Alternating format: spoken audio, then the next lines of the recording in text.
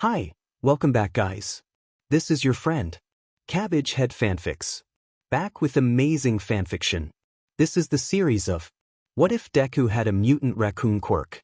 Now before starting, please give this video a like and subscribe to the channel if you want more videos like this. Now let's get into the fanfic. Trash Baby Izuku. Desperate yowling cut through the night, accompanied by infrequent clanging. Shouta paused on the rooftop he had been running across and tried to determine the direction of the sound. Most likely a stray cat or some other animal. Shouta liked cats, and to a lesser extent all animals, so he wasn't about to just leave it struggling. The poor thing could be hurt. Soon enough, he tracked the commotion to a street that was starkly unpopulated at this time of night. The noise originated from some vending machines next to a bus stop, lit up by the soft glow of a streetlight. Shouta raised an eyebrow at the small rear end sticking out of the little door that the snacks dropped down into. Was that a toddler? Out here? At this hour? They hadn't noticed him yet, his approach hidden by all the noise the kid was making. Screaming and kicking at the vending machine did little to free them. He frowned when he noticed how dirty the kid's legs, clothes, and yes, that's a tail were. Their feet were so muddy that they were black.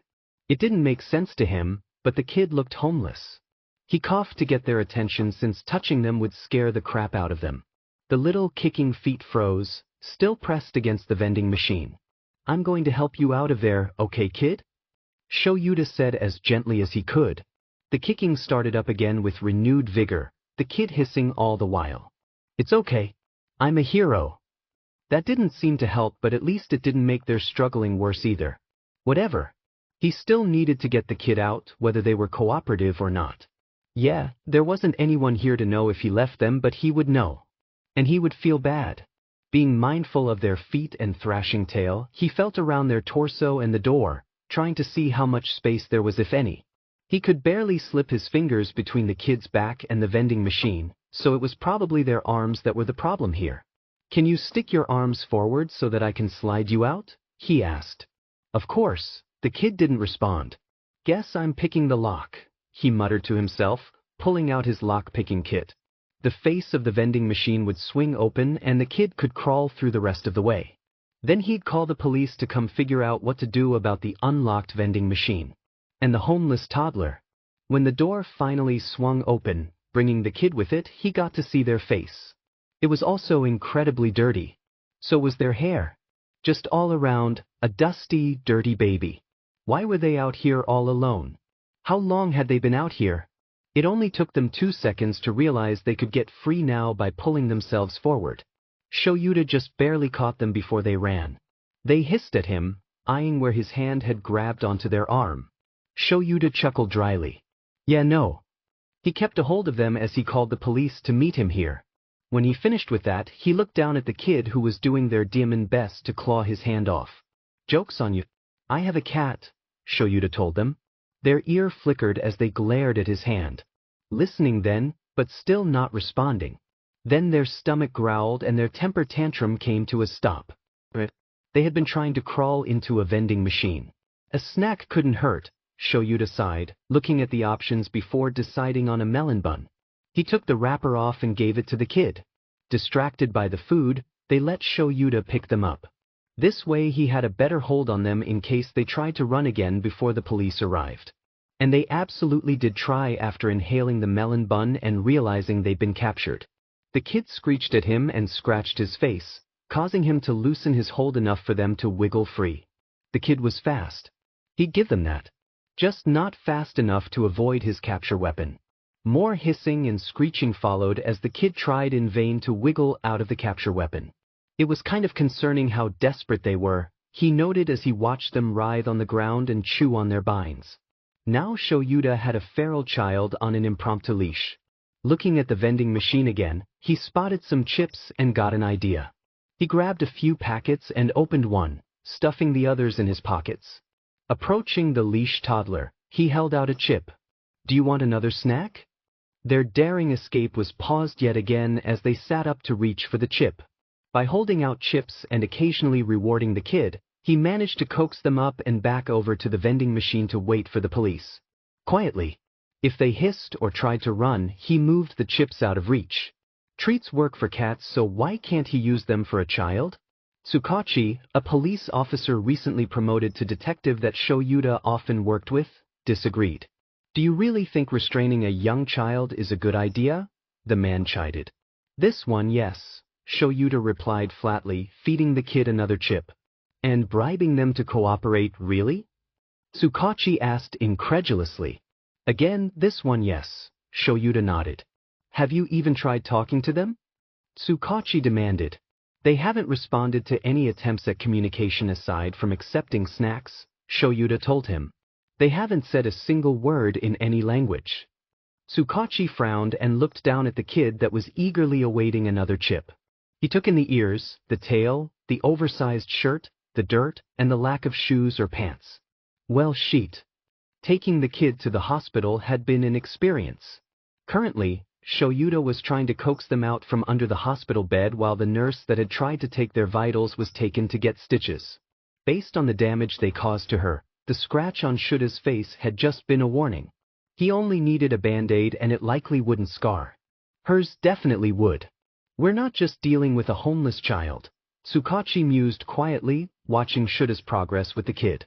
They're a feral child. No shit, Shouta huffed. The kid scooted forward another couple of inches before stopping.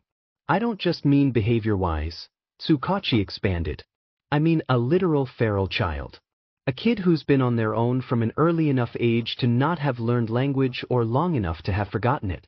Unless this is an actual animal with a transformation quirk.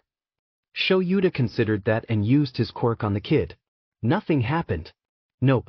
They're a human kid with a mutation quirk, Shouta concluded. Right then, from here we need to figure out who they are. They could have parents looking for them. Or their parents abandoned them and we need to press charges, Tsukachi decided. I'm not comfortable placing them in the system, even temporarily, if they can't communicate. Hospitalizing them isn't the answer either if we want to rehabilitate them. I'll take them, Shouta interjected, finally able to pull them out from under the bed and into his lap. He appeased the cranky baby with more chips.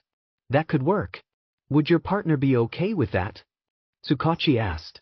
I will call him and ask, Shouta amended with a wince. Sho, what's up? Everything okay? Hisashi asked. That was fair since Shouta didn't usually call while on patrol unless something happened. Hello, love of my life, Shouta greeted. What did you do? Hisashi questioned immediately. Also fair. I saved a child, Shouta answered honestly. And? Hisashi prompted, suspicion clear in his tone. And due to extenuating circumstances, there are no parents to claim the kid nor is it safe for them to go to a foster home, Shouta continued. I may have volunteered to take him but Tsukachi said to make sure you're okay with it first. Shouta, hun, you know I love how soft you are under that grumpy exterior, Hisashi started. Shouta was sensing a here? But, there it is. We just got out of our sidekick roles. We're still new as independent heroes, we just got engaged, I'm starting my radio show.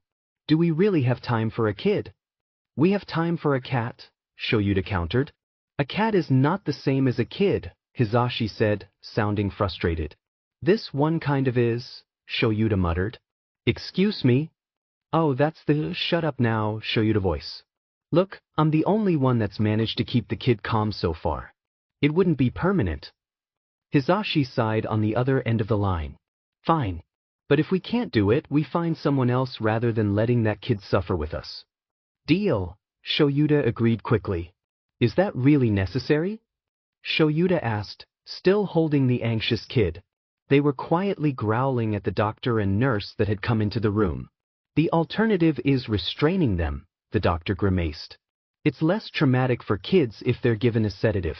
Either the child will sleep or they will at least be calm and compliant. Fine, Shouta relented. He may have leashed the kid with his capture weapon, but actually restraining them while prodding at them with medical instruments is another matter. It was a team effort. Shouta distracted the kid with chips, the doctor stayed in the kid's sight as an additional distraction, and the nurse administered the sedative while the kid was looking away from her. They noticed the second they were injected, twisting in Shouta's grasp to snarl and claw at her. The fight left them quickly as the sedative kicked in. His heart squeezed uncomfortably when the kid slumped against him and whined weakly. "It's okay. No one's going to hurt you," Shouta reassured them, even if they probably couldn't understand what he was saying. "You'll be just fine." The hospital staff let Shouta hold them for most of their tests. They wiped the kid's arms and legs clean to check for wounds. There were some old scars, but they didn't look too bad. Nothing fresh was found other than a few healing bruises. Their feet were scraped up, but that could be blamed on walking around without shoes. All in all, the kid was in decent condition. Once cleaned, Shouta could see that their feet and hands actually were black.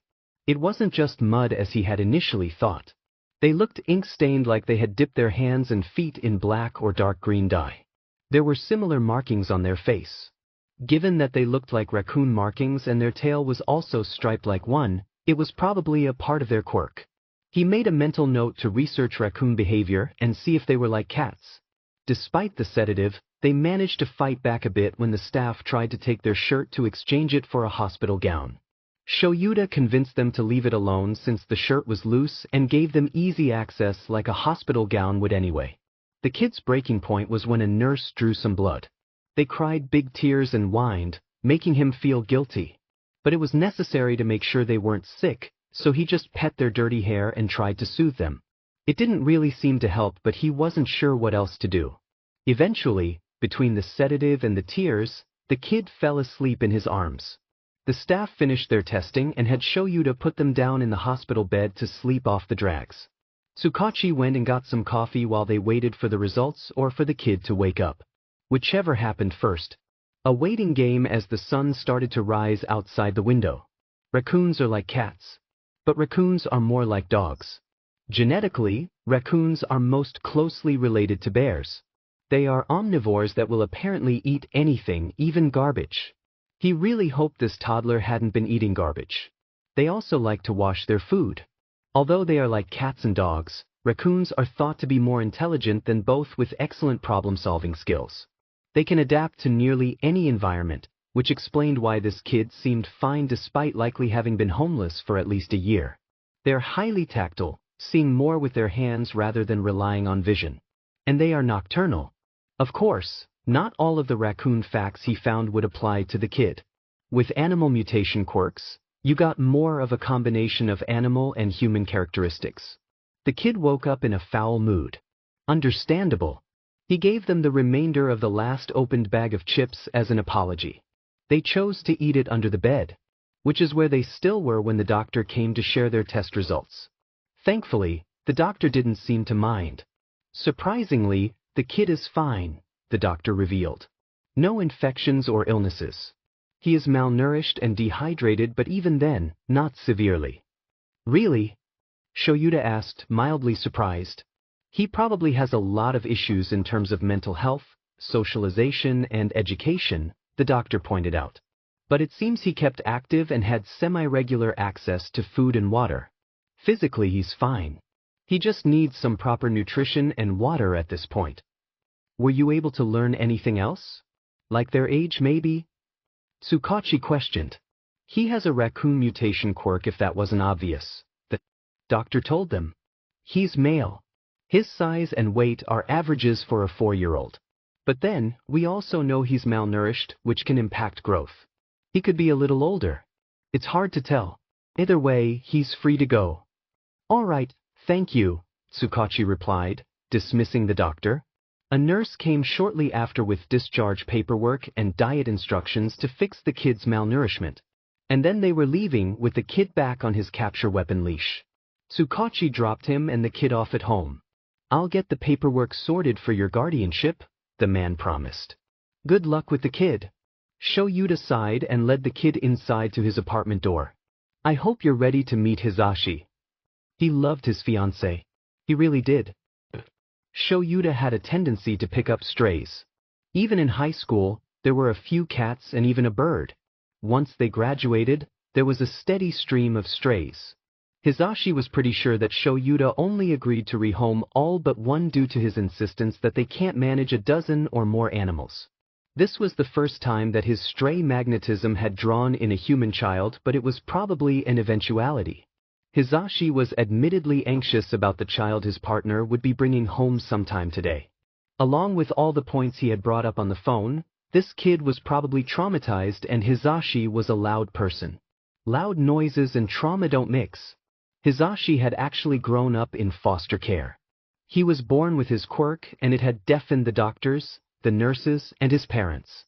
They didn't want to keep him after that. Because of his time in the system, he had witnessed and experienced his fair share of neglect and abuse. He was scared their busy schedules would negatively affect this poor kid. But if it wasn't safe for them in the system, it's better that the kid comes and stays with them. If things don't work out, they can personally make sure they get this kid into a good home. To prepare for the kid, he cleaned the extra room they had. It was an office mixed with storage mixed with a guest room. He made sure the futon was laid out and anything dangerous to a kid was removed from the room. They could figure out something better later. Next, he texted their friend Tensei, asking him to bring a few sizes of kids' clothes. They could go shopping later too. Rather abruptly, Shouta started texting him random raccoon facts. But he didn't say. A group of raccoons is called a nursery. There are 22 subspecies of raccoons. A baby raccoon can be called a kit or a cub. Raccoons are an invasive species in many countries. Tropical raccoons' diets are comprised 50% of crustaceans. Raccoons have good night vision and a tapetum lucidum layer, like cats. Raccoons have poor eyesight and low depth perception. Normally, he got cat facts from Shouta. Raccoon facts were new. Although, the reason why was revealed once he brought the kid home. They had a raccoon mutation quirk. Honestly, the sight of his fiancée with a small child in his arms, clinging to his shirt, was doing things to his heart. How was it not illegal for two beings to be this adorable? Forget villains and the line of duty. This is how he dies. Killed by cuteness. So, I should warn you, though, he takes it back. His fiancée is an idiot who should have texted him whatever warning he has instead of the raccoon facts. He doesn't talk. We don't have a name or an age for him. And he is probably a feral child. A feral child? Hizashi repeated incredulously. That's why the system wasn't an option, Shouta explained. He can't communicate. He's kind of aggressive but I have figured out how to keep him calm. Mostly with snacks. You treat training a human child like you do with cats? Hizashi exclaimed, trying to keep his voice down for the sake of the kid. Essentially this. But it's working, Shouta defended. Hizashi sighed and looked at the kid in Shuta's arms again. He was filthy and his hair looked matted. Well, first things first. Tensei brought some clothes over. He should have a bath. Okay, Shouta agreed. I'll bring snacks to distract him. Izuku's hands look kind of like this, except the dark skin goes past his wrist. I will trade you that shirt for this cookie, Shouta told the kid, trying to get him undressed while Hizashi filled the tub. With a lot of coaxing and a little hissing, he managed it. The kid happily munched on the cookie as Shouta folded the torn, dirty shirt and put it on the counter.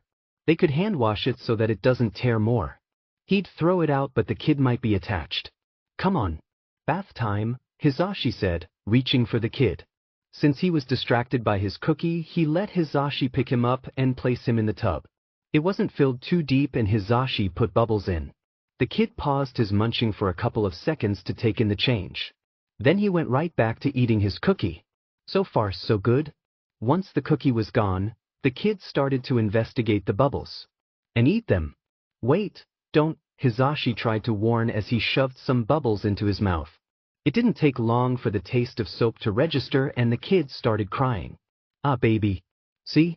We don't eat soap, Hizashi said gently, turning on the tap to help the kid rinse out his mouth. Shouta gave the kid a grape to replace the soap flavor. He didn't want to give him too many unhealthy snacks, so he grabbed some healthy options too. It was gone in a second. He wasn't entirely sure that the kid chewed it before swallowing. Making a mental note that the kid liked fruit, he gave him another one.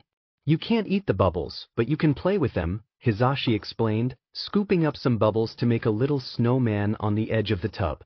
The kid scooped up some bubbles, trying to copy Hizashi, making a shapeless blob instead. It's okay. It takes practice. Bath time was going surprisingly well. Then again, Raccoons did like water according to his research. When the bubbles had mostly depleted, Hizashi decided it was time to wash the kid's hair before the water got cold. That's when things started to go sideways. Grapes only helped a little while Hizashi ran a washcloth over the kid's skin. Thankfully, the hospital staff had gotten him mostly clean. The real issue was his hair and tail. Snacks stopped helping once Hizashi started lathering soap into his hair. The kid screeched and tried to scoot away. Shouta tried chips again. It was accepted, but the fit didn't stop. Things only got worse when the kid tried to dunk a chip in the bathwater. Got soggy, and the kid seemed more crushed about that than he did about getting his hair washed. "It's okay. I can give you a new one," Shouta offered, holding out a hand to take the soggy chip. It was handed back reluctantly, and the kid didn't try to wash any more chips. Hizashi did his best to keep the water and soap off the kid's face when he rinsed out his hair. The kid wasn't making it easy, trying to get away from every cupful of water being poured over his head. And once Hizashi started on the kid's tail, all hell broke loose. By the time the kid was clean, most of the water was no longer in the tub and both men were soaked. Shouta lifted the feral child out of the tub, wrapping him in a towel as he did. The kid seemed tired from all his fighting and allowed himself to be dried off. After he was dry, Hizashi held some clothes up to him to try and figure out what size he needed.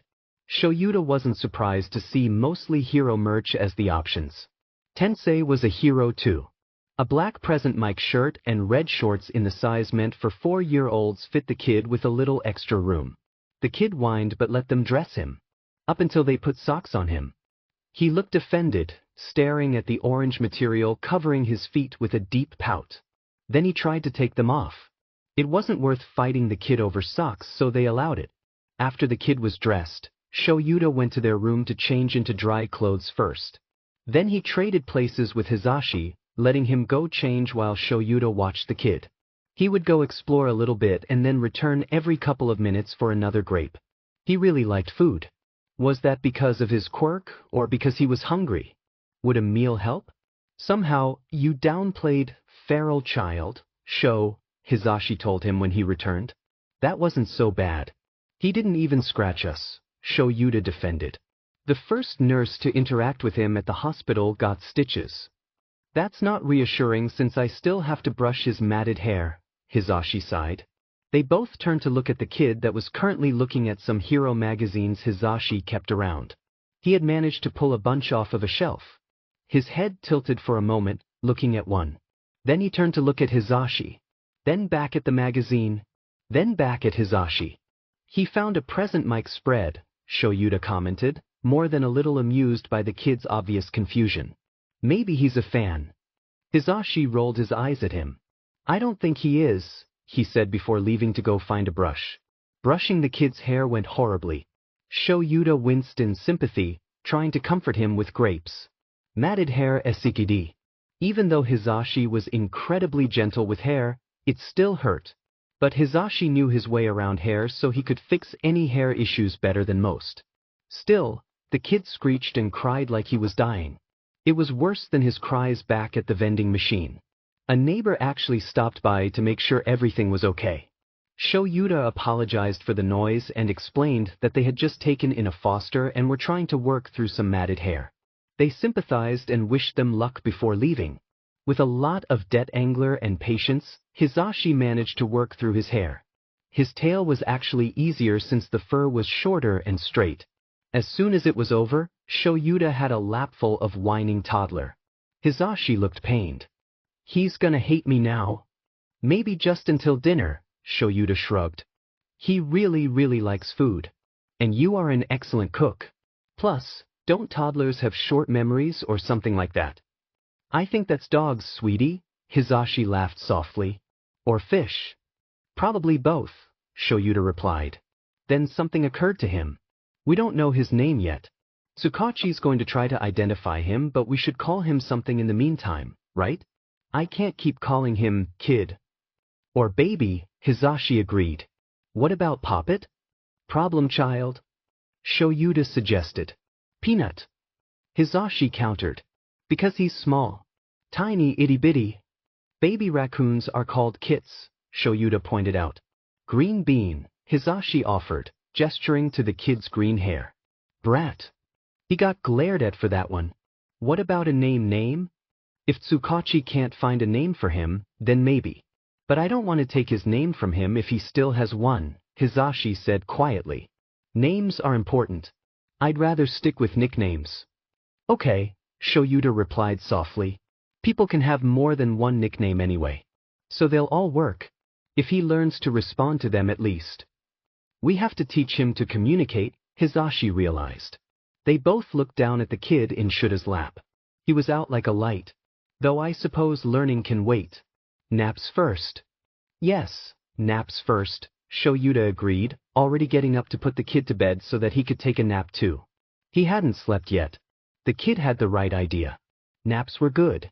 Hisashi even came in to join Shoyuta after a while, letting the other two sleep well past noon. They missed lunch by the time they woke up, but they could have an early dinner instead. They just needed to go get the kid from the spare room where they left him and… Where's the baby? Hisashi asked, walking further into the room.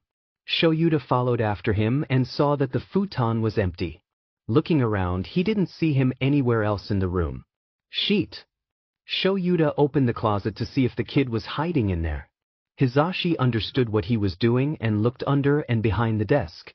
Together, they searched the whole room for the kid, but they didn't find him under or in anything. Can he open doors? Hisashi questioned, peering out of the room into the living room. Maybe. Shoyuta replied, unsure.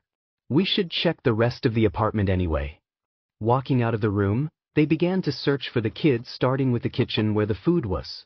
Please, Green Bean, Hisashi pleaded. Come out. Where are you, baby? Shoyuta wasn't having any more luck than his partner. They already cleared the kitchen.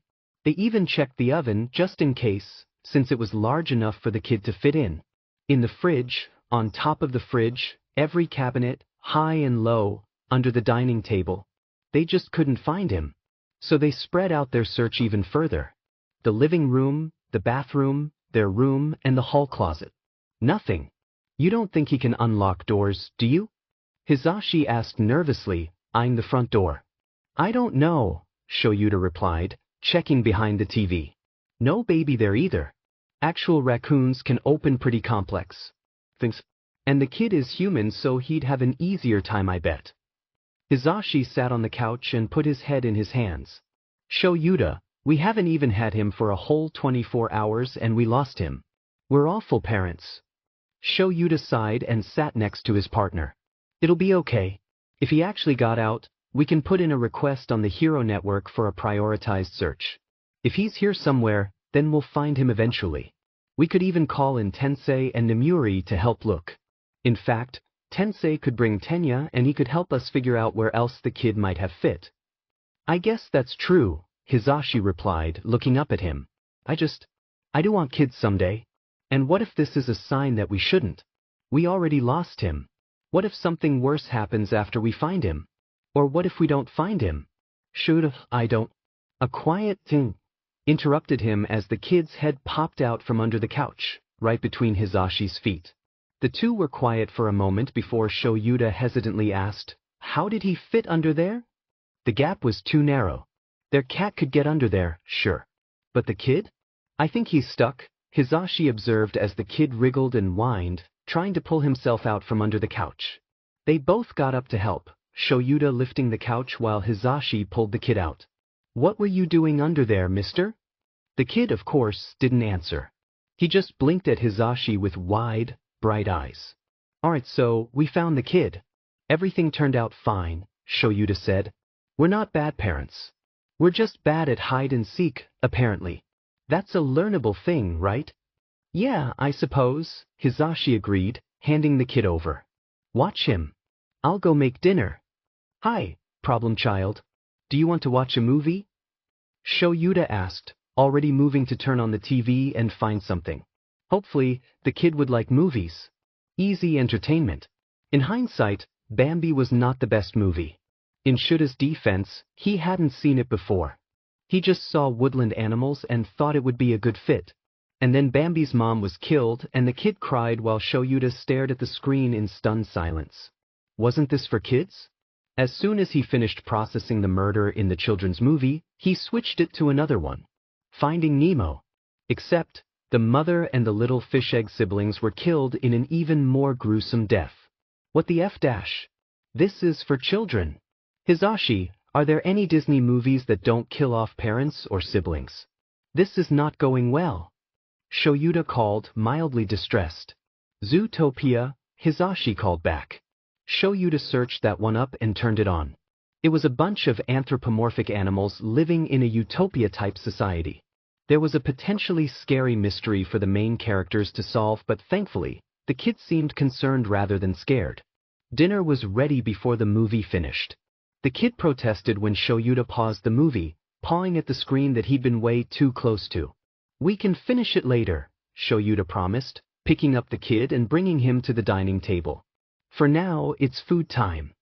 The kid tried to slide out of his chair until Hizashi put a bowl of spaghetti and meatballs right in front of him. He sniffed at it while Hizashi brought their plates to the table along with some chopsticks. I don't know if he can use them, but just in case, Hizashi said with a shrug, placing a pair by the kid's bowl. Pulling the bowl closer to himself, the kid reached a tentative hand into the pasta, gripping some noodles and pulling them up to his mouth. I guess not, Shouta chuckled, watching his eyes widen for a moment before he started to eat the pasta with enthusiasm. Pretty soon he found one of the meatballs and picked that up, holding it with both hands while he nibbled on it. While they ate, he and Hizashi chatted as they usually did. Hizashi talked about the upcoming interview segment on his show, and Shouta told Hizashi how he had found the kid in a vending machine. The kid didn't seem very interested in their conversation, but to be fair, there was a pretty good chance he didn't understand them at all. He could imagine that conversations you didn't understand wouldn't be very captivating. The kid was far more interested in his food. Covered in tomato sauce, the kid finished eating faster than they did. But he was far from done, turning those big eyes on Shouta to beg for some of his meatballs. He's ashamed to say he caved rather quickly. Do you think he'll be less food-motivated once he has regular access to food, or do you think it's a quirk thing? Hizashi wondered aloud. I'm not sure, Shouta admitted. The doctor wasn't terribly concerned about malnourishment, so food wasn't scarce for the kid. And yet he forced himself into a vending machine to get a snack. His health and his actions contradict each other. We'll just have to wait and see. If it is about access rather than his quirk, you'll need to find an alternative to your current bribe system, Hizashi pointed out. The kid, finished with Shouta's remaining meatballs, turned to Hizashi. His fiancé shook his head. Oh, no you don't. The kid's eyes got bigger somehow and his lower lip trembled. You've got to hand them over, Hizashi, Shouta sighed. I mean, look at him. That doesn't work on me as easily as it does you, Hizashi huffed. What if we both do it? Shouta asked before joining the kid in his endeavor. That's not fair, Hizashi exclaimed. Shortly after, the kid got Hizashi's meatballs too. Once they were done eating, Shouta washed the dishes while Hizashi took the kid back to the bathroom to clean his face and hands. When he was finished with the dishes and had them put away, he went to wait on the couch for them so they could finish the movie. Hizashi came out with a bandage on one of his hands and a pouting kid in his arms. Two things, Hizashi said flatly when Shouta raised an eyebrow in question. First, he has food aggression. He was not pleased when I tried to wipe the sauce off his hands. Second, he may have some memories from before he wound up alone after all. Really? Shouta perked up. That was good news. Meet him. I was going to show him how to use the toilet so that there were no accidents, but he already knew how, Hizashi explained.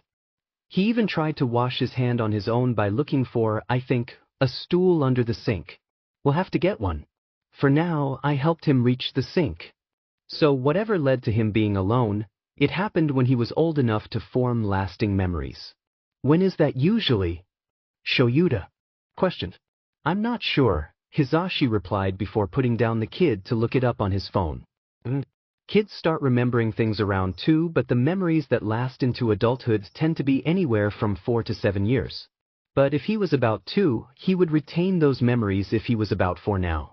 We aren't sure of his age though. He might be older than we think, Shouta sighed. The kid wandered over to him, so he picked him up.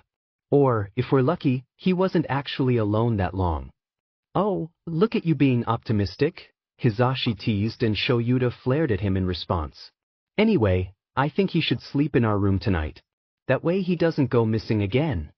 "That's probably for the best," Shouta agreed. He was a pretty light sleeper when it came to unfamiliar sounds. He would definitely notice if the kid tried to leave the room again. They both got ready for bed themselves, one of them always keeping an eye on the kid. Then they tucked him into bed between them so it'd be harder for him to wander off in the night. The kid didn't seem to have any issues sleeping around them, drifting off pretty quickly. Tomorrow, Shouta would call Tsukachi and ask if he's found anything yet. Tears stung the cuts on his cheek as they dripped down his face. He wailed until his throat hurt and kept wailing, hoping for someone to come find him. Eventually, some bushes started to rustle, making him stop. He started at the bushes with wide eyes as some animals that looked a lot like him wandered into the clearing. They had the same masks. The animals moved closer to him, one coming right up to him to sniff his shoes. Another walked past him, the way he came. A third came right up to his face, sniffing at the tears and the cuts. He whined when little puffs of air made his face sting more. The animal pulled back. A short cry came from the animal that had left as they came back. The other two's ears perked up. He tilted his head, trying to listen to a chittering that had picked up between all of them. These didn't sound like his sounds that were different from talking. These were new sounds. New sounds with new meanings that he didn't know. One growled at him before biting the sleeve of his shirt to pull him along. A paw smacked his face, forcing his attention back to the lesson. His second sire scolded him for not paying attention while he was being taught to fish. The others never let him do anything even though he was bigger than the other pups from nearby burrows. Finally, he and his sire came to an agreement. If he could prove himself capable, he could leave the burrow. Determined to prove himself, he crouched at the edge of the stream to lie in wait for a fish. His sire didn't try to rush him, curling up nearby to make him think he was doing this all by himself. But he knew he was there, that he was being watched closely in case anything went wrong. Soon enough, he zeroed in on a large fish, bigger than the one his sire had caught. He would show him he could help the pack. Staying quiet, he picked himself up, preparing to pounce. And then he leaped into the stream, crushing the fish below his heavy body and sharp claws. His sire whined at the shore, not happy about him jumping in the water like that. He knew he was a very good swimmer though and proudly swam back with his big fish. His sire praised him and then told him they would hunt in trees the next day. "Look, Mommy! A tanuki," a human pup said, pointing at one of his siblings. His second dam jumped on him to push him behind a bush before the grown human saw him. They didn't like to come this close to the human burrows by the lake, but they needed to gather some moss to line the burrow before winter. His pack would hibernate. He didn't know if he needed to hibernate. He doesn't think he ever slept through the whole winter. But he could still help, being taller and stronger than the others. They didn't mind that he was different, but they feared what humans might do to a pup as different as him. So he stayed hidden. His dam growled anxiously while they waited for the humans to pass by. Once they were gone, he was let up and they continued home with their piles of new nesting material. Izuku jolted awake from a memory of his dam's angry cry when she learned she lost a pup that winter. Even with all their preparations, not everyone in their burrow, or the others, had made it. It happened, especially as the humans destroyed resources with their trash and their roads and their human burrows. The resources remaining in the area just weren't enough to sustain all of them and him. He was so much bigger than they were. So he left. He hunted and gathered as much as he could for them, and then he left before his second winter could come. They hadn't argued against him leaving. Pups his age should have left by then anyway. He only stayed because he was odd and they were worried. They did warn him about human cities though. At first he had listened, until he realized they had more food and options for shelter. Midway through his second winter, he went further into a city instead of picking at scraps on the edge of one. Things were much easier once he did that. He avoided humans, didn't stick to one burrow for too long, and even hunted some of the little animals that he heard many humans angrily shouting at. Some were so grateful that they left little bowls of fish. In the human city, he thrived. Food wasn't as scarce as it had been in the forest, and he didn't need to feel guilty about needing to eat more than the rest of his pack. He made it all the way through to the start of his third winter. By then, he knew his way around and where to sleep. The air was just starting to chill and he was pretty sure he'd be fine until spring. Maybe he got a little too sure of himself, trying to get inside one of those human machines. The dark-haired human that freed him, and then promptly captured him, had been a lot nicer than the ones that yelled at him when he got spotted taking food. He actually sort of liked this one. They gave him lots of food and, aside from that unpleasant sleepy thing, hadn't hurt him.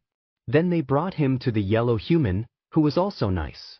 His healthy coating of earth had gotten washed off by the yellow human, but he was happy that he didn't smell like the trash he dug through anymore.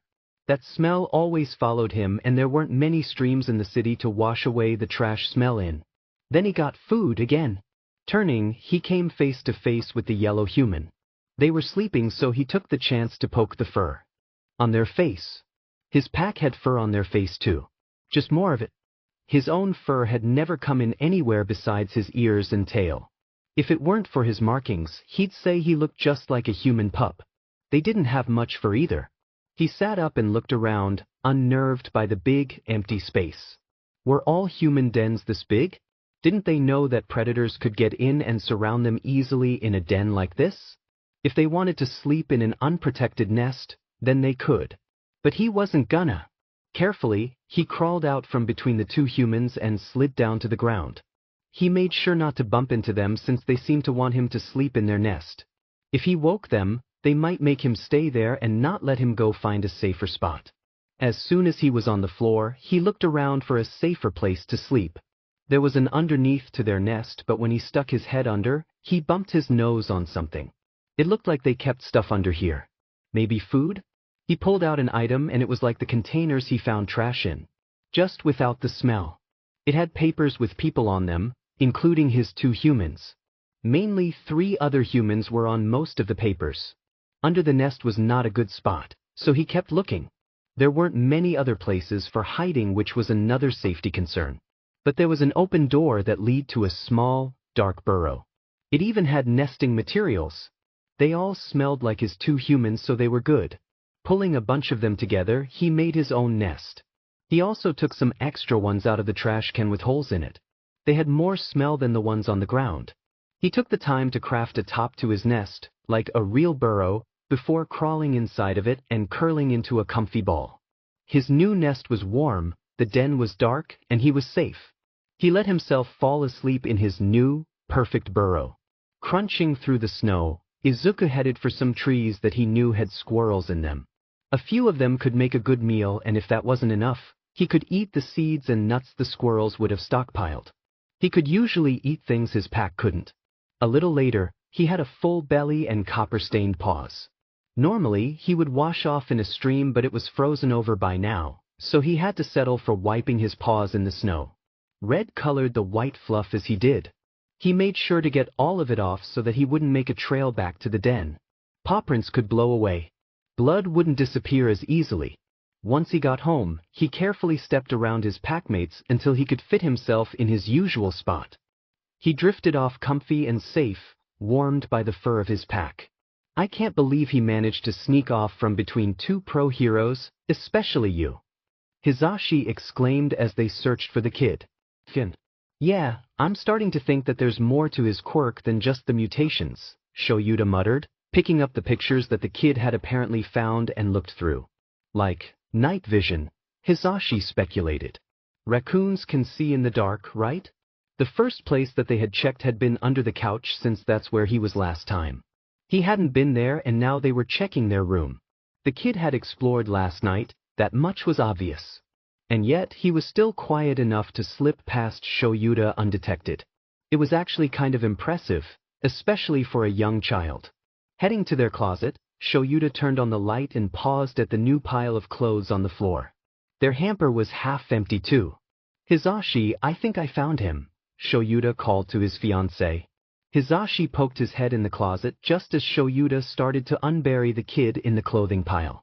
The kid was curled up in a ball with his tail tucked around him and held like a stuffed toy.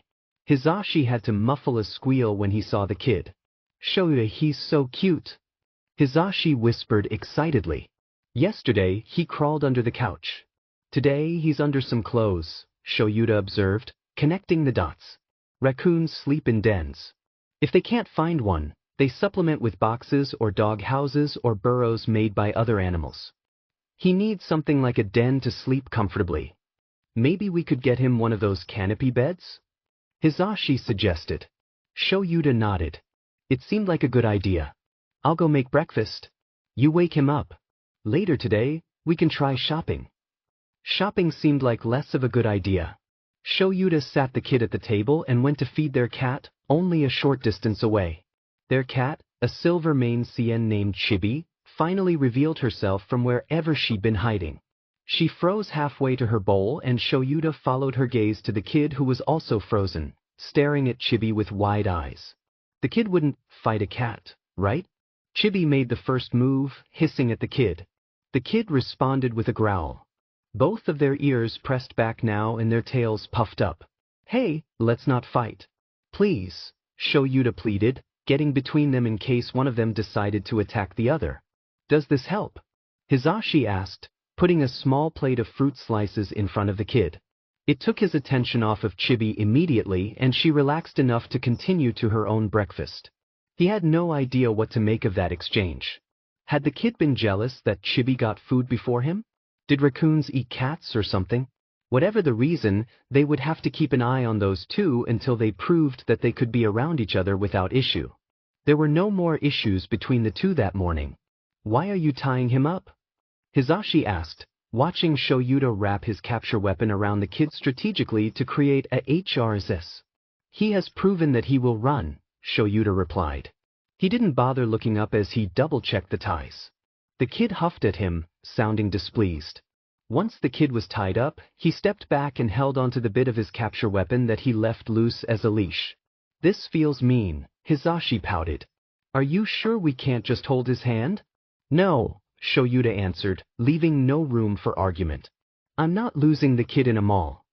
With that, they left the parking lot and went inside. Did the kid have shoes? But they tried.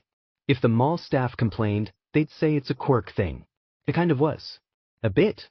Their first stop was a furniture and room decor shop geared toward kids. The plan was to find something that the kid might like to sleep in. Something den-like. But they weren't sure what would be accepted as a den by the Raccoon Quirk boy. Their couch and their closet were wildly different, so that didn't help them guess what to use. They showed the kid a few canopy beds, a bed that looked like a little house, loft beds with enclosed spaces underneath, and even a few playhouses in different styles. He was completely enthralled by a crib though. Not the crib itself, but rather, the blanket draped over the side that was covered in woodland animals, including a raccoon. Hisashi got one for the kid. What finally got the kid's attention was a tent. He poked his head into a few before letting out a happy-sounding screech and dragging Shouta over to a specific one. Of course, it had a raccoon on it. At this point, he'd guessed that anything with a raccoon on it would get an automatic seal of approval from the kid. It made sense to him with his own love of cats. Whenever they came across another person, the kid was quick to hide behind them or try and pull them away from populated areas. Shouta had been worried that he'd be aggressive given their first meeting, but the kid seemed more fearful than anything. Children, especially, seemed to make him nervous. A few times, the kid even tried to climb him. Shouta just picked him up. In between avoiding people, the kid picked out pillows and blankets with Hisashi's prompting. He gravitated towards grays, greens, and a few specific shades of brown. Anything with leaves or a birch pattern was favored as well. Everything he picked was extra soft. Shouta approved. Hisashi had more fun shopping than the kid or Shouta, picking out a bunch of things to match the bedding the kid had gathered. Where are you going to put it all? Shouta asked after his fiancée had gathered a couple of lamps, a mushroom nightlight, several baskets, a white bookshelf, and something that looked like an extra thick couch cushion. I figured we could clear out the office, Hisashi shrugged. It may only be temporary, but the kid should have his own space. Plus, it's safer for him if we move some things out of there. I took out anything immediately dangerous already, but still. He could agree with that even if it meant he'd be moving furniture and boxes later. At the toy store, the only things the kid picked out himself were a raccoon plush, a tanuki plush, and a fuzzy raccoon plush blanket hybrid thing. Although, he did approve of some toys that Hisashi found, managing to stick to the woodland themes the kid seemed to like.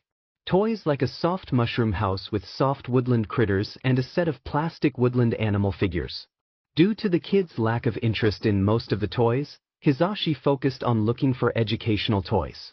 Ones that would be able to teach the kid language or motor skills. Puzzles, sorting games, blocks with hiragana on them. Lastly, he picked out some books of various levels and packs of cards with words on them that the kid could potentially use to communicate later. Next on the list was clothing. The kid liked soft things, so they tried to pick out things that were soft. The kid had no interest in the clothes whatsoever, but some packs of hair clips caught his attention. Probably because they were sparkly. They got some of those for him, obviously. They asked a store employee if they had any suggestions for a kid that hated socks and shoes. The woman they spoke to suggested slipper-style shoes or sandals to desensitize the kid to having things on his feet. They took her advice and got the softest outdoor slippers they could find along with sparkly jelly sandals since glitter seemed to appeal to the kid. Things were going surprisingly well. Of course, it couldn't stay that way. As they headed to the next store, passing the food court that was on a lower level, the kid made a run for it. As unexpected as it was for the kid to leap onto the railing overlooking the lower level and then jump off of it, Shouta didn't panic too much since the kid was still in his capture weapon. His escape was thwarted and he dangled over the railing, screeching his displeasure. People on both levels reacted to the scene initially with screams and now with murmuring and staring. That did not bode well for them. They had a toddler, dangling in the air, tied up, and screeching like he was being harmed. Fantastic. What the F dash? Hisashi whispered shakily as Shouta reeled the kid back up. He probably smelled the food. Raccoons are good jumpers and they can survive as much as a 40-meter drop if they fall. Shouta shrugged, pulling the kid into his arms once he was in reach. Yeah, but... Hisashi eyed the railing with concern. Hey you! And a security guard was marching over to them now. Lovely. Picture time. This is Chibi. Main CN next to a normal cat. They are big kitties. Woodland toys. The tent den. The blankets. Tanuki, brown, and raccoon, gray. Is that your child? The security guard asked, eyeing the couple and the hissing kid in Shouta's arms. Really? That's how they handle this? A kidnapper could just say, yes, and leave. Sort of, Hisashi answered. Shouta shot him a look of disbelief. Wrong FING answer. Yes, Shouta interjected. He's ours. I'm sure you can understand that him jumping off a second-level balcony to get away from you doesn't instill much confidence, the security guard replied, narrowing his eyes at them. Suddenly the risk of being arrested was on the table. FING great. He just wanted food, Shouta tried to explain.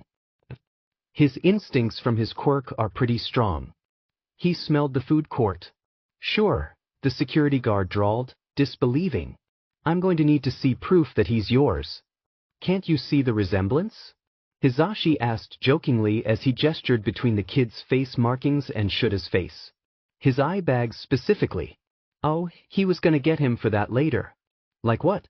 Do people generally carry around birth certificates or guardianship paperwork? Shouta deadpanned, ignoring Hisashi's antics. That was the wrong thing to say, apparently. The security guard glared at him and then pulled out his phone. What are you doing? Hisashi asked nervously. That's none of your business, the security guard snapped, also pressing a button on his belt. He's calling the police, Shouta sighed. He also called for backup to restrain them if needed. He could have just told them what proof he needed. Shouta genuinely didn't know. This was a really effed-up situation. This is why he hated going outside, damn it. Police! Hisashi squawked.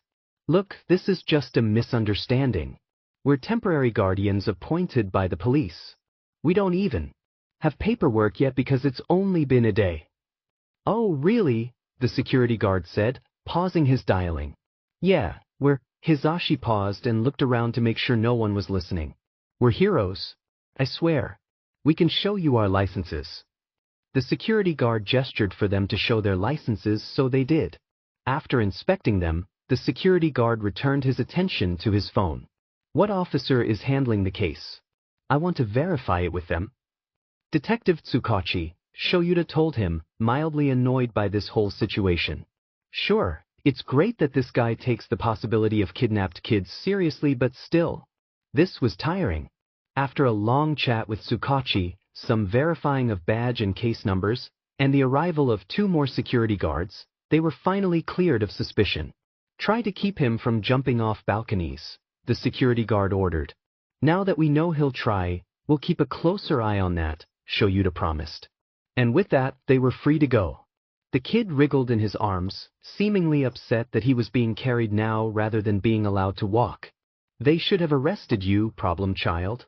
Shoyuta, don't be mean to the baby. Hizashi scolded, scandalized by his comment. The baby started it, Shoyuta retorted.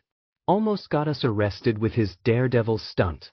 Hizashi just barely managed to hold back a laugh as the kid looked around in awe while drooling. Grabbing a napkin from the holder on the table they were waiting at, he wiped the little one's mouth. There's a lot of good smells, huh? Hizashi chuckled, pulling the kid into his lap. Shoyuta had gone to get a box of takoyaki to carry around with them. Hopefully, having food on hand would keep the kid from trying to escape to the food court again. The kid seemed content to stay in his lap, for now, only wiggling occasionally to look around. It was almost like he was too overwhelmed to even consider running off. Too many little restaurants to go to. Alright, I got the 24-count box. That might last the rest of the trip, Shoyuta said when he rejoined them. He gave one to the kid right away to let him try it. The kid got sauce on his hands since he yanked it off the toothpick Shoyuta had held it with, but it was better that he got messy than that he accidentally ate the toothpick. Pure bliss overtook the kid's expression as he bit into the ball of fried batter and diced octopus. Hizashi mentally added that to a list of favorite foods he was tracking for the kid. Sure, the kid hadn't actually turned down any food yet, but there were ones he clearly preferred. Like chips. After eating the whole treat and liking the sauce off his hands, the kid promptly flashed some puppy dog eyes at Shoyuta in an attempt to get more. You get more if you behave, Shoyuta bargained. Hizashi still wasn't sure the kid understood them, but talking to him as if he could would help him learn language sooner than if they baby talked him. They continued with their shopping, going to a personal care store this time. Hizashi already had a list of things in mind. The kid was allowed to walk on his own again because he was practically glued to Shuta's side, begging waiting for another takoyaki. The kid's hair was curly. Really curly. Hizashi had suspected, but the matting made it hard to tell until after he had brushed it out. The brush he had used was fine, better than others, but still not preferable for curly hair. So he tracked down a wide tooth comb along with some coconut oil and a shampoo intended for curly hair. He had only gotten to work with curly hair once before, but he was confident that he was well-read enough to care for the kid's hair properly. The hair or fur on his ears and tail were straight, so he got something different for that. And then he considered the kid's nails. The store had 2 options for mutant-type quirks with claws.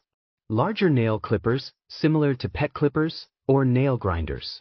The grinders could give a rounded finish to the claws, but the kid might not be comfortable with the noise or the feel of it. But if the kid moved while using the clippers, he could be hurt.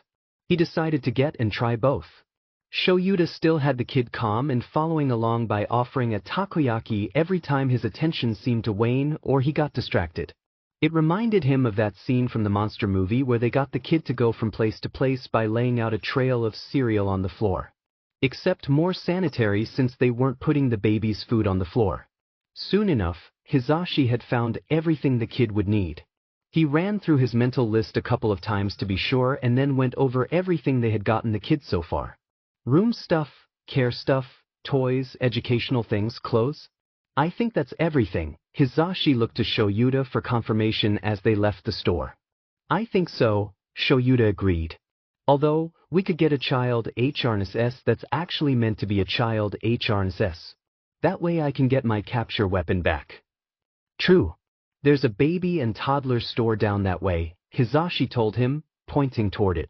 Shoyuta nodded and they headed off in that direction with the kid munching on a takoyaki. After managing to find a raccoon backpack leash of all things, they were ready to leave the mall. At least, until the kid came to a complete stop outside a hero merch store. Shoyuta frowned, wondering what caught his attention. Did the kid know any heroes?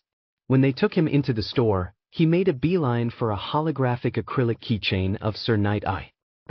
Shiny things. He and Hizashi helped the kid find a few more. One of Fat Gum, one of Present Mike, one of Gang Orca, and one of Ingenium. Once they paid for them, they finally left the mall. The kid was happily tilting his new sparkly keychains to make them shimmer. They would have to put them on his backpack HRS sometime later. Shouta let him have the rest of the takoyaki on the drive home. Do you think he'll ever stop eating? Hizashi asked. Like, would he register being full? I didn't think of that, Shouta replied. They would need to figure that out soon. Overfeeding the kid wasn't good for him either. He could make himself sick by eating too much. By the time they got home, the kid seemed sleepy, his eyes drooping more and more by the minute. Put him down in our room, or his nest I guess, and we can set up his room while he naps, Hizashi suggested, smiling fondly at the kid. It felt weird putting a kid in a closet, but that's where the kid insisted on sleeping, so Shouta did so, feeling mildly awkward about it. The kid curled up and fell asleep almost immediately. Looking at him, Shouta sighed. They were becoming attached already, weren't they? Clearing out the extra room hadn't been too hard. They'd move their desk to their bedroom once the kid was awake. A lot of the stored items could be scattered around the apartment strategically. Everything in the closet already could stay there since toddler clothes apparently didn't fit on normal hangers. They had some small drawers that could be used instead. Small enough to sit atop a table and also small enough for a little kid to use just fine. While Shouta set up the tent, Hizashi was working on setting up the bookshelf. It was going well until it wasn't. A small noise distracted him and he brought the hammer he was using down on one of his fingers. He hissed in pain, dropping the hammer. Son of AB, and suddenly there was a baby there. B biscuit. Shouta snorted. Nice save, Zashi. The kid, who had clearly woken up from his nap, blinked at Hizashi with a hint of concern. I'm okay, Hizashi promised, shaking his hand slightly. Just surprised me. Still looking worried, the kid held out a cracker to him. Oh, are you giving me a snack? Hizashi cooed, accepting it. Then he paused, looking at the box of crackers tucked under one of his arms. Wait, where did you get that? He responded by taking out another cracker and biting it. Then he turned to wander over to Shouta. Do I get a snack too? Shouta asked. There was an awkward pause as the kid finished his cracker. Then he took out another and ate that too. I guess not, Hizashi laughed. Shouta looked mildly affronted by that, but the kid didn't care. Humans were very strange. They liked to have things. They stockpiled things the way some animals stockpiled food for the winter. For hibernation. But all things and all the time. There were so many things that they kept, that they didn't even have room in their huge human burrows for all of them. A lot of their things ended up in the trash. He liked to eat the foods they threw away. Izuku had his human shirt, which he used for warmth since he didn't have fur. That was it. He gathered things to make nests wherever he stopped, but he left them behind for the next one who might need them. There were a lot of animals in the city. Some that he ate, but there were also some that he avoided. Like dogs. Humans brought dogs to the woods before to help them hunt since they weren't very good at it. And cats. Cats were also strange. Things just weren't needed when you didn't have a permanent burrow. They were hard to carry. Back in the woods, burrows were for family. There wasn't room for things. So Izuku had just never had things. Especially human things. But now he had a lot of things. His humans brought him to a place with more things than the trash had. All of the things were clean and smelled good or neutral. Not like trash. They wanted him to pick out things. That was silly since humans were the ones who kept lots of things and he wouldn't be able to take any things with him when he left. He gave in once they showed him soft things though. They were just so soft. The place also had food. That was better than things. He tried to get to the food but he was stopped by the dark-haired human. He got food soon after that, just with less jumping. Now they were back in his human's burrow. He took a nap because he was very full for once, and when he woke up, he found his human's food stash. They kept them in little dens. Inside those dens, they kept everything in containers. It wasn't hard to open them. Then he went off to find his humans. They were in one of the rooms, doing something with all the things they got. The things that were in this room before were gone now. He watched them work until the yellow one got hurt. He seemed to be fine, but just in case, he gave them some food. That always made Izuku feel better. Food was the best thing. After that, he just ate his newly found food and watched his humans do whatever they were doing. He wasn't really sure. They made him a den. The one he saw at the place with the things. They made it. With their hands. He crawled inside, only to be removed twice. The den couldn't be for them. They were too big. So he waited to see why he was removed. After a bit, the dark-haired human finished fussing with it and gestured for Izuku to go inside. He did so happily. The yellow human brought him all the soft things they had picked out at the place with the things. He was a little conflicted, but he ended up deciding to put down his food so that he could use the soft things to craft a nest. He could finish eating later. Or he could start a stash. Should I look at him? He's so cute. Izuku felt his ear flick at the loud noise from the yellow human. It was followed by a softer rumble from the dark-haired human. He preferred the dark-haired human sounds. They were comforting and gentle. Let him do his thing in peace, Zashi. I can't help it, he's building a little nest. The yellow human managed to be quieter that time, but it still sounded like a cross between a whine and a hiss. Izuku could overlook the human's volume though. They kept handing him soft things for his nest. Soon though, he was out of soft things. But it wasn't quite done. Crawling out of his nest and den, he walked past his humans and into their den to the nest he had slept in before. He heard footsteps as his humans followed him. Deconstructing a nest was always sad to him, but he needed some of these soft things for the sense. All of them would be too many, so he only picked out his favorites to bring to his new den. He's taking my silk scarf, Sho. Do you really want to fight the feral child for a scarf? That you're right. Wait. That's my Genriki Nico sweater. Do you really want to fight the feral child for a sweater? Shut up. Satisfied with his gathered soft things, Izuku got up and carried them back to his new nest to add them in. The only thing that would make it better would be the sense of his family. But they weren't here. Ah, baby, what's wrong? Hisashi asked when the kid's mood seemed to drop.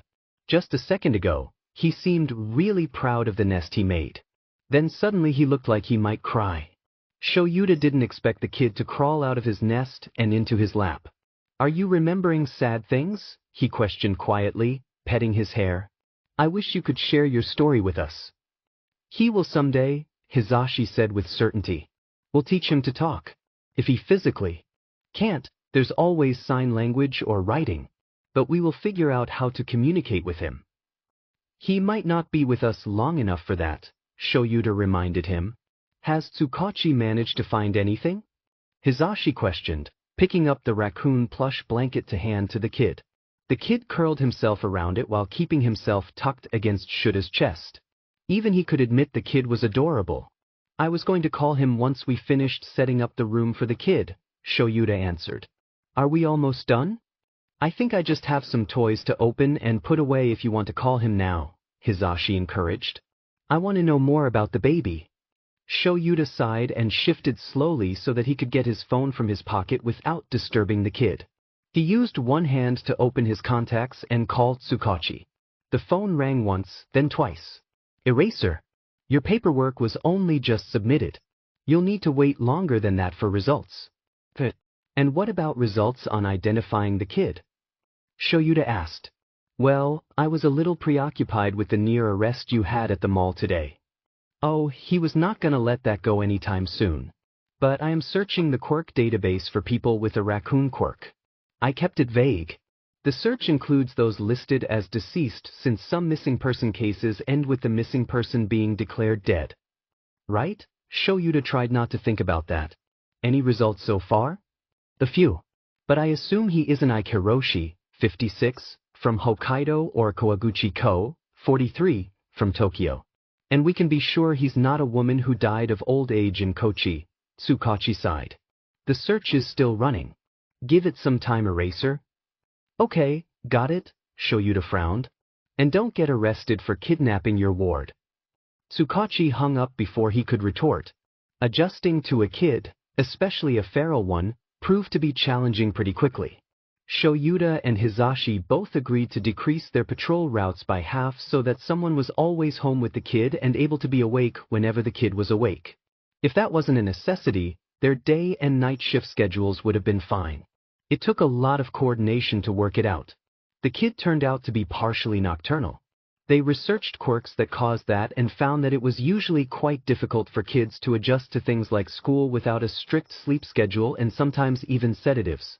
The kid wasn't in school now and might not be able to be for a while, so they weren't too concerned about it yet. Food remained the kid's favorite thing.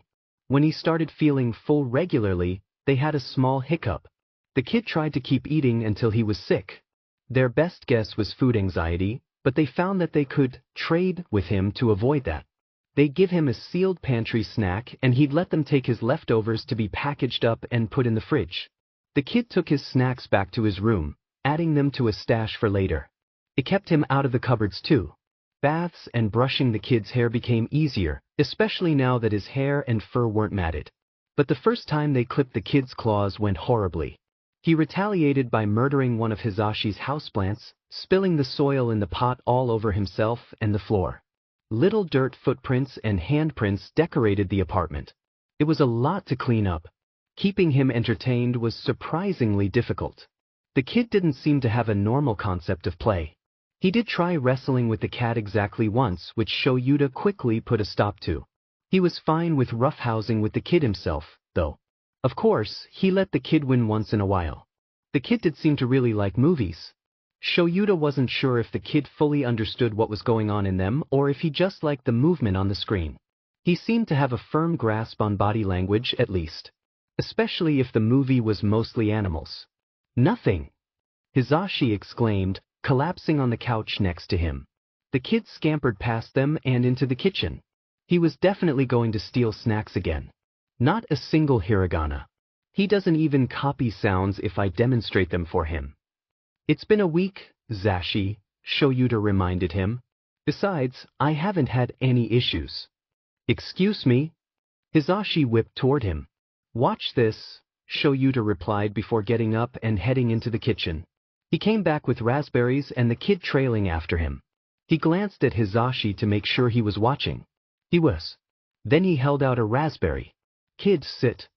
The kid dropped immediately and Shouta rewarded him with the raspberry. Lay down. Hizashi made a strangled sound when the kid moved to lay on his belly. Shouta leaned over to give him another raspberry. Roll over. The kid rolled and stayed sprawled out on the floor while waiting for his raspberry. Shouta turned to Hizashi. See? I've taught him words. He understands us fine. For a moment, Hizashi just gaped at him and glanced between him and the kid. Then he closed his eyes and sighed.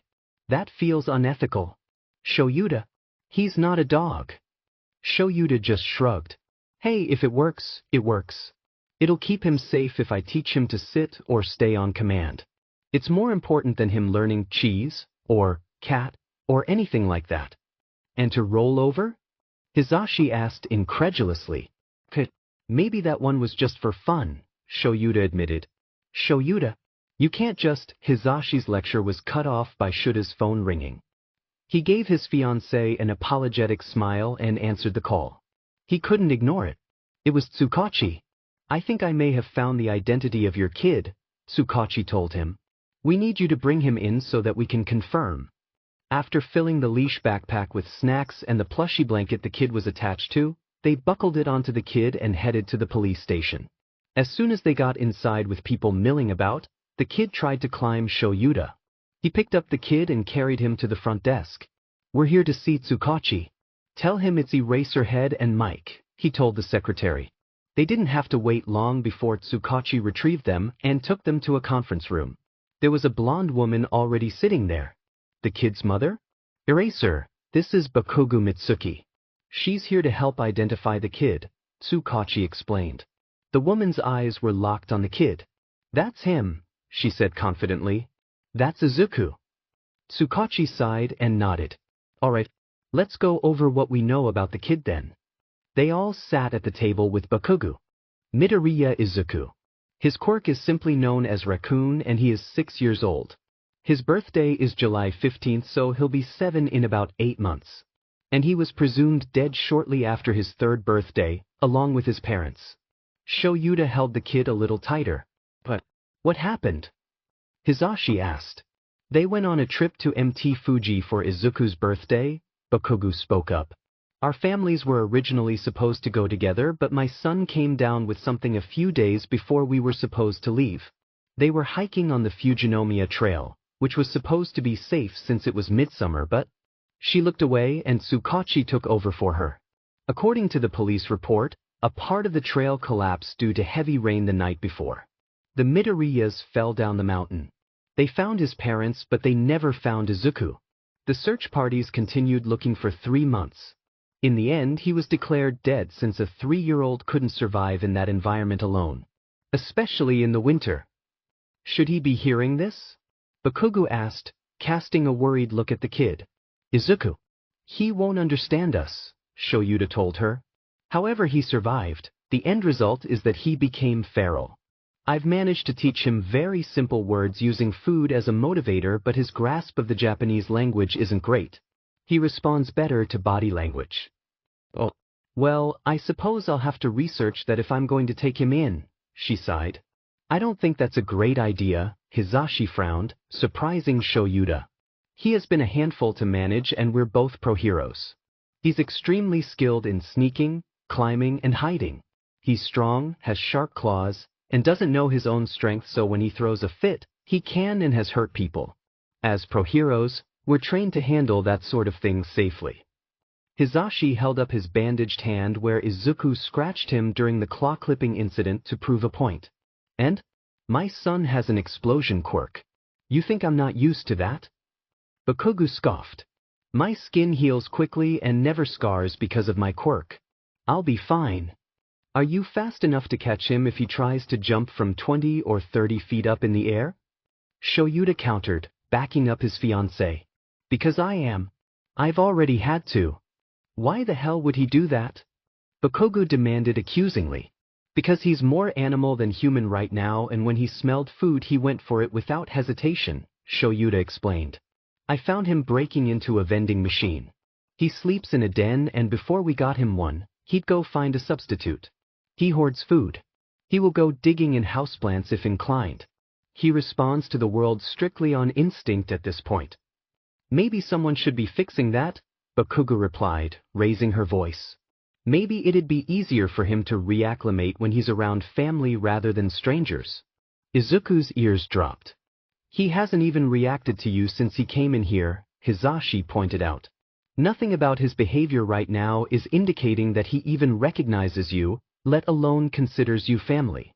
Probably because that homeless-looking prick won't let him go. He has him on a leash for F's sake. Who does that to a kid his age? He's not two. Bakugo shouted, standing up. Izuku whined and scrambled off of Shouta's lap, running behind Hisashi's chair. Hisashi got up to catch and comfort the kid. Shouta stood up to confront the beach that scared his kid. You really think you're the one who should be taking care of him when you can't even manage your own temper? He needs patience to be rehabilitated, Shouta scolded. I can manage my temper fine. You're not a child. You're just a scruffy a-hole that's set on pissing me off, which you do not want to do, Bakugo threatened. What are you gonna do? Heal my scars? Shouta mocked. My fiancé could shout you through a F&G wall. Shouta, calm down. The baby. Hisashi warned.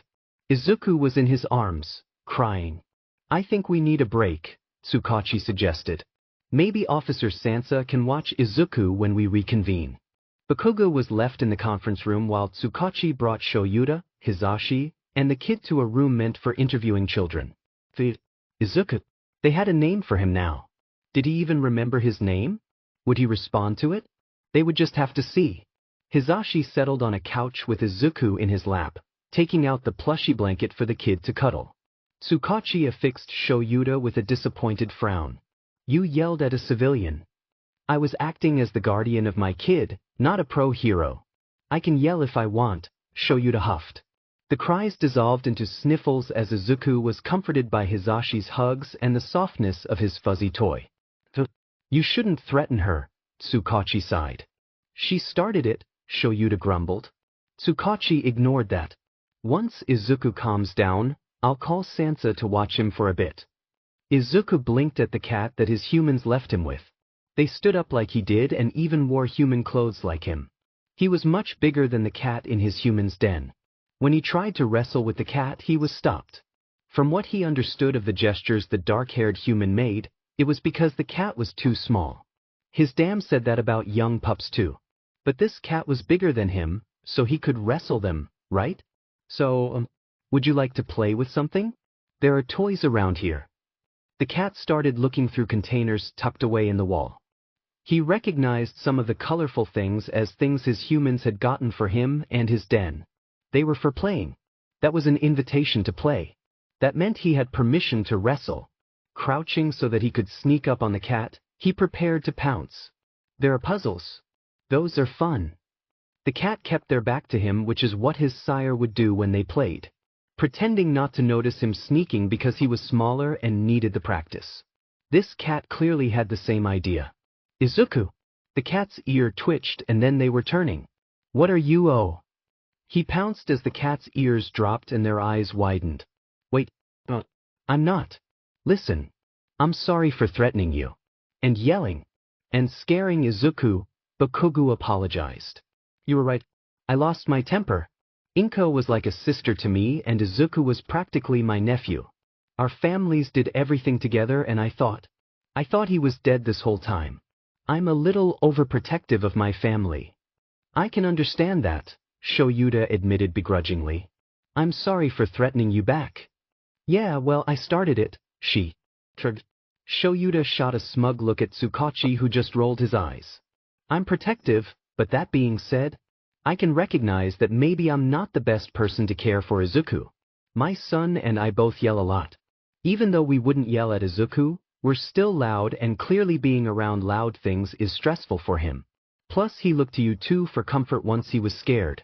That's usually a good sign that a kid trusts you. We could always revisit the topic of custody once Izuku's more rehabilitated, Hisashi offered hesitantly. And we can do regular visitation in the meantime. I'm not intending to take your family from you. I just truly think Izuku would be safest in our care for now. I agree and visitation is fine with me, Bakugo smiled. Izuku seems attached to you anyway. If everyone is in agreement, we can set up a loose schedule, Tsukachi spoke up, and then discuss anything else that should be reviewed, such as Izuku's medical history. Bakugo nodded. Our kids got vaccinations together, so I can tell you what he's missed. Shouta was just glad they wouldn't have to actually fight this woman. Oh, stop it. Izuku hissed at the cat and climbed over their shoulder to gnaw on one of their ears. Please, let me go. This cat wasn't very good at play fighting. Even his dark-haired human was better than this, and the human didn't even use teeth or claws. Izuku! A tug on his chest pulled him back over the cat's shoulder.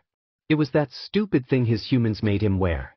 He was okay with it earlier because it had snacks inside, but now the cat was using it against him. That's cheating. Just hold still. Large paws with human clothes on them held him in place, forcing his arms down to his sides. This isn't playing. This is unfair. This is not how playing is done. Izuku wiggled in protest. Sit there. Please. The cat plopped him down on the floor and used the tail on the thing holding the snacks to tie his arms down.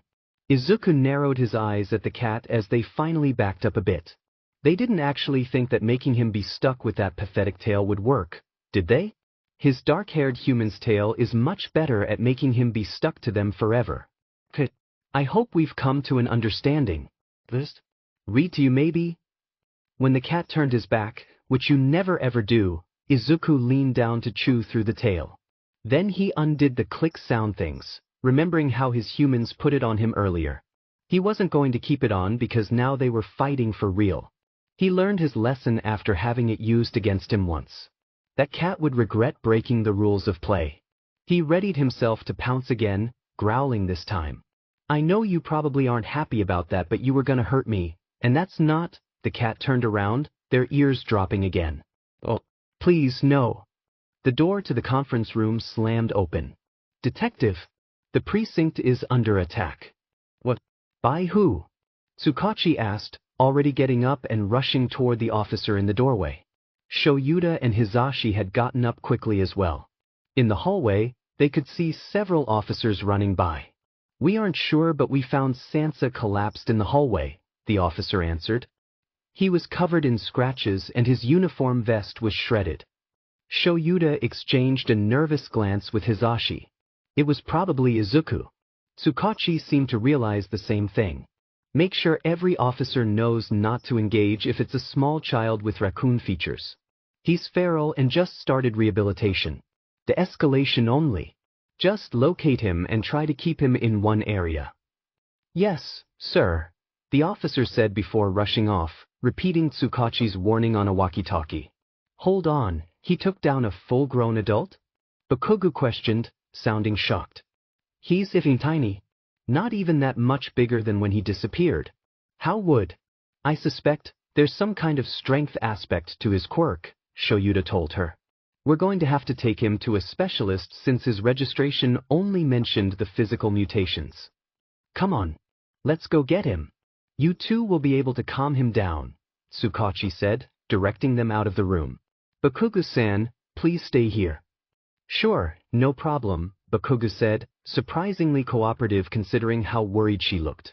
They found the kid facing off with a vending machine of all things. "Sir, we have people on both ends of the hallway to cut off his escape," an officer reported. "I don't think we need to worry about him trying to escape," Shouta said, watching the kid growl and hiss at the vending machine. "At least not yet." "Because we're here now," Hizashi added. "Not exactly," Shouta grimaced. But before Hizashi could ask why they heard the sound of shattering glass, the kid had jumped into the vending machine feet first, busting through the window where you viewed the snacks. "Shit. That's why." Hizashi followed him, making panicked noises when Shouta went to pull the kid out of there. Izuku still wasn't wearing shoes because he was a stubborn brat about them. Shouta was kind of regretting letting that disagreement go now. "Shouta, is he okay?" Hizashi asked as Shouta picked up the kid from where he was half in, half out of the vending machine. Thankfully, most of the glass had fallen inside the machine and the shards were chunky due to the thickness. "Nothing too bad. The soles of his feet seem fine and then some small nicks on his legs," Shouta answered, inspecting his wriggling problem child. "Stop moving." "I'm so sorry, Tsukachi. We'll pay for this," Hizashi promised, turning to the detective. "In hindsight, maybe we shouldn't have left him with Sansa," Tsukachi sighed. One of the officers spoke up. "Are we going to talk about how a toddler just broke through 1-inch thick glass without any issue? 'Cause I feel like we should talk about that." "It's above your pay grade, Pseudo-san," Tsukachi dismissed before looking around at the rest of the staff that was gathered there. "Can we get this glass cleaned up?" After Tsukachi sent all his officers back to work, they returned to the conference room that they left Bakugo in. They picked up a first aid kit along the way so that they could clean up the little cuts on Izuku's legs. Bakugo was definitely worried about that. "What happened?" she demanded when she saw the first aid kit placed on the table. "He fought a vending machine," Hizashi answered as he started cleaning the cuts with a disinfectant wipe. Of course, the kid hissed at him. "He won this time," Shouta told her, feeling a little proud of the brat. Considering he was able to smash through the glass, that confirms there being a strength aspect to his quirk. Bakugo chuckled. "He used to be such a timid kid and now he's a firecracker like my son. Good for him. He needed some confidence." "Leave that," Hizashi scolded quietly. It looked like only one of the cuts was big enough to need a band-aid and Izuku was now trying to peel it off. The kid squawked unhappily when Hizashi held his hands to get him to leave it alone. "I guess I should give you any other information you need so that you can get him home," Bakugo offered, smiling at the kid fondly. "That'd be great," Hizashi replied. "We can set up a playdate for him and your son sometime soon too. You'll just need to make sure he knows Izuku's situation." "I'll make sure my brat knows to be careful," Bakugo promised. 3 days after identifying the kid, the young heroes found themselves at Best Jeanist's agency. They had made an appointment with him in the hope that he could improve the backpack HRSS that Izuku had escaped from so easily. Really, they should have realized that he'd figure out the buckles that quickly. Raccoons were already smart without the added boost of human intelligence that Izuku had. You mentioned over the phone that he likes food, so I've prepared something, Best Jeanist said, leading them into some sort of testing room. On a work table was several bags. Each of these has a different type of buckle and lock. We will put food inside the bags with him watching so that he knows it's in there, and then we'll let him try to open them. And then you'll replace the buckles on his backpack with whatever he can't open? Hizashi guessed. Exactly, Best Jeanist replied. He picked up a bag of crackers and made sure he had Izuku's attention before putting it in one of the bags. Now we begin. The bag was handed to Izuku, who instantly started trying to undo the buckle. It took him less than 30 seconds to find a button that released it. He claimed his treat from inside the bag. Best Jeanist just calmly put another snack in a different bag and handed that one over too. Over the next hour, Izuku steadily worked his way through cam buckles, ratchet buckles, slide buckles with teeth, tie buckles, military buckles, and even locked buckles. A padlock on a buckle was simple enough for him to snap off, and he got through a combination lock by listening closely while spinning the numbers. Shouta could admit that he was impressed. What finally stopped the kid was a buckle with a lock mechanism built into it that required a key. Izuku even tried gnawing on it for good measure. Given enough time and maybe some tools, Shouta was sure the kid could get through that one too. But when they're walking around, he won't have the time or resources he'd need to do that. That buckle should hold him. This one will most likely work then. Best Jeanist opened a drawer and pulled out more of the same kind of buckles along with the keys that go with them. Let me see his backpack. Shouta handed it over and the hero got to work, using his quirk to remove the original buckles and replace them with the locking buckles. Hizashi stared down at the kid who was currently eating one of the snacks he earned. He understood the concept of the locks well enough to undo a combination lock. Yes. Shouta tilted his head, not really seeing the point of that train of thought. I think he's choosing not to communicate with us. Hizashi started pouting. But language isn't quite the same as puzzles or abstract concepts, Shouta pointed out. It would require more memorization. Not to mention, mutation quirks can make speaking physically difficult for some people. We'll figure it out in time. What if he doesn't want to talk to us? Hizashi gasped, looking horrified at the idea. He's a feral kid. Don't take it personally, Shouta chided. If the kid really was choosing not to talk, then it was probably just because he didn't see how it could aid his survival. I'm gonna take it personally, Hizashi huffed, folding his arms. Shouta just rolled his eyes at his fiancée's dramatics. He doubted the man actually would take it personally. Here, Best Jeanist interrupted, holding up the altered backpack. This ought to hold him. If it doesn't, you can come back and we'll test some more difficult locks. Thank you, Shouta replied, accepting the bag. Best Jeanist handed over the keys too, showing him that they were marked and pointing out which buckles each one unlocked. He got the backpack on Izuku without issue after putting his earned snacks in it for him. As they were leaving, Best Jeanist had one last thing to say. Mike, Teresa, I must say parenthood suits you. I wish you luck with your new charge. We're just rehabilitating him, Hizashi dismissed, his ears turning the slightest shade of pink. It seems otherwise to me, Best Jeanist said cryptically. Not knowing what else to say, they just headed home with their kid. Waking up, soft humming reached his ears as it did every morning. Shouta groaned as he pulled himself out of bed, knowing he should face the day even if mornings were the worst.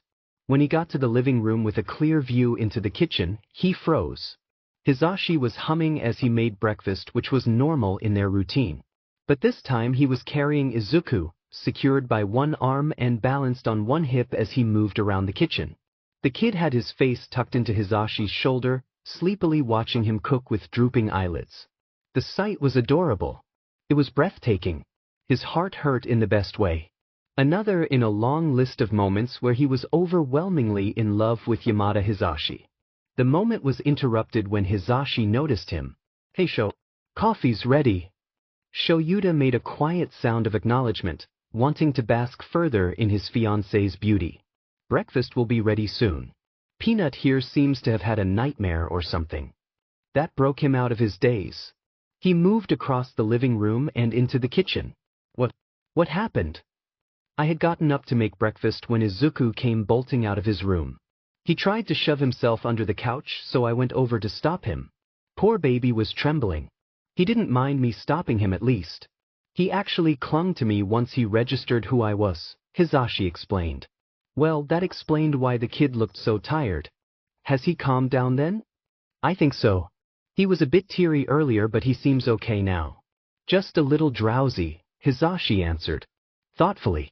Whatever emotions he was going through probably drained him. Shouta nodded in agreement, reaching for the kid. Here, I'll take him while you finish up. Fisho. Just don't give him any coffee, Hisashi teased. Izuku let them transfer him between the two adults without complaint. Once he was in Shuta's arms, he tucked his head into Shouta the way he had with Hisashi. It was probably comfortable or comfort ing to him. Either way, Shouta shifted the kid in his arms to accommodate the position. I know better than to give a kid coffee, Shouta scoffed. He's feral enough. Why would I intentionally add to that?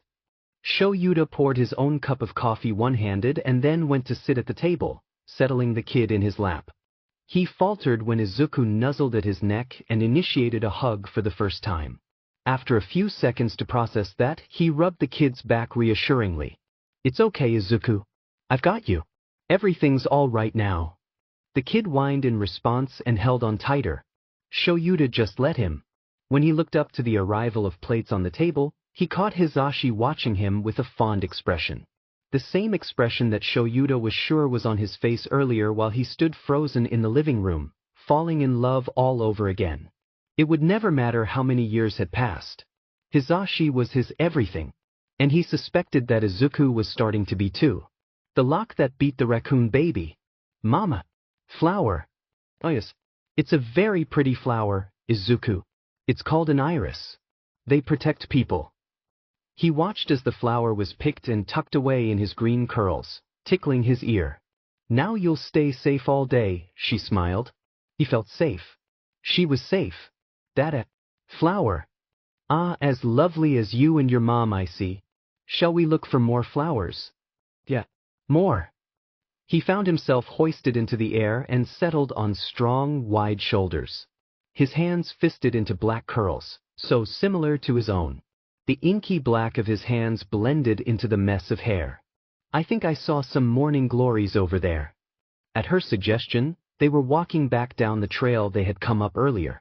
Once they had some morning glories in hand, they started heading back up the trail, climbing further up, up into the mountain. They picked flowers together the whole way up. Mama, look.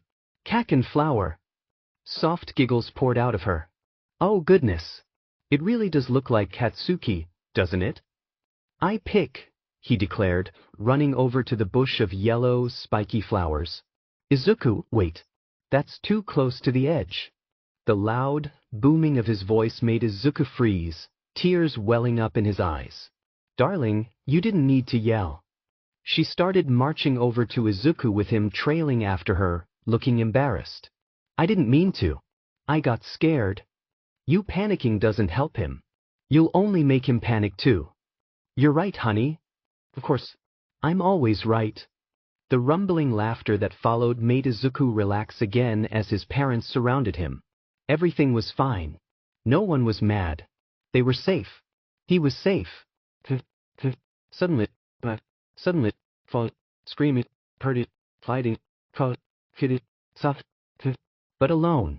Mama. He tried to get up, but it hurt. The pretty flower fell out of his hair and onto the ground. Dark drip, drip, dripped onto the ground next to it. His face stung. Dada? Mama? He cried. Tears stung the cuts on his cheek as they dripped down his face. He wailed until his throat hurt and kept wailing, hoping for someone to come find him. The bushes were still. Nobody came. Eventually, he got up and crawled toward the bushes. Branches clawed at his cheeks as he crawled through them. On the other side, his dark human and his yellow human lay broken in the underbrush. His pack scattered around them, just as lifeless. His families. Gone. No longer safe. He wasn't safe. He shot awake and tried to flee. But he was in his nest, so he just got stuck and tripped. Once he got himself untangled, he ran out of the big room to find an even smaller space. Somewhere safe. While he was trying to cram himself into the tiniest space he could fit, hands stopped him. He turned to hiss at the new danger only for his vision to be filled with yellow and kind green. His yellow human. Alive. They picked him up and he tucked himself against them immediately, listening to their heartbeat through their human shirt. Thump. Alive. Thump. Still alive. Thump. They carried him away to the room with the food, but he clung to them, letting his claws catch in the fabric of their human shirt in case they tried to put him down. He would never let them go. Unless his dark human also showed up. Alive. He curled into the warmth of his dark human when they held him. The urge to hold them back filled him. Their breath hitched when he did. They smelled happy. He was happy too. Despite Izuku's aversion to hospitals, Shouta knew they had to go back eventually. Not only did he need a checkup to ensure he was recovering as expected, but he needed to see a quirk specialist and a speech therapist. Although Hisashi taught English to high schoolers, that was very different from teaching a child to use language in the first place. They needed help. To make the process as simple as possible for Izuku, they scheduled all 3 appointments on the same day. They would just go and get it all done and over with at once. Perfect solution. The basic checkup went well enough. Izuku's weight had already increased to a safe level. He did bite the nurse who came to draw Izuku's blood, but luckily, the nurse had a quirk that made him sponge-like. The feral kid wasn't even able to make an open wound. He did find the texture of the man's arm interesting though and kept chewing on him. The nurse didn't seem to mind. He's still lacking a few key nutrients, the doctor told them when going over the results. His calcium and potassium are low, but I think that may be due to quirk dietary requirements. He may need to take supplements to ensure he meets his needs. We can probably do that, Hisashi replied, likely thinking about how difficult it would be to get Izuku to swallow pills. They haven't had to test that yet. Otherwise, he's fine. No illnesses have developed since he was brought in, the doctor said cheerfully. He also seems more acclimated to people, which is good for his recovery. They thanked the doctor and headed to the next appointment in a neighboring building. A quirk specialist, who needed more blood from Izuku. I know. I'm sorry. That should be the last time. Shouta soothed the grumpy, whiny kid in his lap. He gave him a cookie as an apology and a distraction. They had to wait a while for Izuku's genome to be sequenced. The kid had calmed down by the time the quirk specialist came back with a stack of papers. So, you'll get to take these printouts home, but let's go over this a bit in case you have any questions. Okay, go ahead, Shouta prompted, ignoring the quiet hiss from Izuku, who was still bitter about getting his blood drawn a second time. According to his quirk registration, he was born with his physical mutations. The ears, tail, claws, teeth, and skin markings. He also had minor enhanced senses as a result of his mutations as well as animal instincts. Clearly, his time in the wild enhanced those instincts quite a bit. Is it permanent? Hisashi asked, sounding worried. His instincts aren't a bad thing. They're just out of balance, the doctor reassured him. He will always have them, but they can be balanced with human civility. He just needs to relearn his social skills and come to terms with the fact that he doesn't need to rely solely on his animal instincts to stay alive. Living in constant danger was what tipped the balance. He needs to feel safe to relearn things, Shouta concluded. The doctor nodded. Exactly. Now, as for new things that developed when his quirk fully manifested. Izuku-kun here has enhanced agility, strength, and intelligence. He doesn't exactly have super strength, but rather, he has strength proportional to a raccoon. Raccoons can lift anywhere from 1.5 to 3 times their body weight. Izuku-kun is the same. The weight he can lift will be dependent on his body weight and how well he maintains his muscle strength. Hisashi paled. He's 18 kilograms. At the maximum, that's over 50 kilograms. His maximum could also potentially increase once he's a teenager or adult, the doctor added. Alright, anything else? Shouta questioned, making a mental note to test Izuku's current limit somehow. It'd be good to know exactly what strength level he was dealing with. His senses will be a bit stronger now than they were when he was born, the doctor continued. If you ever let him in water, You can expect that he'll be a naturally strong swimmer. While he has night vision, he's partially colorblind. He may favor grays and greens. He is also able to adapt to nearly any environment and has immunity to parasites. I suppose that explains how he's okay after being in the wild so long, Hisashi realized. Most likely yes, the doctor agreed. It would be hard for him to get sick from scavenging. Not that he should scavenge anymore, Hisashi frowned. Shouta did not voice his thought that the kid would probably continue to whenever he got the chance. Izuku was odd like that. No, you're right. It's better that he doesn't, but at the very least, it wouldn't harm him, the doctor clarified. Anyway, that's all for his quirk. Were there any other questions either of you had? Can he physically talk? Hisashi asked. He should be able to in theory, the doctor answered. His vocal cords are mutated to allow him to make sounds beyond the typical human scope, but not in a way that would disallow speech. I guess we'll just need to talk to the speech therapist now, Hisashi sighed. The doctor nodded in agreement, and then they were on their way to the next appointment. Today had been not the best. Izuku wasn't sure why his humans brought him to this smelly, cold place or why they insisted on letting the humans in white touch him. They smelled very nervous though, so it must be important. Every time one of the humans in white sat down to talk with his humans, their anxiety seemed to lessen. So he put up with it for now. Now they were in yet another room within the smelly, cold place. Instead of white, the human here wore something with flowers on it. He liked flowers and this human was keeping their distance, so maybe he would like this one better. The others he couldn't help but hiss at. His humans were talking with the flower human and had been for a while now. He was really bored, but his dark human kept giving him berries from a clear bag. It helped to have snacks. 3-year-olds should definitely be able to talk, assuming he wasn't behind on any developmental milestones. At that age, their vocabulary would be limited, but they would still be able to provide short, simple responses to questions. That being said, for almost 3.5 years, he had no use for our language. That's more than enough time to forget what he knew. What would you recommend going forward then? His yellow human smelled sad. He growled at the flower human for making his yellow human sad. Then his dark human gave him another berry. He must approve of Izuku defending his yellow human. I would recommend speaking to him consistently. Use simple language that's age-appropriate, but don't baby-talk him. Don't expect him to reciprocate speech since it might discourage you if he doesn't.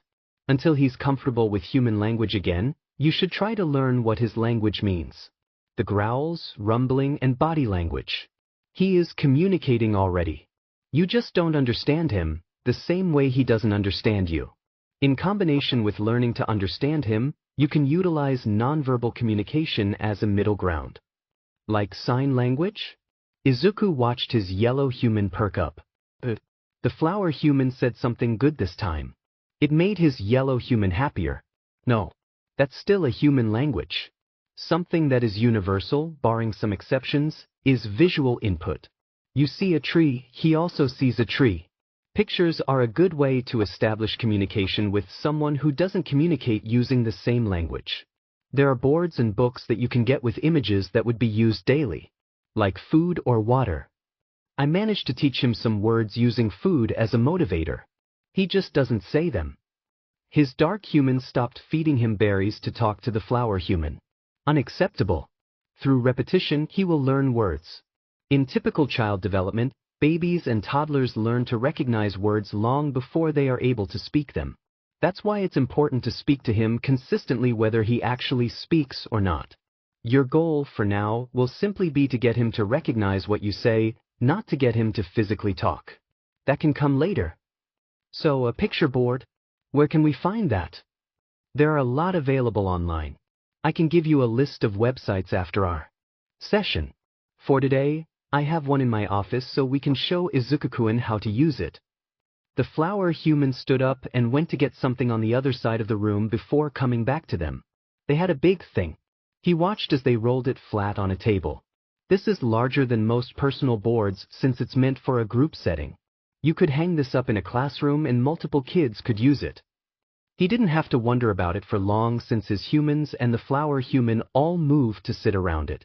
Izuku was still in his dark human's lap, but he was right up close to the flat thing on the table.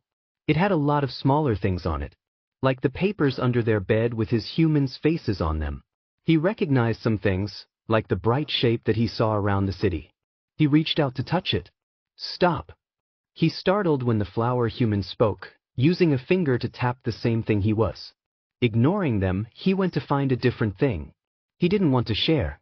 There was a berry like the ones in the bag his dark human had been feeding him. But the flower human followed his movement. Fruit. They tapped the berry too. He hissed. The flower human moved to touch some different things. Izuku want fruit? Their fingers stopped on his berry again. His dark human held up the bag of berries, catching Izuku's attention. The flower human repeated the last two things they touched. Want fruit? Then his yellow human joined in. I want fruit. Izuku watched, betrayed, as his dark human gave his yellow human a berry. Those were his.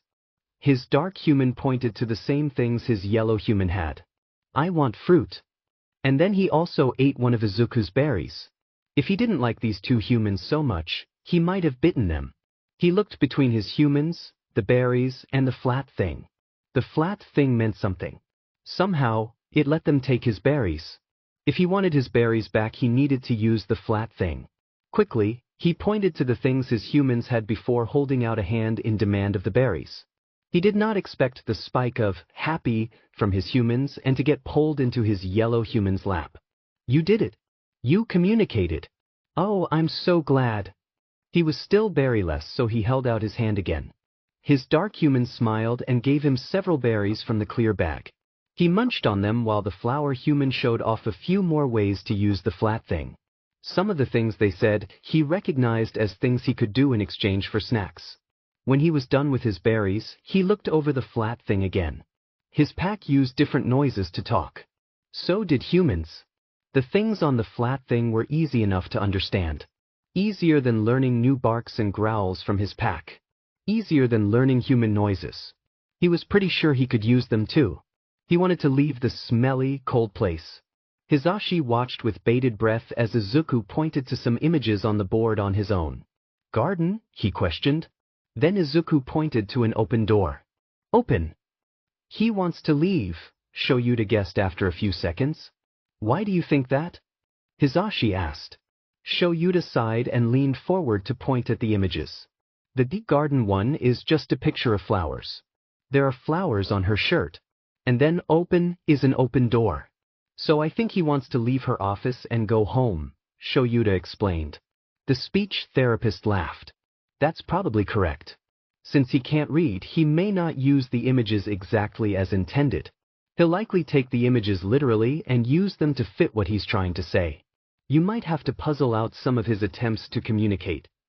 I have no issue with that, but Shouta will probably be better at it, Hisashi admitted. He's already pretty straightforward about things. You ready to be a translator, Shouta shrugged. He didn't really mind. Can we make a custom version of this thing? So that if he doesn't connect one of these to what they're meant to represent, we can replace it with a different image. Sure. You can make your own with a little effort, the speech therapist answered. You can also get ones that use real images rather than clip art so that it's not so abstract. Izuku decided to change tactics since they hadn't moved. This time he pointed to garden and away. The speech therapist and Hisashi both laughed at that. That's certainly not abstract, Hisashi managed between giggles. I suppose he's made his point, the speech therapist acknowledged. Our session is nearly up anyway. Might as well grant him his wish. Thank you so much for your help, Hisashi said as they stood to leave. Shouta kept carrying Izuku while Hisashi shook the speech therapist's hand. No problem. I'll print off the list of websites I was talking about with your discharge summary. The person at the checkout desk will help you take care of all that, she replied. Soon, they had the papers they needed and they were on their way. At home, Shouta was still working on getting Izuku out of his buckles when the doorbell rang, followed by insistent knocking. Shouta, Hisashi, I know you're in there. Where have you been? He and Hisashi locked eyes above Izuku's flattened ears. They'd forgotten about Nemuri. Izuku will get a book like this soon. Heroes were busy people, New heroes just released from sidekick positions were really busy people. Heroes, newly released from sidekick positions, who also ran a radio show were really busy people. Nemuri knew that. She understood. But she saw no excuse for her friends to go completely radio silent for 2 whole weeks. Not a single call or text or anything. So she made her way to their apartment to make sure they were both alive and uninjured. If either one was, she'd tear them a new a-hole. They knew better than to hide injuries from her. After they lost their mutual friend in high school, they all communicated openly about injuries so that they could be there for each other. It was an unspoken rule, but it was still a rule. Their car was outside in the parking lot, so she made her way up and rang their doorbell once before pounding on the door. Shouta, Hizashi, I know you're in there. Where have you been? The lack of response lasted too long. A show of guilt. Or they were scrambling for clothes because she came at a bad time. Either way, I swear, if one of you doesn't answer this door in 30 seconds, I will kick it down. You know I'm capable. When the door quickly swung open, Hizashi stood there looking at her with a rare exasperation. Perhaps she had come at a bad time. Keep your voice down. Hizashi scolded. That's rich coming from you, voice hero. Nemuri shot back. She began pushing her way into the apartment, closing the door behind herself. Why in the hell have you two dropped off the face of the earth? Is Shouta injured again? For a second, all she got was a growl in response to that, but before she could even begin to roll her eyes at the dark-haired man she saw in her peripheral vision, something small shot at her. She easily caught the weight of it, but she could hardly see with it scratching at her face. Did her friends find another stray cat to nurse back to health? Wait, she's not going to hurt you or us. Hizashi exclaimed, sounding panicked. No. Sit. Shouta ordered. The weight on her started shifting as if he were trying to lift it off. Sit? Did they pick up a dog this time? Did Shouta even like dogs? A dog was a way different situation than a cat, especially since she couldn't tell how big it was at the moment. It felt big. Before Shouta could get it completely off her, it bit down on her hand. For the sake of calming it down, she released her quirk even if her friends would get caught up in it. 3 bodies dropped to the floor in rapid succession, leaving her to recover alone. As she caught her breath, she looked down at the mass of fluff that had attacked her. Fluffy green ears and a striped tail, and human clothes on a human body. That was a child. Oh no, they're going to kill me, Nemuri realized, looking at the trio on the floor. Shaking her head, she headed over to them to get them off the ground and onto the couch at least. Why is there even a child here? And why did they bite me? Once she had them settled with the little ones snuggled between them, she laid a blanket over them and pulled up a chair to wait. She was going to be in so much trouble, wasn't she? Being someone who was used to functioning on little sleep, Shouta was the first one to wake up. The pleasant heaviness in his head told him he'd been hit by Nemuri's quirk. It took him a few more moments to sort through sensations and thoughts. A weight half on his lap that he recognized as Izuku, the light smell of Hizashi's shampoo near his face. Izuku attacked Nemuri and she used her quirk. He opened his eyes, straightening up quickly. Nemuri was sitting in a chair that she brought over from the dining table. Who's the kid? She asked once she noticed he was awake. Izuku. A feral kid I found in a vending machine. We're rehabilitating him, Shouta answered. His gaze locked onto a couple of partially clotted gashes on her cheek. You're bleeding. Oh yeah. He scratched the sheet out of me, Nemuri huffed before pausing in thought. I'm sorry, did you say a vending machine? I did, Shouta replied, not explaining further. Mostly because it amused him. You should have bandaged those. I'll get the first aid kit. I wasn't sure how my quirk would affect him because of his mutations. I didn't want to leave the room in case he woke up first, Nemuri offered as an explanation while Shouta shifted the kid fully onto Hizashi. He took a few seconds to appreciate how Hizashi instinctively held Izuku and how the kid burrowed his face into the man's shoulder. Adorable. That probably would have resulted in disaster, Shouta agreed, heading to the bathroom for the first aid kit. Once he had it, he brought it back and began treating the scratches on her face and neck, as well as the bite on her hand. I'm not sure how he'll react when he wakes up. He tended to her wounds, noting that most of the scratches were small and would heal quickly without scarring. The two deeper gashes on her cheek might scar but would be faint if they did. The bite on her hand would definitely scar given his sharp canines. "Sorry," he muttered. "It's not your fault." I stormed in, yelling. "Any kid would have reacted badly," Nemuri sighed. "I just really didn't expect you to have disappeared because of a kid. We're still young." "It's temporary," Shouta dismissed, even if that was starting to feel like a lie. "When he's rehabilitated to a certain point, he'll be placed with a permanent family." And Nemuri smiled knowingly. She didn't say anything else, so they waited in comfortable silence for Hisashi and Izuku to wake up. Thankfully, Hisashi woke up before Izuku too.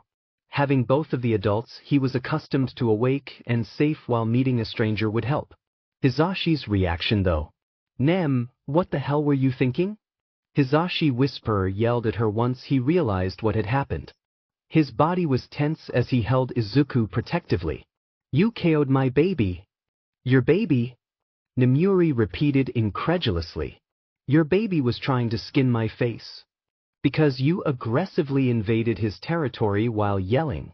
If you had just waited before barging in, I would have warned you that there was a kid that you needed to be quiet for," Hisashi hissed, obviously frustrated with her.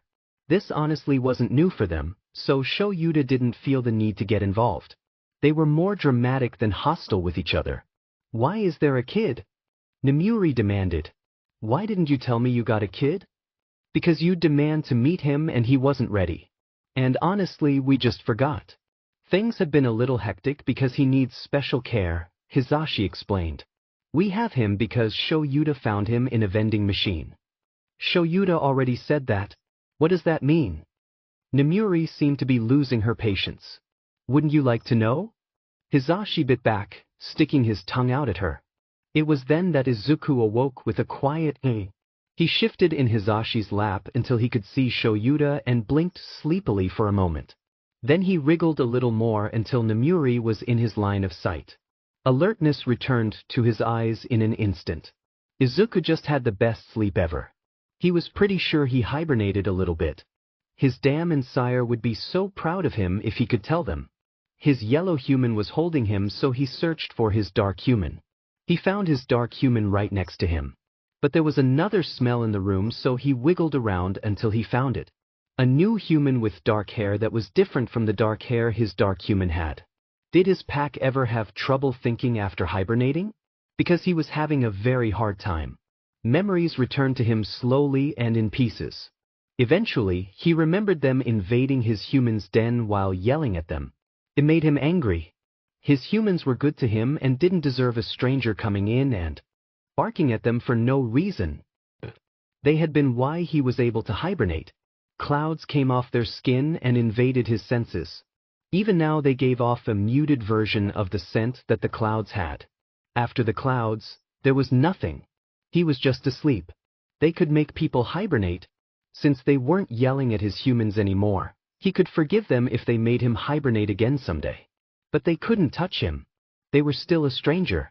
Strange humans were dangerous, even if they could make you hibernate. Thankfully, Izuku didn't seem to react too negatively to Nemuri's presence. He did snuggle further into Hisashi's hold, but he didn't attack again or flee. Instead, he just watched her from Hisashi's lap with an openly curious expression. Now would probably be the best time for an official and calmer introduction between the two.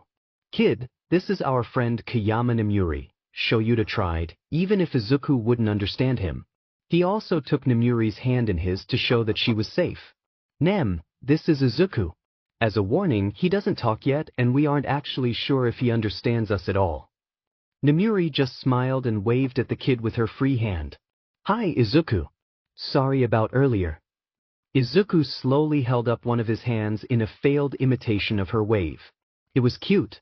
Shouta figured he should probably explain a bit more about the situation to Nemuri.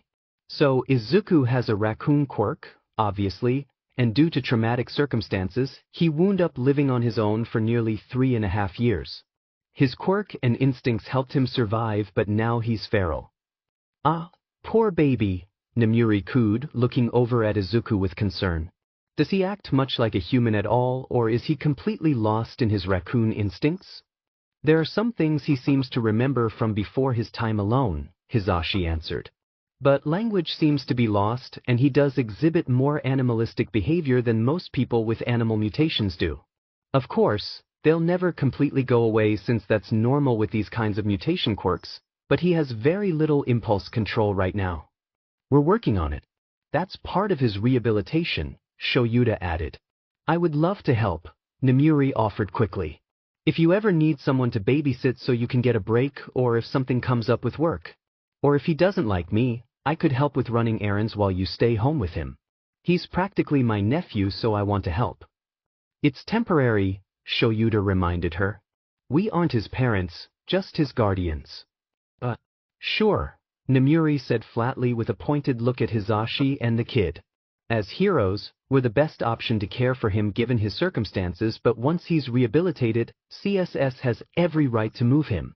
He's technically in the foster system, Hisashi explained. Besides, we're way too young to be parents, Nem. If you say so, Nemuri dismissed. It was clear she didn't believe them in the slightest. Honestly, Shouta didn't fully believe his own words at this point. I should get started on dinner. Izuku squawked unhappily when his yellow human put him down. Sorry, Peanut.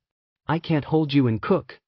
He watched helplessly as his yellow human walked away into the den where they keep their snacks. When they were far enough away, his gaze snapped to the new human and his dark human. He could go to his dark human, but the new one was so close to them. They were new and strange, and even if they could make him hibernate, they yelled at his humans earlier. And maybe he already decided to forgive them for the yelling, but that didn't mean he should let his guard down just yet. His humans may have turned out to be fine when they handled him unexpectedly, but he knows just how mean humans can be. Many left him alone, but others threw things at him or tried to pull on his ears or tail. Not every human could be trusted. Like the people that took his blood at the smelly, cold place. Sure, his humans seemed to trust them, so he put up with it. But what would they be doing with it? Was it for eating? Blood wasn't tasty enough on its own for him to ever lick it off his paws while hunting. It was better with the meat of the animals he hunts. They only took his blood. Ignoring that confusing thing for now, he focused on the new human again. Then he whined at his dark human, hoping that they'd see his predicament. That they'd come closer. Nemuri is safe. His dark human rumbled in response, but Izuku still wasn't able to figure out his human sounds. They were a lot harder than his pack sounds. Probably because they were so different from his sounds. But every human used them and it was starting to irritate him. He hissed to let his dark human know he wasn't pleased. That worked. His dark human got up from where he sat by the new human and took the yellow human's place by Izuku. He scrambled into his dark human's arms immediately. He got paws running through his fur in response. It's okay. Everything's fine. Geez, he really is a feral little baby. The new human's voice was very different from his human's voices. Much higher than even the yellow human's voice. More like a trill or a chirp. Like we said, we're working on it. It's only been 2 weeks and significant progress will probably take months. Oh, I'm sure. He's adorable though. Tell me more about my new nephew. Temporary Snim. The new human made a snorting sound that caused his tail fur to bristle. What was that? It reminded him of one of the animals he and his pack always hid from. Anyway, he's very food motivated. We got him a tent to sleep in because he kept seeking out something like a den at night. Not a fan of socks. Loves baths most of the time. You said you found him in a vending machine? He was trying to get the snacks. I found him because he was screeching like he was dying. The kid was stuck in the door flap that you get the snacks from. Oh goodness. Yeah. He recently got a rematch and broke the vending machine at Tsukachi Station. He broke a vending machine? How? There's an enhanced strength aspect to his quirk, so he broke the glass window. DMN. There's a reason CSS agreed to pro heroes handling his rehabilitation. His strength, smarts, and impulsive nature make it difficult to deal with his escape attempts. He's a regular little Houdini then. Good luck with that. His dark human made a huffing sound like they were upset but didn't smell upset. They smelled calm and content. It seemed like they liked the new humans, so he looked back at them. They were just sitting there, not yelling. Their face was in the happy human expression.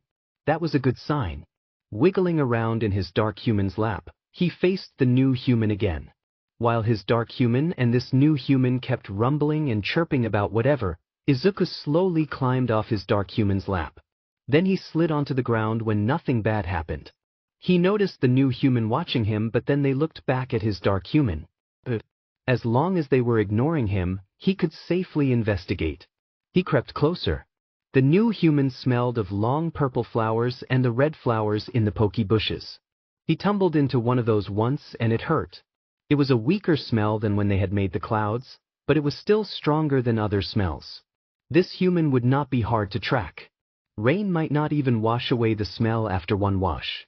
They'd need a few. The new human looked down at him again. He froze and hissed, "Don't make eye contact." He was doing better when you weren't looking at him. Their attention suddenly returned to his dark human. He could hear his yellow human humming from here. That was one sound he seemed to share with the humans. It was just for fun or calming though. They couldn't actually communicate with that. A little longer passed without the new human looking at him again, so he decided it was safe to keep investigating. Soon he was close enough to touch them. If they tried to touch him, he would run away, but his dark humans still had their attention. Curling his paws over the side of their leg, he squeezed, letting his claws catch in the fabric of their human clothes. He waited to see if they would lash out or bite. "Shouta, what is he doing?" "I'm not sure." "You're not sure? Hasn't he been with you for 2 weeks?" "Yeah. But I tied him up in my capture scarf and held him immediately.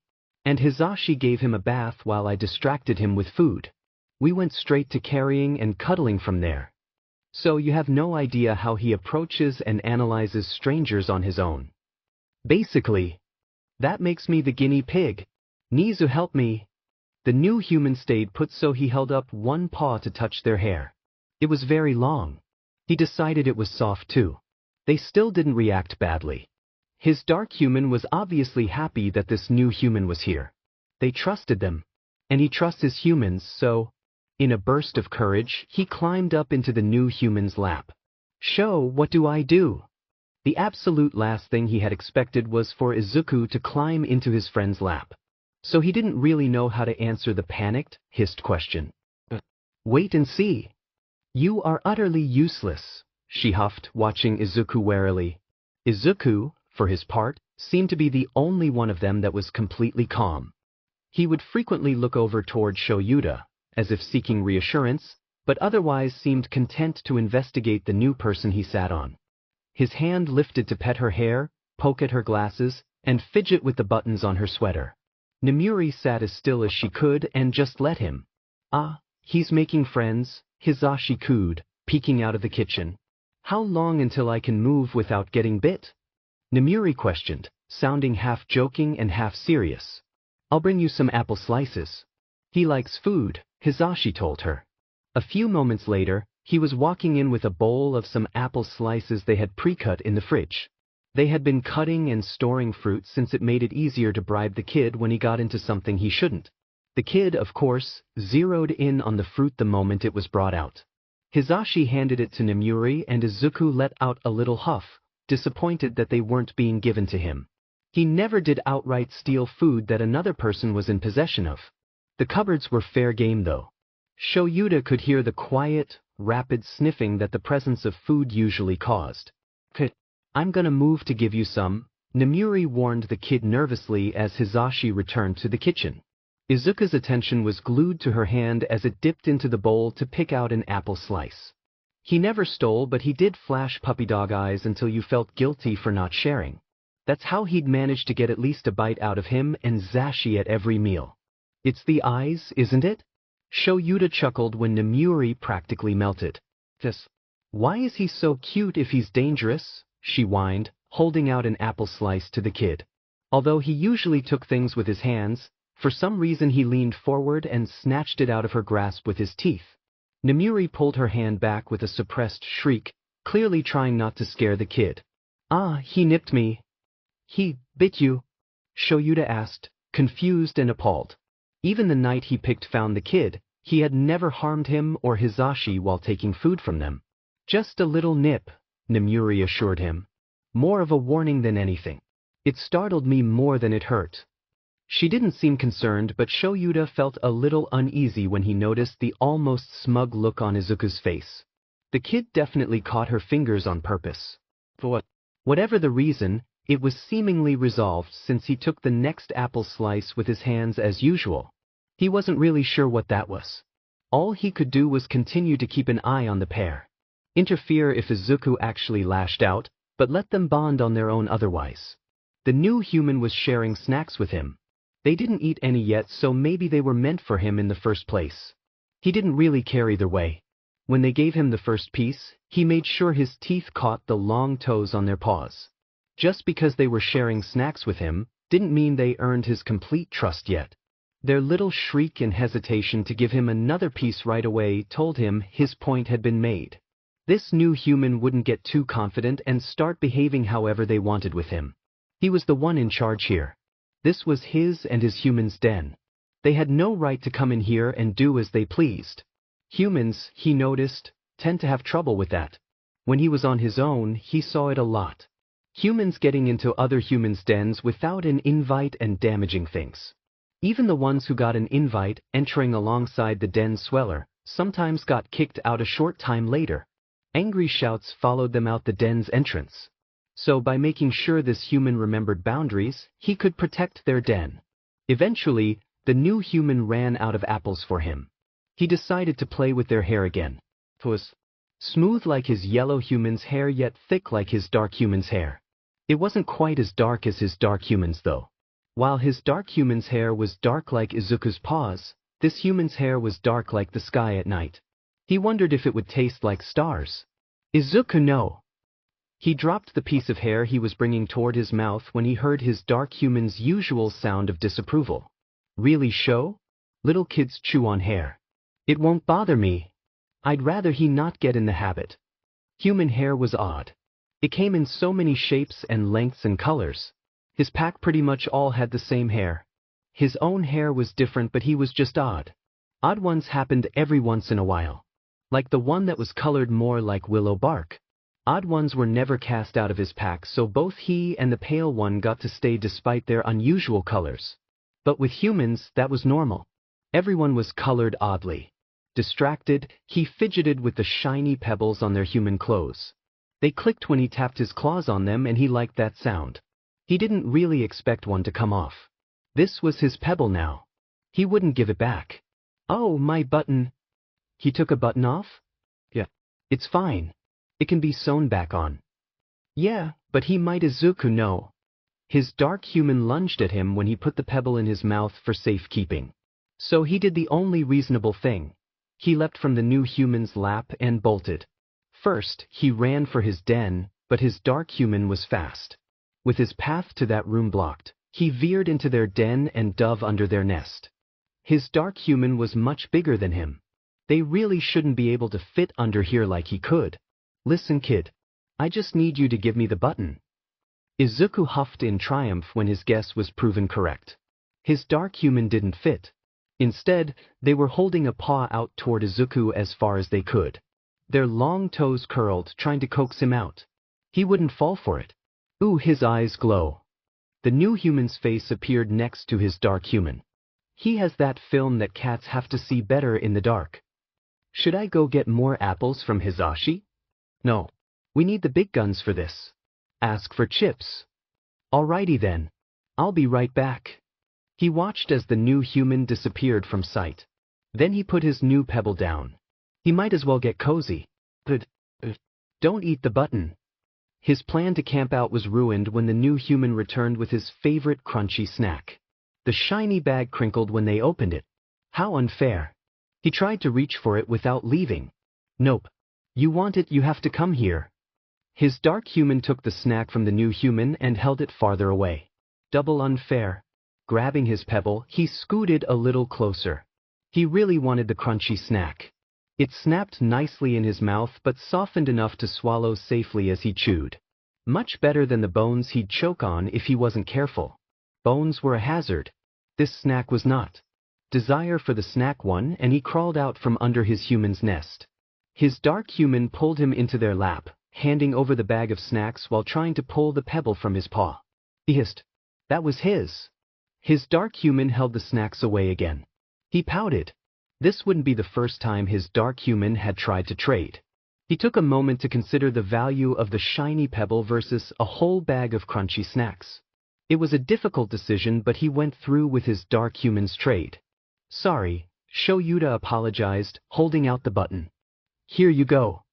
That's not the first time a feral critter has stolen something off of me, Nemuri shrugged.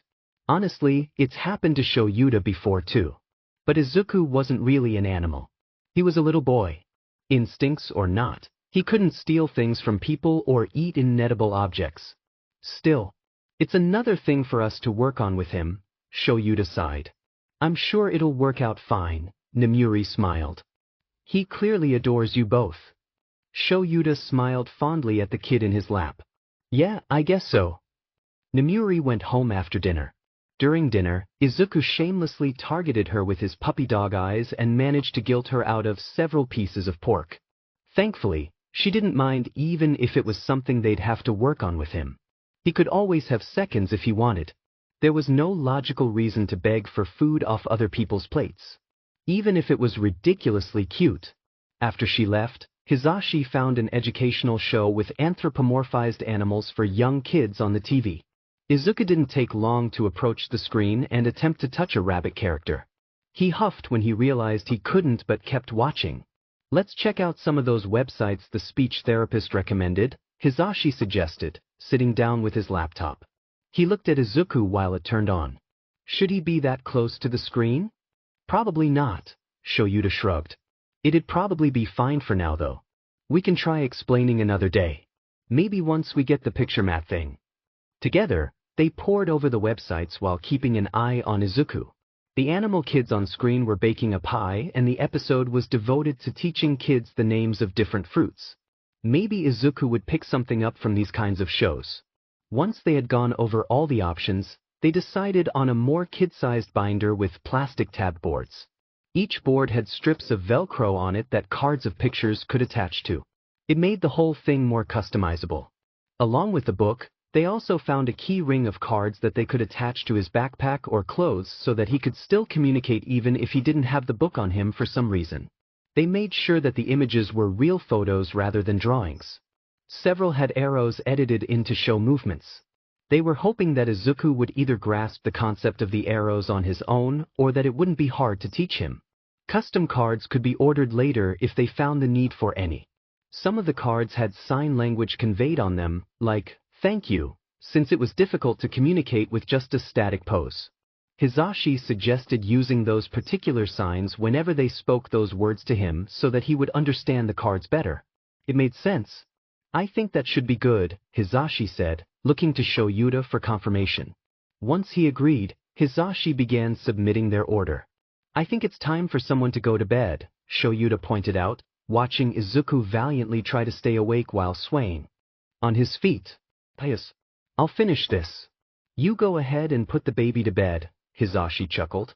Shouta got up and collected the grumbly kid off the floor. Izuku tried to protest but wound up nearly falling asleep on the short trip to his room. He had to be coaxed into his pajamas, dozing off repeatedly during the process. Just this once, he could probably skip brushing the kid's teeth. To be fair, the kid had a long day. 3 doctor's appointments and then Nemuri dropping by? It was a lot for a little kid, let alone for one that probably didn't understand what a doctor was. Finally, he got Izuku into his little tent. He smiled softly when the kid immediately curled into a ball, hugging his tail to his chest. Pulling some of the many blankets over him, Shouta had to acknowledge the fact that he was attached. There was no denying it now. Then he entertained a small, passing thought. What if we kept him? The communication tools. Of course, they'll use cards with pictures more relevant to Izuku. Pages can be added as his vocabulary grows too. The communication tools came a couple of days later thanks to express shipping. Izuku caught on fast. While his actual use of the language was lacking, he had figured out his own alternative methods within a day. Combining the cards into more complex thoughts could come later. For now, chucking a card with a hairbrush on it at Hisashi was enough to say he wanted brushies. Besides, it was better that he throw a little paper card than an actual hairbrush. Hisashi didn't even care. He was thrilled that Izuku was starting to communicate. At the same time, they had both taken the speech therapist's advice and started trying to learn Izuku's usual communication methods. A lot of nonverbal things were easier to pick up on than deciphering growls and whines. But they were trying their best. Some growls were happy growls, even if they sounded aggressive. Chirps could mean fear or excitement. To even begin to guess what his animalistic sounds meant, they needed to rely heavily on situational context, his facial expressions, and his body language. They got things wrong still. It would probably be a while before they were fluent in Izuku. But again, they were trying their best.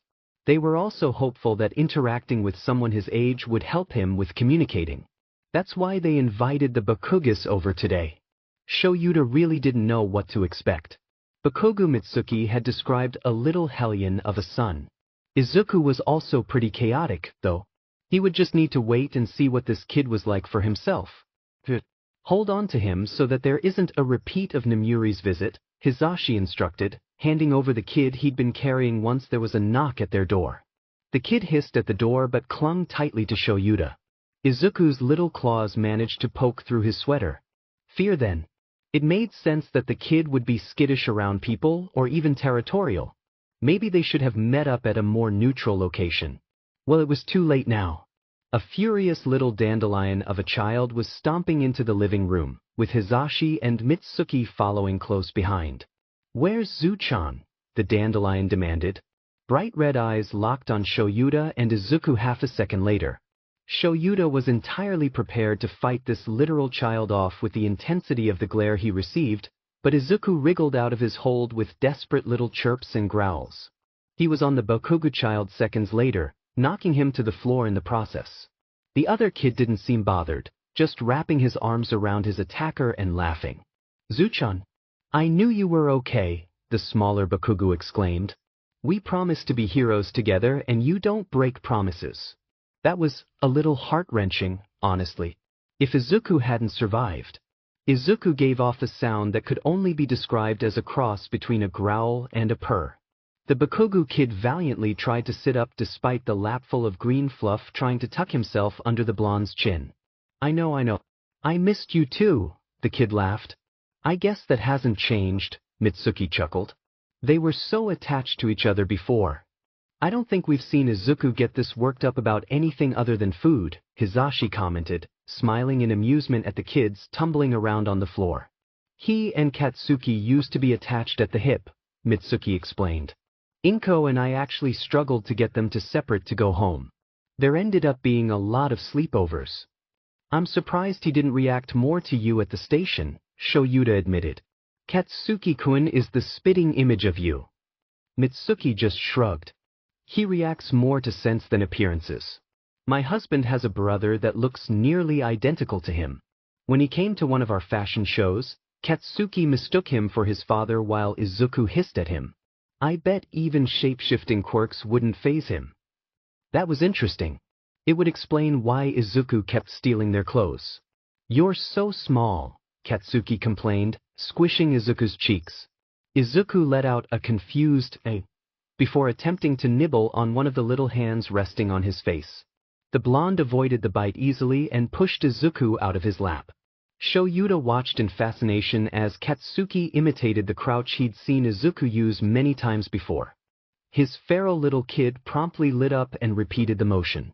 Then they were lunging at each other. "Wait, why are they fighting?" Hisashi asked in a panic as the two boys began wrestling a bit viciously. Shouta was pretty sure they were playing, but even play fighting with him, Izuku was pretty strong. Would he know to hold back with Katsuki? "They're just playing," Mitsuki dismissed, even as Izuku bit Katsuki's shoulder. "But, Izuku, no biting," Hisashi scolded. "Wait for it," Mitsuki muttered. A moment later, Katsuki bit Izuku's ear. Neither kid seemed harmed. "See? Katsuki can handle himself," Mitsuki grinned. "That's not."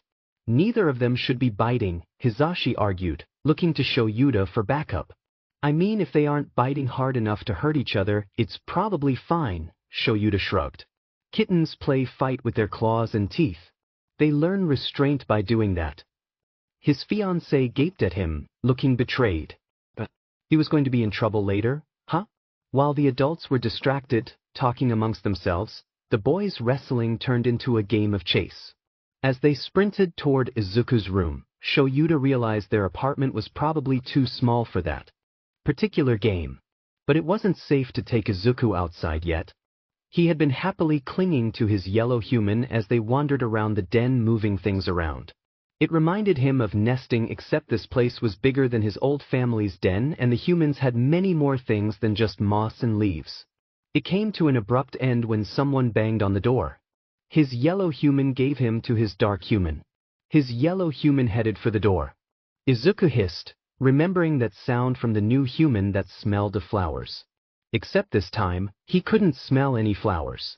The smell was fainter and mixed. Multiple humans. Invaders.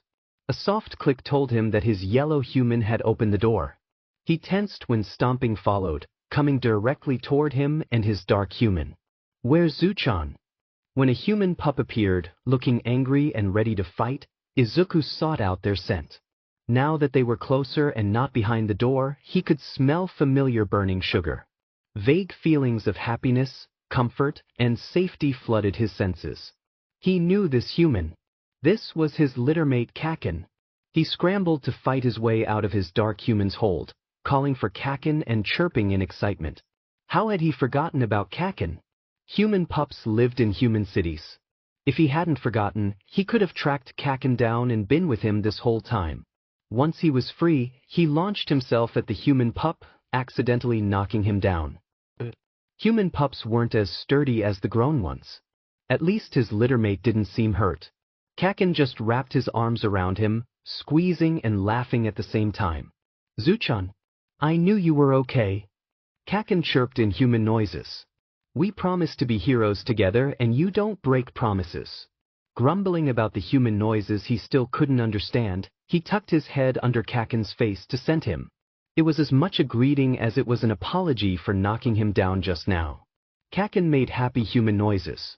I know. I missed you too.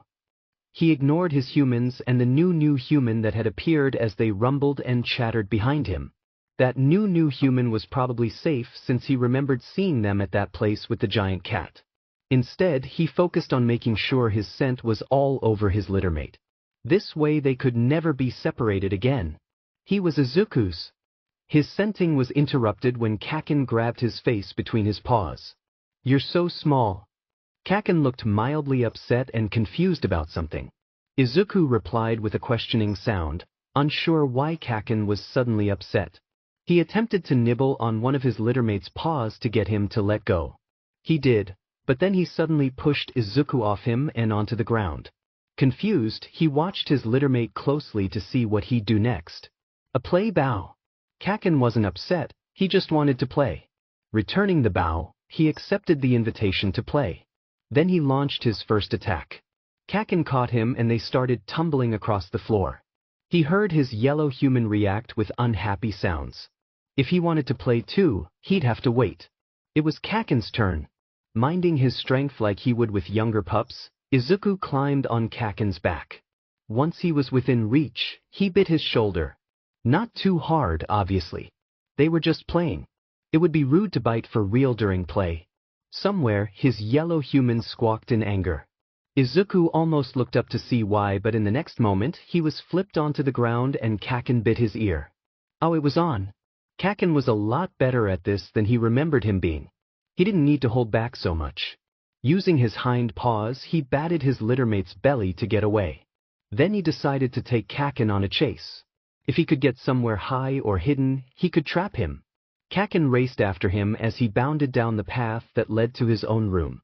He was excited to see just how much his littermate had grown. Oh no! Wait!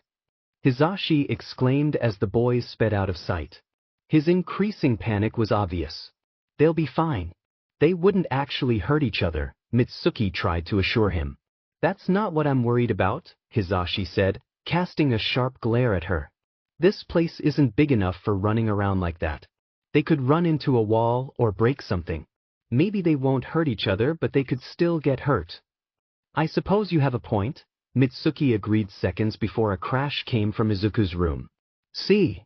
Hizashi shrieked, heading for Izuku's room at a frantic pace. Shouta and Mitsuki tried to follow, but they didn't get very far before the boys came tearing out of the room, Katsuki covered in some sort of blanket. It fell off as they ran, narrowly avoiding the adults in the hallway. Shouta instinctively reached up for his capture weapon, lamenting the fact that Hizashi made him put it away before the Bakugas came over. Who knew what kind of damage could happen before he'd be able to go retrieve it and come back? He should have kept it on. Brat, that's enough. You're gonna break something, Mitsuki shouted.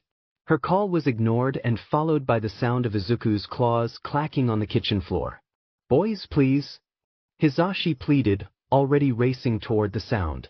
Shouta got there just in time to see Izuku leap onto a counter and hear Katsuki slide into it. The resounding bang that made was incredible. Izuku even paused, peeking over the counter to check on his friend. Hizashi got there first, kneeling by Katsuki and trying to run through basic head injury checks with him. Izuku cautiously made his way down from the counter, sniffing his friend as he approached. After a few more sniffs, he liked Katsuki's forehead right over the bright red spot where he smacked into the counter. It was a sweet moment between friends. It was immediately ruined when Katsuki, apparently recovered, tried to grab Izuku. Izuku backed up, hissing, before turning and sprinting away. Katsuki scrambled to his feet to chase after him as Hizashi tried and failed to catch Katsuki.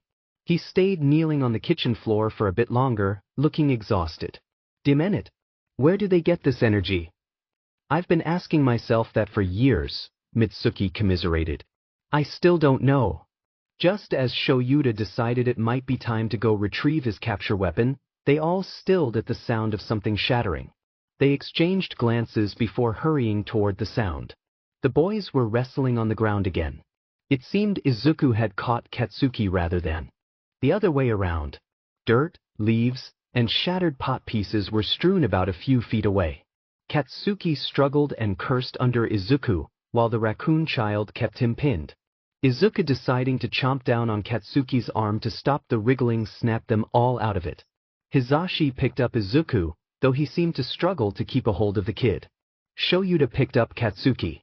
The two kids fought against their captors, trying to get at each other. Izuku, calm down please. Hizashi begged as Izuku tried to lunge at Katsuki. Well, this got out of hand, Mitsuki sighed. I'm used to them playing roughly and all, but Izuku used to be a lot timider back then.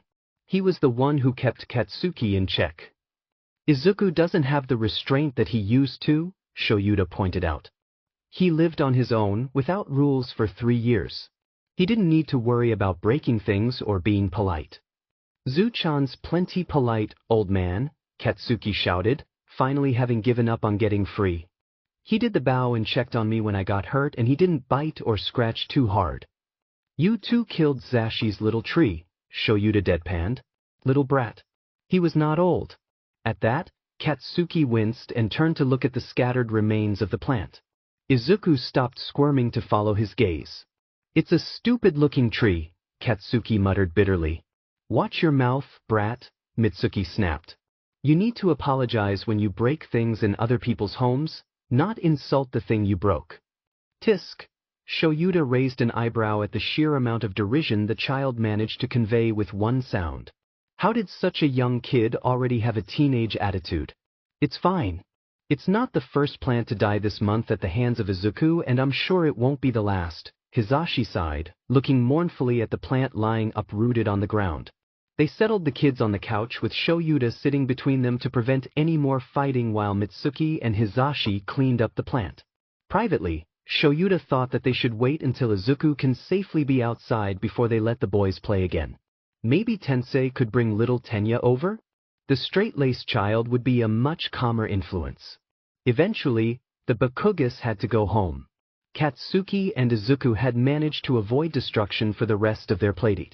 When they started drifting off on the couch, leaning heavily against each other, the adults decided the playdate should end. Unfortunately, once Izuku realized Katsuki was leaving, he was sad. Desperate screeches poured from him as he clung to his friend in the Jengen. "I'll come back, Izuchon. I promise." Katsuki insisted, patting the smaller boy's back. "Oh, poor baby," Hisashi sighed, watching the exchange. "What do we do? Inko and I usually just tore them apart and dealt with the fallout," Mitsuki told him. "That's harsh," Hisashi chided. Mitsuki just shrugged. "You adults are stupid," Katsuki grumbled before pushing Izuku off. Izuku's protests died in his throat as the blonde wriggled out of his shirt. The orange fabric was then offered to the smaller boy. "This helps, right? I'll come back for it so you don't have to worry." Izuku accepted the shirt hesitantly and held it up to his face. After a few sniffs, his ears perked up and he stepped back, seeming calmer. Hisashi made a mental note of that trick. "Could you have done that the whole time, brat?" Mitsuki hissed, looking annoyed. "For him, probably. But I can't be bribed with smells and I didn't want to go back then either," Katsuki said with an eye roll before puffing out his now bare chest. "I'm nearly 7 now, so I'm too big to be clingy like that. I know we will see each other again." "He's nearly 7 too," Shouta pointed out dryly. "Yeah, but he's still tiny. So it doesn't count," Katsuki replied as if it were obvious.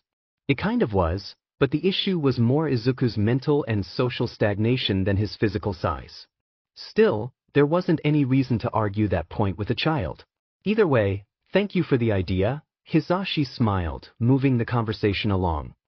"He's been stealing our clothes, but I had thought it was just so that he could amass soft things." Katsuki scoffed and looked over at Shouta. "You're not that dumb, right?" Shouta frowned at the blatant insult to Hisashi. "That's not a poor guess if someone is unfamiliar with animal behavior," he defended before answering for himself. "That said, I figured it was a combination of nesting behavior, since he found pleasant, and textures that appealed to him. It did not occur to me that he was after our personal sense. He hasn't known us that long." "You're basically his new parents even if it hasn't been long," Katsuki pointed out. "You saved him. This whole apartment he's made his den in smells like you guys. So obviously he connects your sense to safety no matter how short you think his time here has been." "He's right," Mitsuki agreed. "Little kids, or older ones in Izuku's position, can imprint pretty quickly on their caretakers, animal instincts or not. We adults have friends, family, coworkers, acquaintances, and more. We go to jobs, home, the grocery store, and wherever. Small kids don't have such a big world. Time doesn't seem so fast to them. What seems like a short time for you has most likely been a long string of big events and changes to him." "I wouldn't have thought of it like that," Hisashi murmured, realizing that he would need to learn to adjust how he views things. It would be hard to communicate if he can't see things from Izuku's point of view. "Although, you'd think I should, having been a kid once." "Nah," Mitsuki dismissed with a laugh. "Adults don't usually think like kids. We're conditioned out of it or something. You have to relearn it when parenting." "You boys are what, 20? 21, Shouta answered. "I'm nearly 30, with 7 years of experience raising my brat, and I still learn new shit almost every day. There's nothing wrong with not knowing how to handle kids sometimes. Few parents start off knowing what to do with their first kid. As a parent, you will F up. As long as you put in the effort to learn from your mistakes and keep your kid alive, you'll be good parents." Mitsuki's pep talk had been oddly encouraging. Once she and her son finally took their leave, Hisashi turned his attention to Izuku.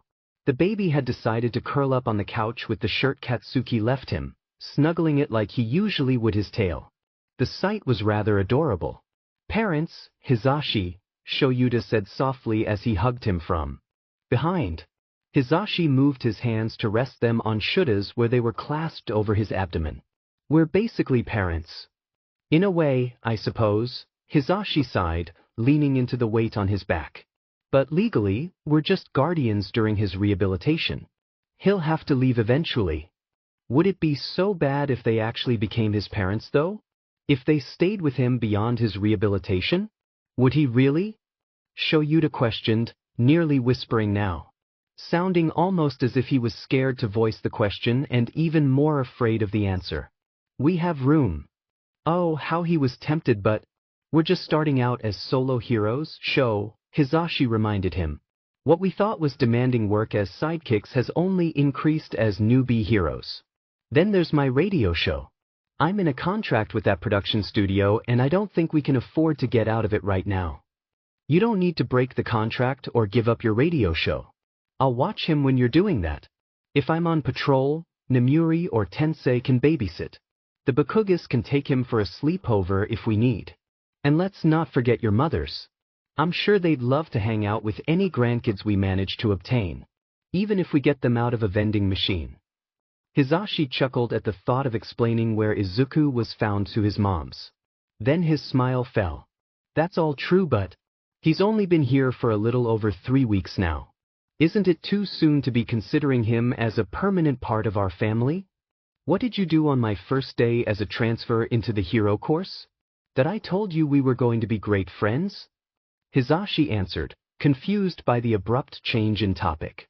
And I replied saying that you didn't know anything about me, so how could you make such an illogical declaration? Shouta recounted. What did you say? That I just knew, Hisashi blushed. He understood what Shouta was getting at now.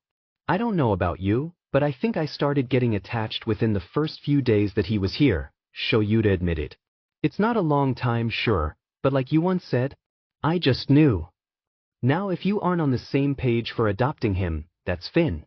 No, I am, Hisashi exclaimed, turning in his fiancée's grasp. I'm just terrified of messing up. I don't want to be those parents that are never home. And if one or both of us dies. Shouta nodded understandingly. I get that. But plenty of heroes manage to be parents. We're all at an equal risk of injury or death in this field. We shouldn't put our lives on pause just because there's a chance of something happening. For all we know, we'll make it to retirement and die naturally from old age. How will we feel then, knowing what we missed out on? I'm still scared.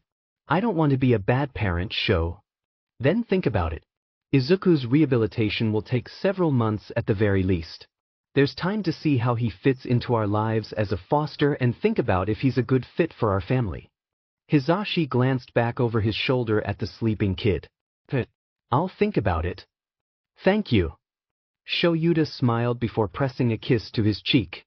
Thanks for the assist, Ingenium, an officer said as he guided the handcuffed criminal into a police cruiser. No problem, the hero replied, turning to continue on with his patrol.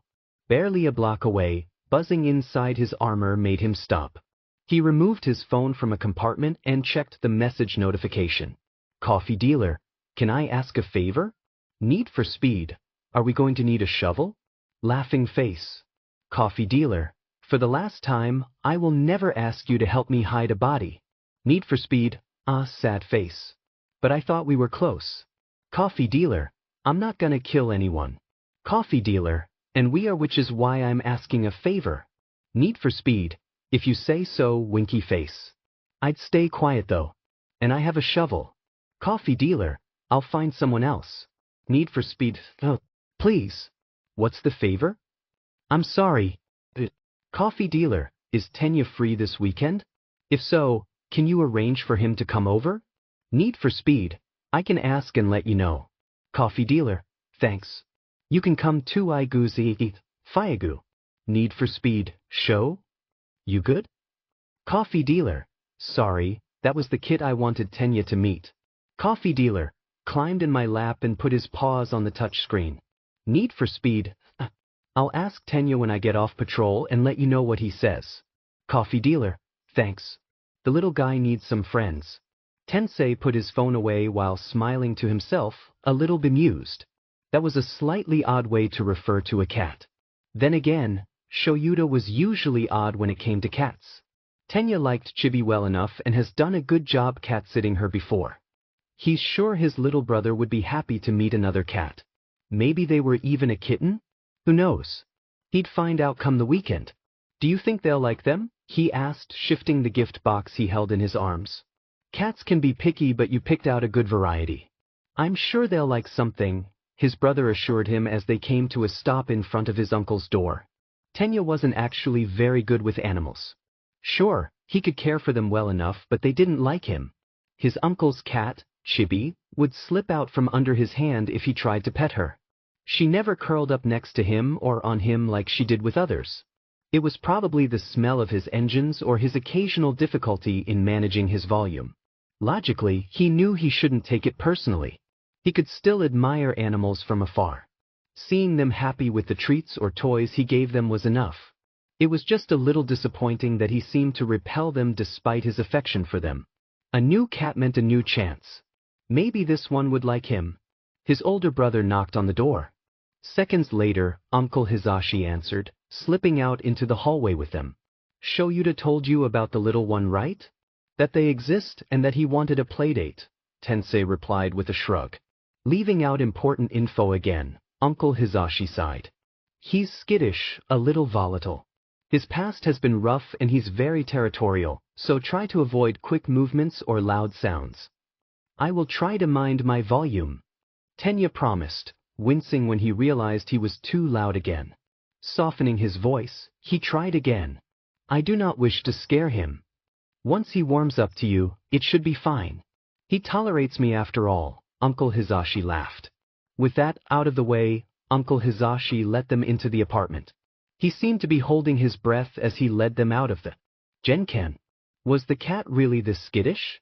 What exactly was Uncle Hizashi so worried about? Would the cat scratch if he got scared, or would he run? He got his answer sooner than expected. A quiet, almost sharp-sounding growl rang out when they first stepped into the main living area. There to the side of the couch, Uncle Shouta was holding. It wasn't a cat. Tensei gasped in surprise. Shouta? What? This is Izuku, Uncle Shouta introduced, seemingly oblivious to their shock. That is a human child. Tensei spluttered, still minding his volume. Yes. Uncle Shouta replied, looking confused. I thought you were talking about a cat. Tensei hissed. The kid in Uncle Shouta's arms growled again. Tenya noted the ears and the markings on his face. A raccoon quirk? Honey, Uncle Hizashi sighed. You did remember to mention that Izuku was human, right? He said, Kit, and mentioned pause in his texts, Tensei told Uncle Hizashi. You didn't tell us that he was human either, Uncle, Tenya pointed out.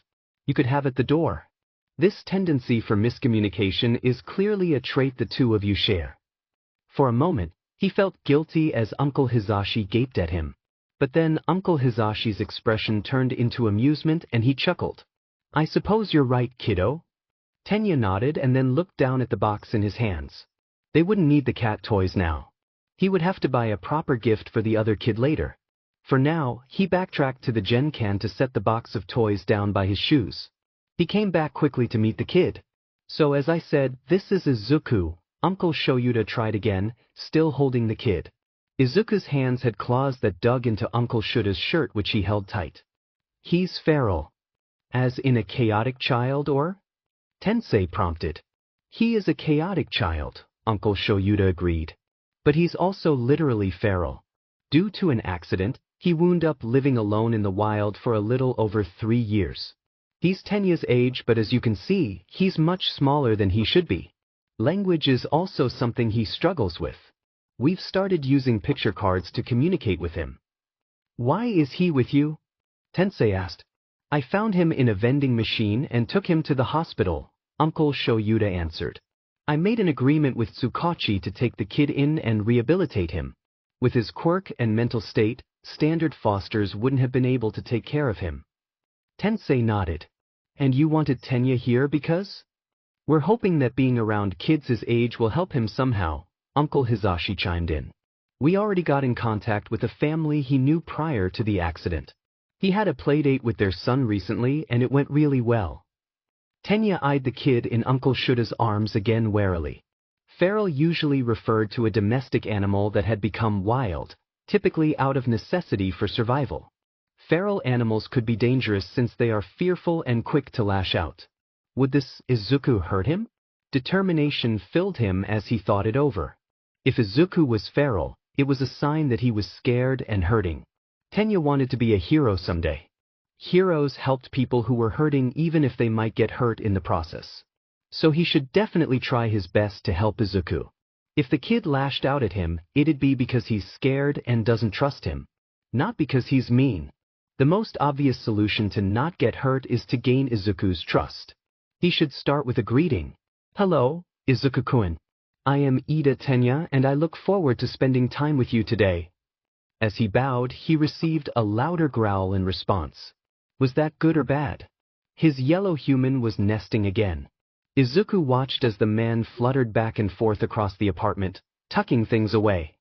He pouted when the chunks of wood he had carefully placed on the floor got scooped up into a basket. He'd put them back later. Izuku. Oh, that was his name's sound. Some of the human sounds had started to become clearer as he noticed them being repeated. Most still seemed muffled, and while he vaguely understood what some meant, only a few were clear enough that he could use them. Not that he felt confident enough to try and make these human sounds himself yet. His dark human waved a paw in his face. Izuku, please. Friends are coming over today. You need to be good, okay? No biting. No scratching. Can you do that? Good was used whenever he did something right. Izuku preened, although he wasn't sure what he had done this time. He'd just been sitting here, watching his yellow human. A sound at the door indicated someone was at their den. He hoped it was Kaken, but the smell of the monsters that rumbled by outside told him it probably wasn't. His dark human sighed and picked him up. He clung to his dark human as more new humans came into their den. The smell of the monsters and metal and oranges filled the air.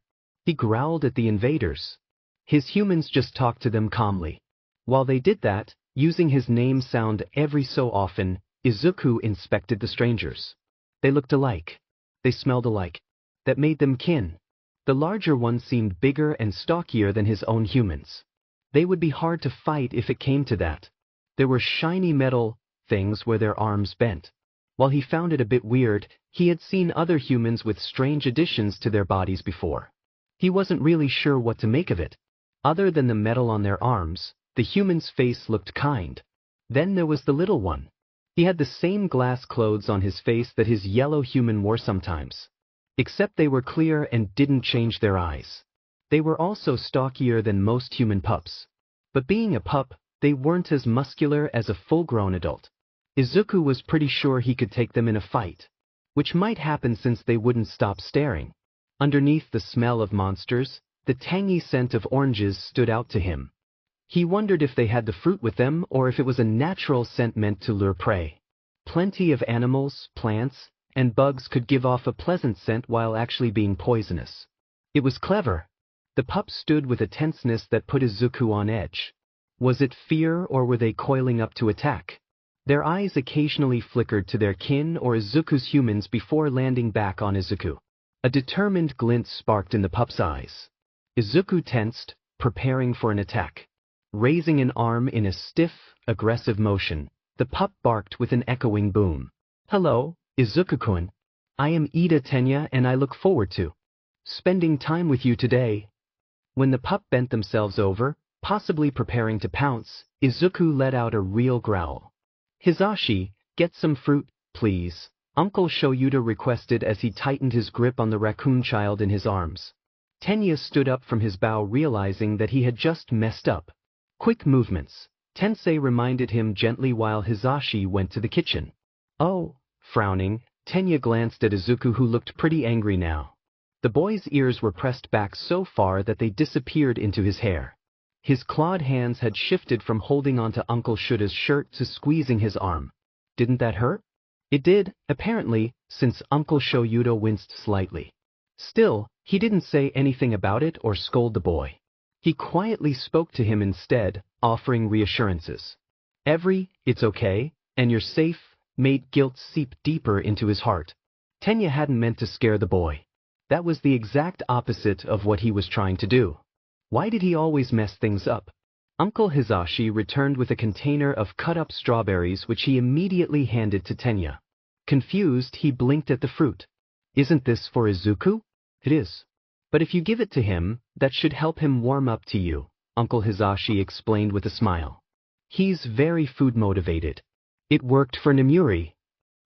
So Auntie Namuri had already met Izuku. He wondered how that went. If she also had to bribe the boy with fruit, then this response wasn't just because of him. It was how Izuku reacted to everyone that made him feel the slightest bit better about this turn of events. Go on, Uncle Hisashi encouraged. Izuku had quieted down in Uncle Shouta's arms, eyeing the strawberries with narrowed eyes. His hands had relaxed, his claws no longer digging into Uncle Shouta's arms. Although he still seemed wary, his attention was set on the strawberries. Slowly, Tenya approached Uncle Shouta and Izuku, picking up a strawberry piece to hand to the boy. Izuku's nose scrunched up at his approach, lips lifting in a silent snarl. But he remained still, waiting and analyzing the situation. Whether he could communicate well or not, his intelligence was clear in his eyes. Tenya felt like he was being picked apart. Izuku was the predator here. Here you go, Izuku, Tenya said as softly as he could, holding the strawberry piece out. He had expected the boy to grab it with his hands, but after a couple of sniffs, Izuku lunged forward, snatching it out of his hand with his teeth. They were sharp, nicking his thumb in the process. Watching a bead of blood well up on his thumb, he was surprised by how little it hurt. A smug look flashed across Izuku's face in the seconds it took for Uncle Shouta to pull him away and scold him. Now, as Uncle Shouta repeated, and bad, to the boy, Izuku looked irritated to be in trouble. He had bitten Tenya on purpose for some reason. It didn't hurt, Tenya spoke up, worried for the boy. He still can't bite people, Uncle Shouta replied, still frowning at Izuku disapprovingly. But if he's feral, he's just communicating how any animal would, right? He still can't bite people, Uncle Shouta repeated. He turned to face Tenya, and Izuku seemed relieved that the attention was off of him now. Part of rehabilitating him is teaching him how to interact with others. While he and anyone with animal quirks will have instinctual behavior that others consider inhuman, there is still a line for unacceptable behavior. I scared him though, Tenya pointed out. That's self-defense. Uncle Shouta sighed. If you had actually attacked him, then yes, biting would be considered a valid form of self-defense. But just like you can't kick someone at the store if they make you nervous, he can't bite or scratch. His bite just then was definitely not self-defense. It was a warning or a threat. He did the same to Namuri, except he didn't break skin then. Tenya thought about the smug look Izuku had a moment ago. So he was pleased with himself because the bite warned Tenya that he would hurt him if he hurt Izuku? That he was capable of defending himself if need be? Somehow that seemed reasonable to him.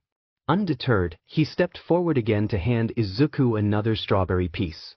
This time, Izuku did take it with his hands, his claws snagging the fruit before he pulled it to his mouth. The raccoon boy chirped happily as he chewed on the fruit. After he swallowed, he held out his hands for another piece, curling his fingers in a grabbing motion. Smiling, Tenya handed him another piece. That had gone surprisingly well. No, you can't bite people. That's bad. Do you understand, Izuku? Biting is bad. Bad? No, he was not. All he did was warn that human pup that just because he was accepting the fruit, it didn't mean that he trusted them. His dark human just doesn't understand how important it is to establish that you're in charge. His humans never bothered to do that with him. But he had manners, and so he respected their ownership of the den. The pup didn't seem bothered. They exchanged some sounds with his dark human for a bit before giving Izuku more fruit. He didn't bite them again since he was sure they got his message. Eventually, his dark human relaxed and let him down. Izuku used his new freedom to try and climb the human pup for the fruit. They were bigger than him. He couldn't reach the fruit without climbing. They didn't seem to like being climbed on since they crouched down, putting both him and the box of fruit on the ground. The fruit was all his now. Victory. I should just meet people at the door with fruit from now on. He likes fruit that much? The older stranger rumbled at his yellow human. He'd been so focused on the pup that he had forgotten about that one. His yellow human made a sound of amusement. He likes food that much. But yeah, we've had to trade fresh food for packaged snacks for him to hoard since he'll overeat. He once got fruit drunk, the way kittens get milk drunk. It was adorable. Shouta, it was not. I thought he was going to get sick. Izuku paused his chewing to look up at his squawking yellow human. Why were they upset this time? It scared the hell out of me. His tummy was just too full. Just needed a nap and then he was fine. You two really care about him, don't you? The older stranger rumbled again and Izuku finished off the last few pieces of fruit. Of course we do. We're rehabilitating him. Izuku stood up when his yellow human responded to the older stranger. They didn't sound upset anymore, so he set his sights on the pup. No, I mean, you're going to keep him, aren't you? The pup tensed when Izuku started sniffing them. They still smelled like monsters and metal and oranges. He tried to find the source of the orange smell. If they had some, he wanted them. What are you doing? The pup was quieter now. They had been too loud before. Quiet was better. We're thinking about it. There's a lot to consider though. He didn't find oranges, but he did find the source of the monster and metal scent. The human pup's legs had metal bits in the back, just like the metal bits the older stranger had on their elbows. His nose scrunched up at the smell coming from the metal bits he'd just uncovered. That's my quirk. The human pup was trying to twist around. Smart. Izuku was behind him, and it wasn't good to show your back. That leaves you vulnerable to attacks. If it's your age that you're worried about, I've pretty much been taking care of Tenya since we were in high school. It's not as hard as you think to make time for them. Hey, don't lick them. Izuku fled when the human pup roared unexpectedly. His yellow human was closest now, so he climbed that one. Izuku, wait. I'm sorry. Tenya won't hurt you, Izuku.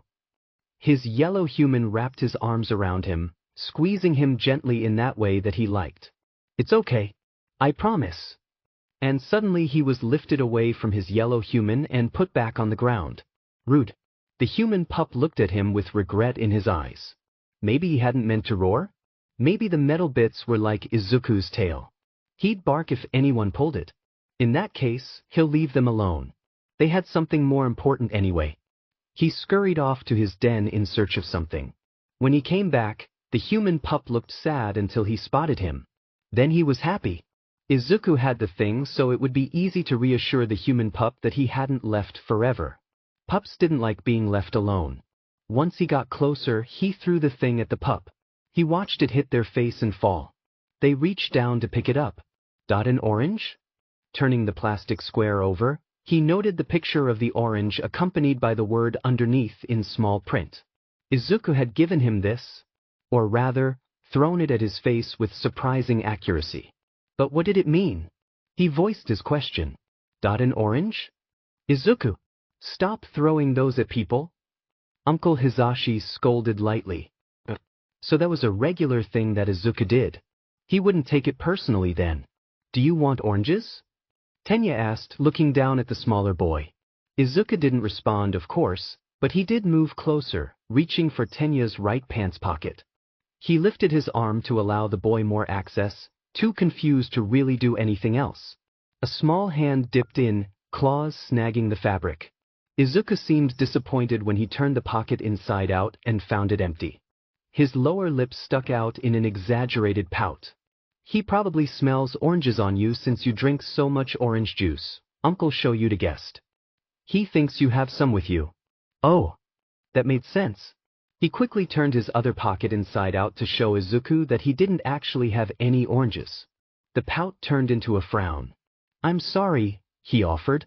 The raccoon boy seemed to lose interest in him after that, flopping down on the ground and remaining sprawled there. Uncle Hisashi just sighed and scooped him up. Come on. Let's go sit down and talk. I'm sure something will catch his attention soon. Let's talk about how you said you found him in a vending machine, Tensei suggested, raising an eyebrow. I feel like there's a story there. Oh, there is, Uncle Hisashi replied with a laugh. Tenya happily followed his little family, ready to hear the story of his newly acquired cousin. The human pup with the metal bits had no oranges. They just smelled like oranges then. It was a strange smell to have for a lure, but oranges were tasty, so it made sense. He guessed that it could also be a deterrent. Some bugs don't like certain fruits. If he got the juice of those fruits on himself, he sometimes got less bug bites. He rolled in fruits a lot when he learned that. With the puzzle mostly solved and no oranges in hand, he decided to lay down. These new humans didn't seem to be a threat. He kind of liked that human pup actually. It should be safe to lay down around them. Except his yellow human picked him up and moved him for no reason. He let his head thump against his yellow human's shoulder as boredom set in. The humans were all just making sounds at each other. Occasionally his name sound came up, but he didn't hear anything else that was interesting. For some reason, humans vocalized way more than any other animal Izuku had met. Except maybe birds. Birds never shut up. Unless you eat them. But bird sounds are more annoying than human sounds. Even if he thought he might be able to eat a human, which he could absolutely never do. Look at how big they are. There was no reason to. Their sounds could be soothing sometimes. He didn't mind them at all. Why do these kinds of things always happen to you? The older stranger groaned loudly, making Izuku reaware of their presence. He hadn't investigated them yet, had he? Climbing down, he made his way over to the older stranger as his dark human grumbled back at them. I don't know. I attract problem kits or something. Oh, hold still. He's curious but skittish. Just like the nice-smelling stranger from before, the older stranger with metal bits held very still as he sniffed at them.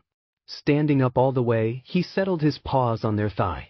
He glanced up at them to see how they would respond. They were staring at him, so he flattened his ears, hissing quietly. When they quickly looked away, he resumed his exploration. They didn't react to him squeezing them. After thinking about it for a bit, he decided to climb into their lap. This time they did react, their paw immediately landing on his back. Bristling, he growled at the unexpected touch. But they just seemed to be making sure he didn't fall. An understandable instinct since their kin was a pup. He relaxed and finished climbing up. It wasn't as soft to sit on them as it was with the nice-smelling stranger. But their lap was wider than both his yellow humans and his dark humans. Less chance of slipping off. With that in mind, he felt safe to explore the stranger. They had very short hair, just like their kin. But it was much fluffier. The pup's hair was smoother. This human needed grooming. He moved to scramble off them, only for them to grab him and place him gently on the ground. They seemed much more confident touching him than both the nice-smelling stranger or his pup. A bit like his dark and yellow humans. His dark human especially had no problem grabbing him all the time. He didn't mind much since it got him around quicker. Although, he minded a lot when he was grabbed while trying to escape. Shaking off the unexpected touch, he headed into the room with the pond. It was where all the grooming and cleaning happened. He jumped up on the little box that his humans had brought into the den for him, to let him reach the top of tall things all by himself. Up there, he grabbed the scratchy thing that his yellow human used to groom him. It was way better than using claws. Destroyed the vending machine at the Muzutafu precinct? Izuku froze in place on his way back when the older stranger barked suddenly. Peeking around a corner, the stranger didn't look angry or aggressive. Just a little startled. The pup did too. Had something happened? Aren't those hard to break? The pup chirped somewhat loudly. He wasn't as loud as his kin though. They're supposed to be. But there's a strength aspect to his quirk. When both of the strangers relaxed back into the soft things they sat on, Izuku relaxed again. It was safe to come out now. How strong is he? The pup noticed his return first. That one definitely had a staring problem. It's hard to say. The quirk specialist we took him to said that it could be proportional to the average raccoon's strength, or it could be more when he gets older if he trains his muscles. He would teach the pup not to stare later. First, he needed to finish what he set out to do. The older stranger needed grooming. He crawled up on the stranger with the scratchy thing held safely in his mouth. After all, he needed his paws to climb. They responded by touching him again, but this time he recognized it as a natural instinct from a pup's pack member. What's he doing? Maybe he wants you to brush him? After we got the mats out of his hair, he really enjoyed it. The older stranger tried to take the brush from him, so he hissed at them. Or not. Once he was sure they wouldn't try to take it again, Izuku reached up to rub it on their head. Their fluffy, messy hair wouldn't stay down like their kin's though. Ah, he's brushing you. That's so cute. Hisashi, why is he brushing me? Your hair is messy, Oni-san.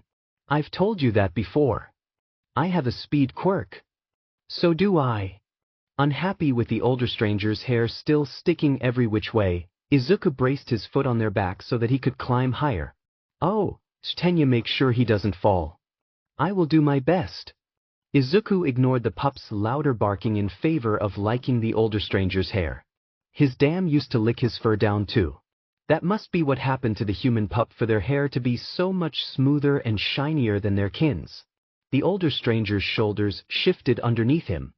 He's liking me, isn't he? He's grooming you. This is adorable. Hold on, let me take a picture. I'm already recording, Zashi. You Shoyuta. Oni-san. Language. Yeah, Tensei. Language. Shou, so help me, I will never bring you death coffee again. You wouldn't dare. Satisfied with his grooming efforts, Izuku slid down the older stranger's back before hopping onto the human pup.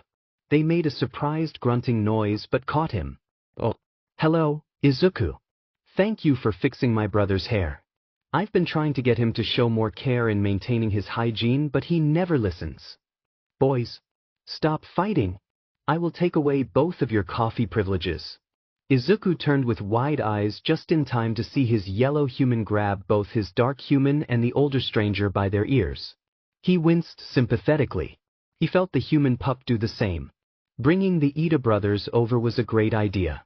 Aside from the fact that he forgot to mention Izuku was a human child and the small nipping incident at the start, things were going really well. Izuku was comfortable with the brothers, enough to groom Tensei's hair earlier and to sit on Tenya now. Shoyuta decided that he was good at this whole playdate thing. Izuku, please, Tenya pleaded as Izuku demonstrated his lack of understanding about personal space. His nose occasionally bumped against Tenya's face as he sniffed him. His poor nephew was leaning away awkwardly, trying to keep some distance between them. Izuku just chirped softly before pressing his cheek against Tenya's. At least he liked the kid. So I'm sure he's a bit of a handful. How are you two managing work in him? Tensei brought up after chatting for a while about Izuku's circumstances. If you need help, I could babysit. Well, right now, we've cut our patrols in half, Hisashi answered. Shoyuta leaves later, after Izuku's gone to sleep, and then comes home at the same time as usual. I leave once Shuta's had some time to nap. As for the radio show, I'm pre-recording as many segments from home as I can. But we'll need to return to our usual patrols soon, Shoyuta added. We aren't senior heroes. We don't have the privilege of long-term flexibility yet. Has Izuku realized that you two leave, or have you done it in a way that he hasn't noticed? He definitely knows that I leave. At first, Sho had to distract him with a movie so that I could go, and then I'd make sure to return with a treat for him. It only took a few treats for him to realize that if I left for a bit, he'd get something when I get back. No distractions needed now. He doesn't know that Shoyuta leaves though? Since he's asleep? Tensei questioned, worried. As far as I know, he hasn't woken up until a little while after Shoyuta gets back yet, Hisashi shrugged. From his perspective, Shoyuta has never been out of the house without him. That will not go over well when Shoyuta returns to his regular patrols then, Tensei grimaced. I'll just do what Zashi did, Shoyuta dismissed. A few treats upon return and he'll be fine. What kind of treats? Tenya interjected, holding his arm up rigidly. Frequent sweets cannot be good for his health, especially if he starts getting 2 a day. Hisashi chuckled. That's a good point. But usually, rather than food which he can get any time at home, I've been bringing home shiny trinkets. I keep an eye out for them while on patrol and then buy something if I don't find anything on the ground. I see. That is acceptable if you wash the things you find. Public streets are full of germs. Izuku chose that moment to ironically lick Tenya's face. The young speedster's eye twitched before he took a few deep breaths. Animals lick to show affection. This is fine. We'll work on that, Hisashi promised, trying not to laugh at Tenya's obvious distress. He utterly failed when Izuku began to pat Tenya's head the way they sometimes did to him. Uncle Hisashi, this is not funny. He's being nice. Tenya defended his new cousin. No, I know, Hisashi wheezed, tearing up slightly. It's just so cute. Shoyuta just smiled and held up his phone. Another picture for his album. Does a trash can open and close? Yes. A fluffy green thing popped out of the garbage on the window box. But I like it closed. So scram. Oh, Oscar. Thank you very, very much, drawer. Izuku felt his tail wag just a bit when the fluffy red one came back into view. Elmo has a friend, Tyler, and he opened and closed lots of things when he made a picture. And Tyler told Elmo all about it. Wanna watch, drawer? Okay. The fluffy red one left again, but a human pup showed up this time. When I made a picture in school, I had to open and close a lot of things. First I opened a marker so I could draw. Then when I finished drawing, I closed it. Then I wanted to paint, so I opened a jar of blue paint. You have to turn the top, then take it off. After I painted, I closed the jar. Then I opened the glue. I opened the glue because I wanted to use glitter. He watched the human pup pour something shiny out of a small bottle. The window box was on at least once a day. The fluffy creatures were one of his favorites. They repeated the same sounds each day, so it was easy to remember them. He'd worked out the name sounds of 3 of the fluffy ones: Elmo, Grover, and Bert. Bert was yellow like his yellow human. Even if he didn't understand most of what was said, the things happening in the window box were easy to follow. The human pup on there now was making something. Like when his humans made his den. And when the yellow one made food. And when the dark one made a pretty box for the cat to sit in. Humans like to make things, apparently. This time, he was pretty sure he understood 2 sounds more than he did this morning. They were made over and over, always lining up with specific actions. Tilting his head, he watched the fluffy red one open a door and let in a weird-looking rabbit. Was it sick?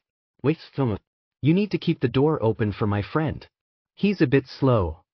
An equally sick-looking turtle appeared next. Now you can close it. He didn't learn anything new after that, but he was fine with that. 2 new human sounds were already a lot. There were plenty of other things to focus on. Like what exactly were the fluffy creatures? Maybe squirrels that lost their tails? He wasn't really sure yet. Shuffling nearby drew his attention to his dark human. They were putting on that white thing that they used to catch him sometimes. He watched as they went through their pockets, probably to make sure that they were full of snacks. Snacks were very important. You ready, Sho? Just need to get my boots on. Then it'll be the moment of truth. Izuku got up to follow his humans to the door, frowning when his dark human put clothes on his feet. Were they going somewhere today? He didn't really want to go to the cold, smelly place, so he hoped they would go to a food place instead. Chirping softly, he walked over to his dark human to be picked up. They always carried him to the metal monster that took them places. Sorry, Izuku. You'll be staying here. He's going to work. His yellow human picked him up. Confused, he looked between the 2 of them. That was the sound that meant his yellow human would leave for a long time before coming back with a treasure. His dark human was the one getting ready to leave. He squawked unhappily once he realized what was happening. His dark human never leaves him. That was the one that was always there even if they fell asleep. They can't go. It'll be okay. He'll come back just like I do. It would not be okay. He's never left before. What if he can't get back on his own? Would he never see his dark human again? I'll be back, Kit. I promise. I'll be home when you wake up. His dark human patted his head, gently grooming his fur. Izuku bristled at the touch. Did they not understand how serious this was? It was bad enough when his yellow human left, but they could scream really loud. That can scare off predators. What could his dark human do? That stupid fabric thing wouldn't stand a chance against a bear or some of those humans out there. Some of them can burst into flames. Flames eat things like fabric. Despite his best attempts to escape and stop his dark human from leaving, his yellow human held on to him. They didn't even let go when he bit their arm. Izuku, it'll be okay. That dark human was his. He wouldn't let any more pack members go. His tail thrashed as he sat next to his yellow human, all of his escape attempts foiled over the past while. The sun had started to set outside the window and his dark human was gone. But maybe there was still time to save them. He forced himself to stay awake long past when he usually does. Creeping into his human's den, he listened for a moment to make sure that the yellow human was really asleep. They were making that soft rumbling sound, so he was free to attempt an escape once again. As Elmo would say in Human Sounds, Izuku opened the door that left the den. Then he closed it behind himself. The metal pieces that held it shut really weren't that hard to figure out. Bitter. Yellow human. Den fruit. Pet. Now was not the time for that realization. He had a human to find. The scent of his dark human wasn't hard to pick up outside of their den's door. He dropped to all fours to keep his nose closer to the scent on the ground. Then he simply followed the trail. It led out of the human den that seemed to house many little dens. This wasn't too unusual. They had gone this way before when heading to the metal monster. Once outside, it led away from the den for a bit before vanishing entirely. He scrunched up his nose in confusion. He'd had prey trails disappear before. Usually because they could climb or fly. Could his dark human fly? Lifting his head, he tried to pick up his dark human's scent in the air. That was a little harder to track than scents left on surfaces. Luckily, he picked up something and followed it to another human den. It was really, really tall and made of stone.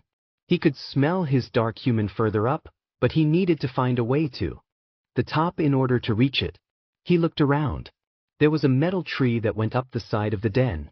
There weren't any branches, but Izuku had mastered climbing those shortly after coming to the human city. Up he went until he reached a window ledge.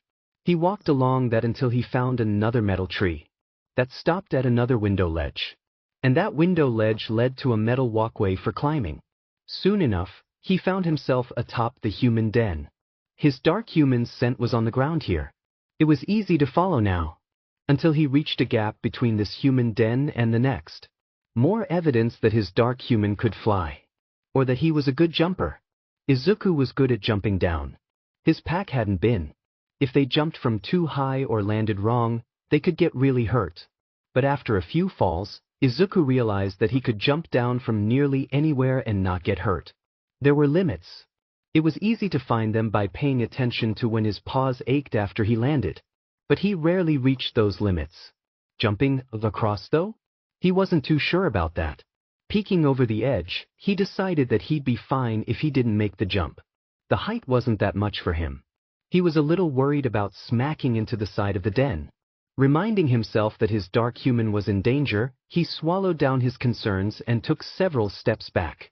With a running start, he launched himself across the gap. He just barely made it, claws scrabbling on the stone after the edge slammed the air out of his gut. Pulling himself up, he took a moment to rub his belly, soothing the pain. As soon as it faded, he got up to search for his dark human scent again.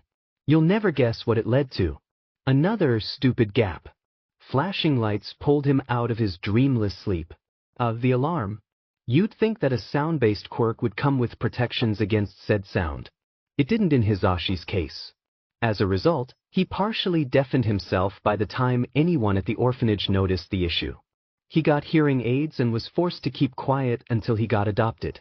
His moms never silenced him, instead just getting ear protection for him and themselves. His hearing had still declined a bit since then due to various incidents. Even alarms could be difficult for him to hear without his hearing aids. Hence the flashing one that was designed for deaf and hard-of-hearing folks. The one he now set to check on his new baby during the night. Getting up after putting his hearing aids in, he thought about Izuku on the way to his room. He was a bizarre little kid, but Hisashi was getting so attached. Shouta was too. His fiancée had expressed wanting to make Izuku a permanent part of their family. Hisashi was considering it. He was just so worried. Being abandoned by his birth parents made it hard to trust himself. If they could just stop loving him, then who's to say he didn't inherit that trait? What if he stopped loving Izuku all of a sudden because he was difficult or frustrating? He'd hate himself if he did. With a sigh, he opened the door to Izuku's room and slipped inside. The fact that the kid never stirred when he entered his space was probably a good sign of trust or something. He quietly made his way over to the little tent to peek inside, to catch a glimpse of Izuku in his nest. His heart plummeted when he couldn't see green curls or a bushy tail. Izuku! Hesitantly, he reached inside to move aside some blankets. He didn't want to disturb the kid's nest too much, but he needed to make sure he wasn't hidden in there somewhere. No warm skin or the sharp press of claws. His baby wasn't here. Izuku! Hisashi called, trying and probably failing to contain his panic. He set the alarm specifically because they had been concerned about Izuku waking up and getting into things. He could just be getting a snack or using the bathroom. Maybe he couldn't sleep and decided to play with his blocks? He really liked those, setting them up strangely all over the place. He quickly searched the apartment, calling for Izuku, begging him to come out. Not in the cabinets. Not in the tub. Not under the couch or in the linen closet. He checked everywhere that Izuku has hidden before and anywhere else the agile boy might be able to cram himself into.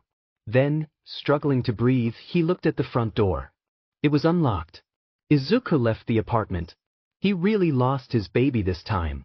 Jumping over the gaps got easier with practice. He didn't hurt his belly anymore, at least.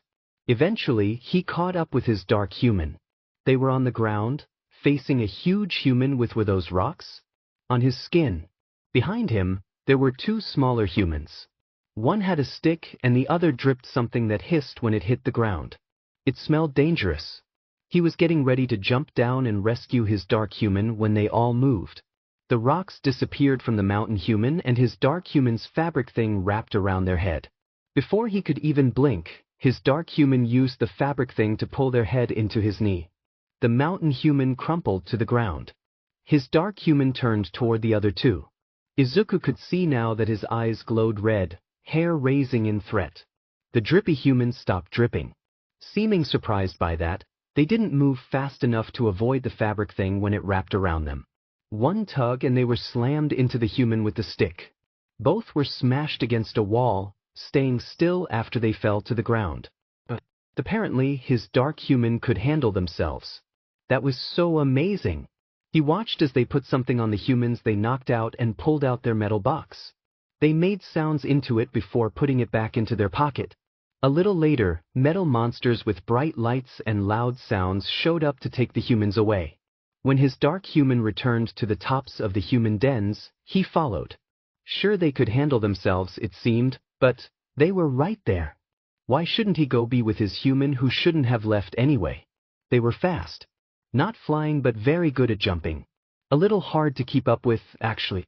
Thankfully, they stopped when a chirping sound echoed through the air. When they pulled out that metal box again, he took the opportunity to catch up. Hell! Aizawa! He's gone! Hisashi screamed on the other end of the line, clearly struggling to control his quirk. What? Izuku? He questioned, already alert. Yes, Izuku. He is not in the apartment. I lost my baby. Calm down. Don't you tell me to calm down, Aizawa Shouta. That's my baby. I'm sorry. I meant don't panic. We have connections. We'll find him. If we struggle to find him in our apartment, how the hell are we going to find him in the city? Calling in the missing child of a couple of pro heroes would get a big task force. I know. Hisashi took a shuddering breath. I lost him. This isn't on you, my love, Shouta reassured him. I was watching him. I was supposed to be watching him. You sleep when he sleeps. He was supposed to be sleeping. It's not your fault. But it's not your fault. Repeat that.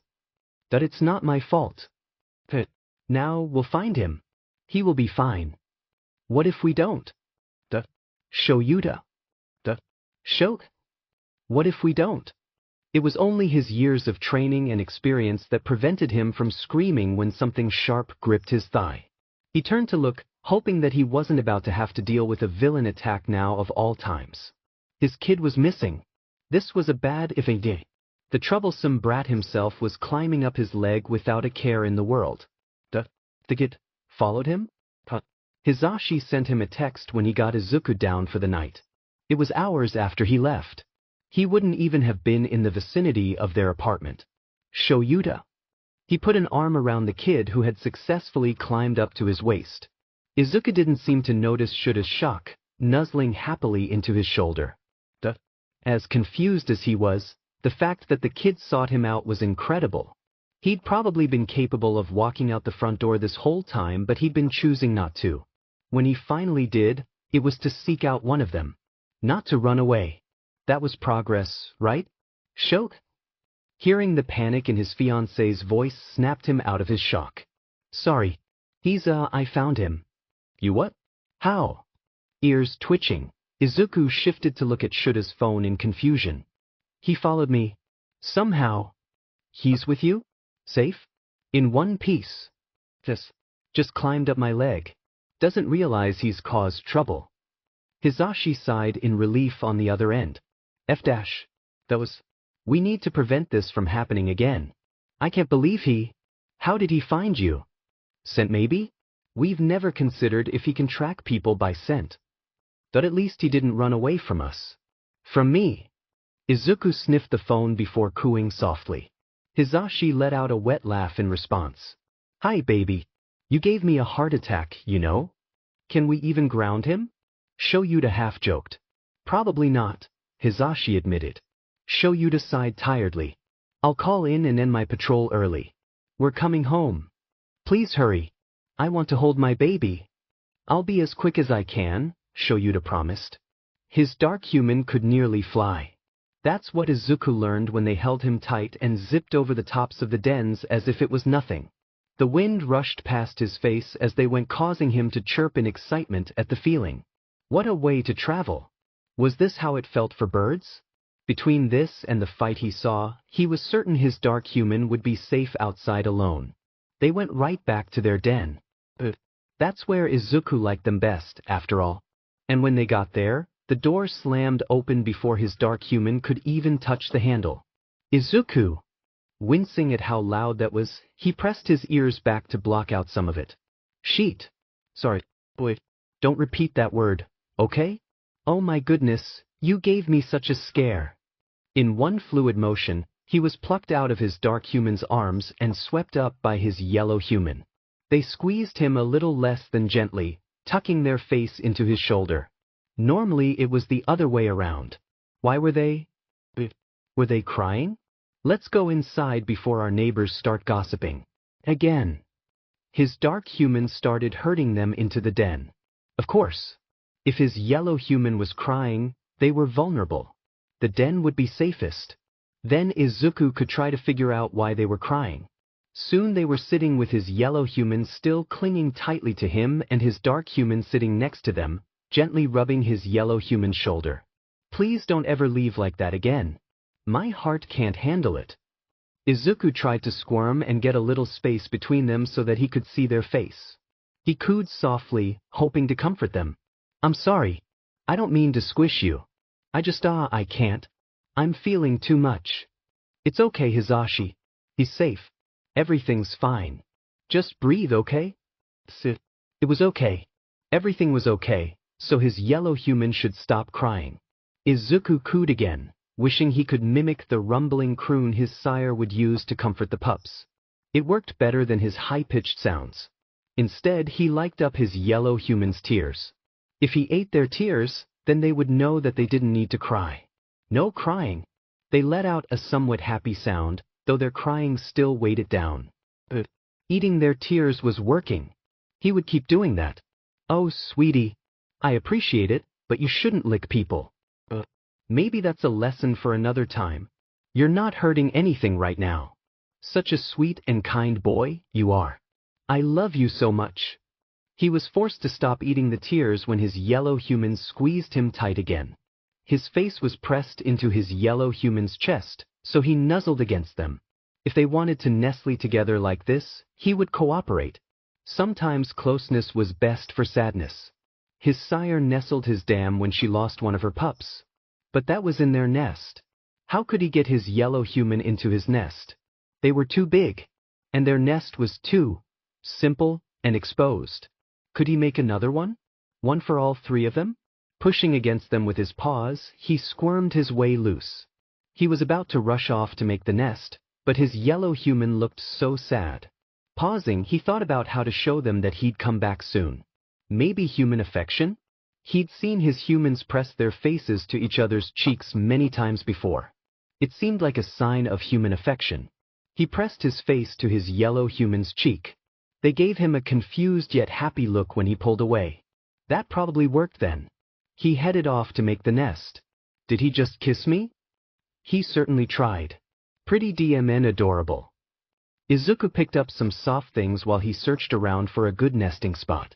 Well, defendable, but big enough for all three of them. Where would that be? Don't swear around the baby. He doesn't understand me.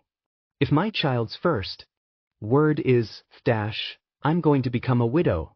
We aren't married yet. I'll marry you and then murder you. Understood.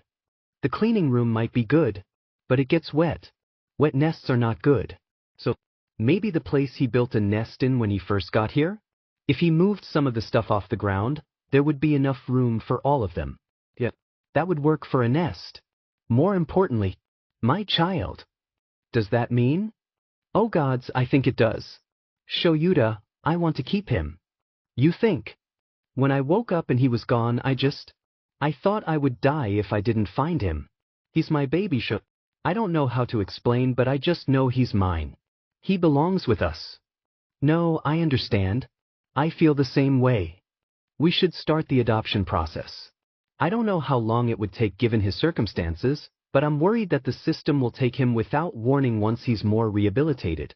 I used to get pulled from homes without warning back then. I have a feeling that if they take him, you'll raze them to the ground. I would not. I would get my baby back legally. There's no way I would risk getting sent to jail when I have my baby to care for. But you'd murder me if his first word is F dash? That's jail-worthy. Please. They'd never find your body. That I believe that, actually. I love you. Don't smile at me like that. It's creepy. Your smile is creepier, Sho. Like the Cheshire Cat. It is not. What is he doing? A nest big enough for all three of them would require a lot of soft things. He used the clothes from the basket he raided all the time. Then he got the extra blankets and soft things scattered around his den. Not from his nest, though. He can't take that apart. But there were plenty of blankets behind that one door. Along with those fluffy things that take away wet after a bath. It was a little difficult to carry all that, so he had to make multiple trips. On his final trip, he noticed his humans following him.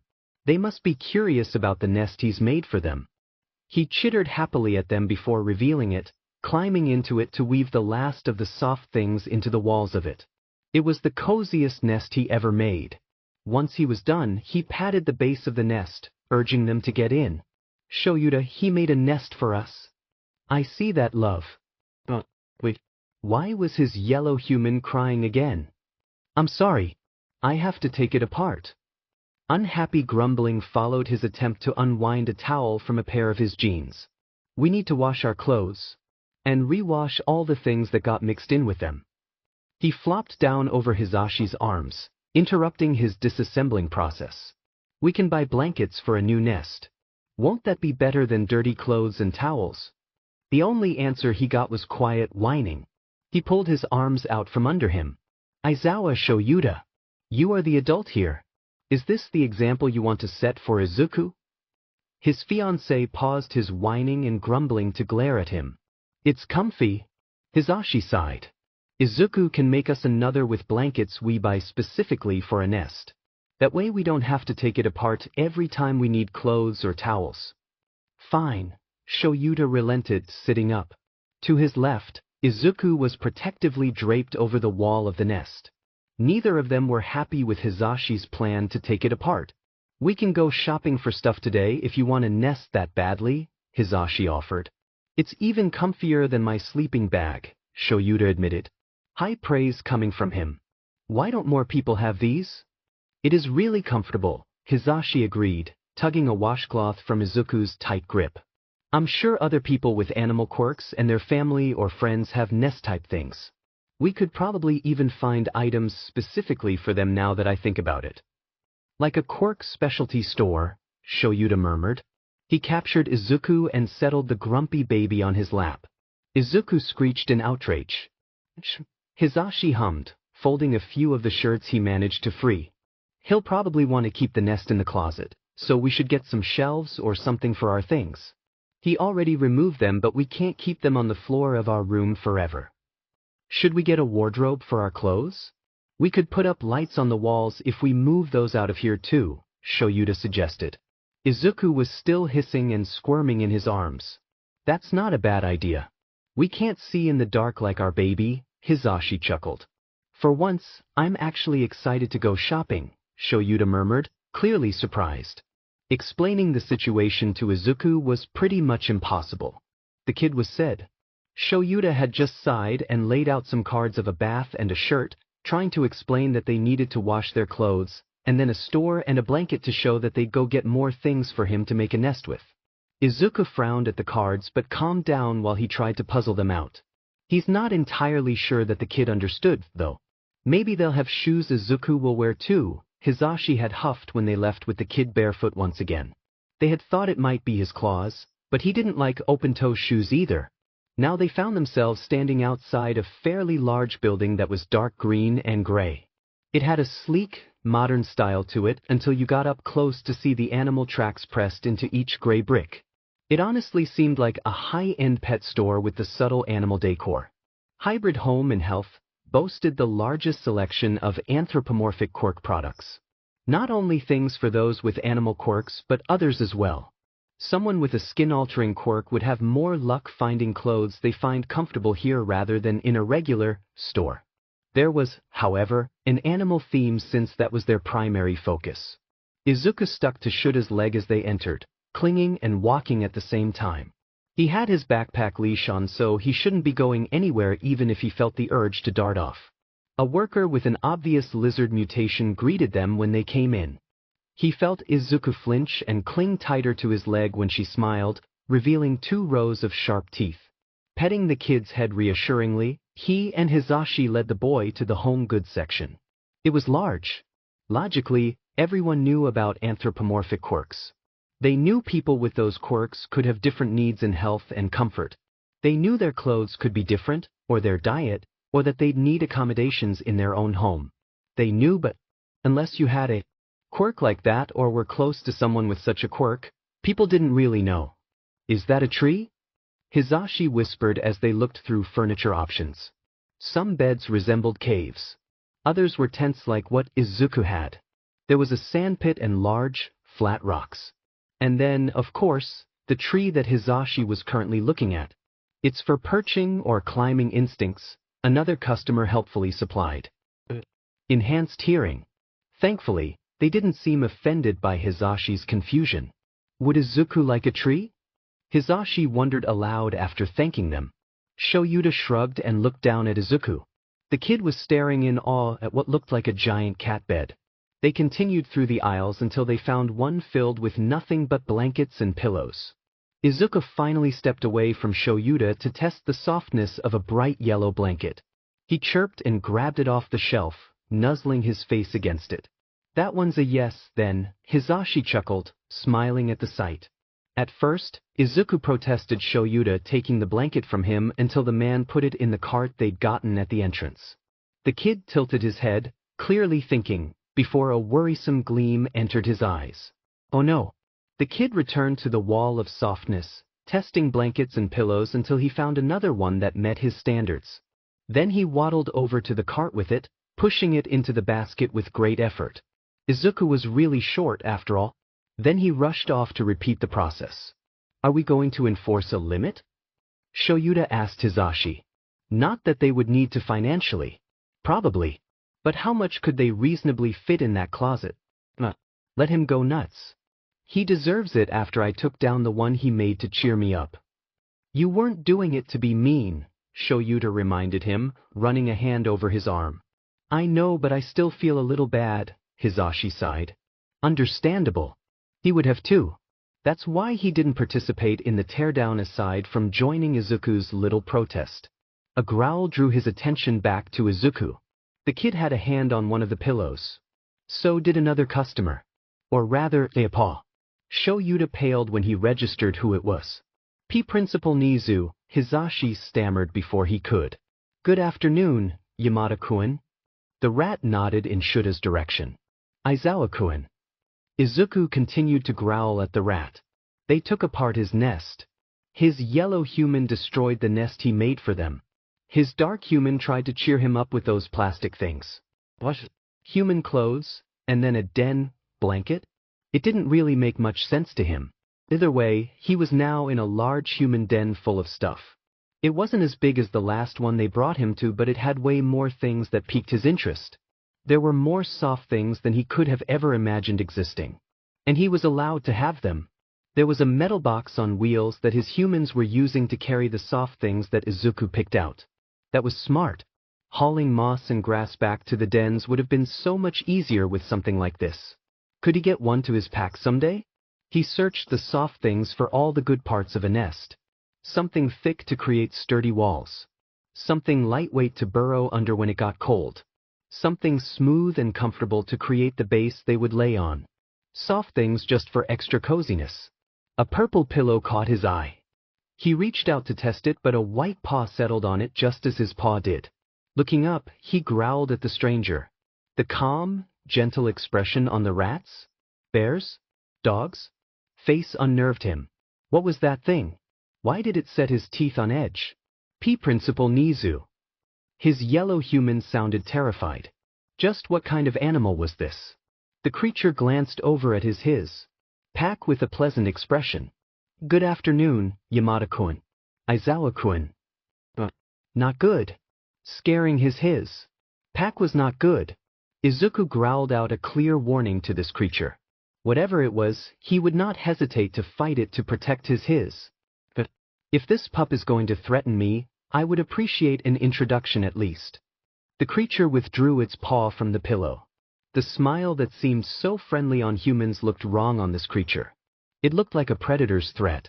Was this creature a predator or prey? That you can understand him? Your definition of understanding him is likely very different from mine. Care to elaborate? His dark human grumbled at the creature. Sounds, body language, pheromones, tactile, chemical, and even electrical signals can convey messages even between species. However, not every being has the receptors necessary to interpret all of those signals. Can I understand him? More clearly than you, I'm sure. Could I translate his messages into precise words? Not exactly. I can merely paraphrase. So you're paraphrasing that he's threatening you? Yes. Now, who is he? I don't recall such mutation quirks being in either of your family trees. I'm also fairly certain that neither of you would be interested in the parties required to produce biological offspring. Thus, I conclude adoption or a case. Witness protection, perhaps? Gods, you're creepy. Both Izuku's and the creature's ears twitched when his yellow human huffed something under his breath. Thank you, Yamada-kun. I find that people often find the smartest being in the room to be creepy.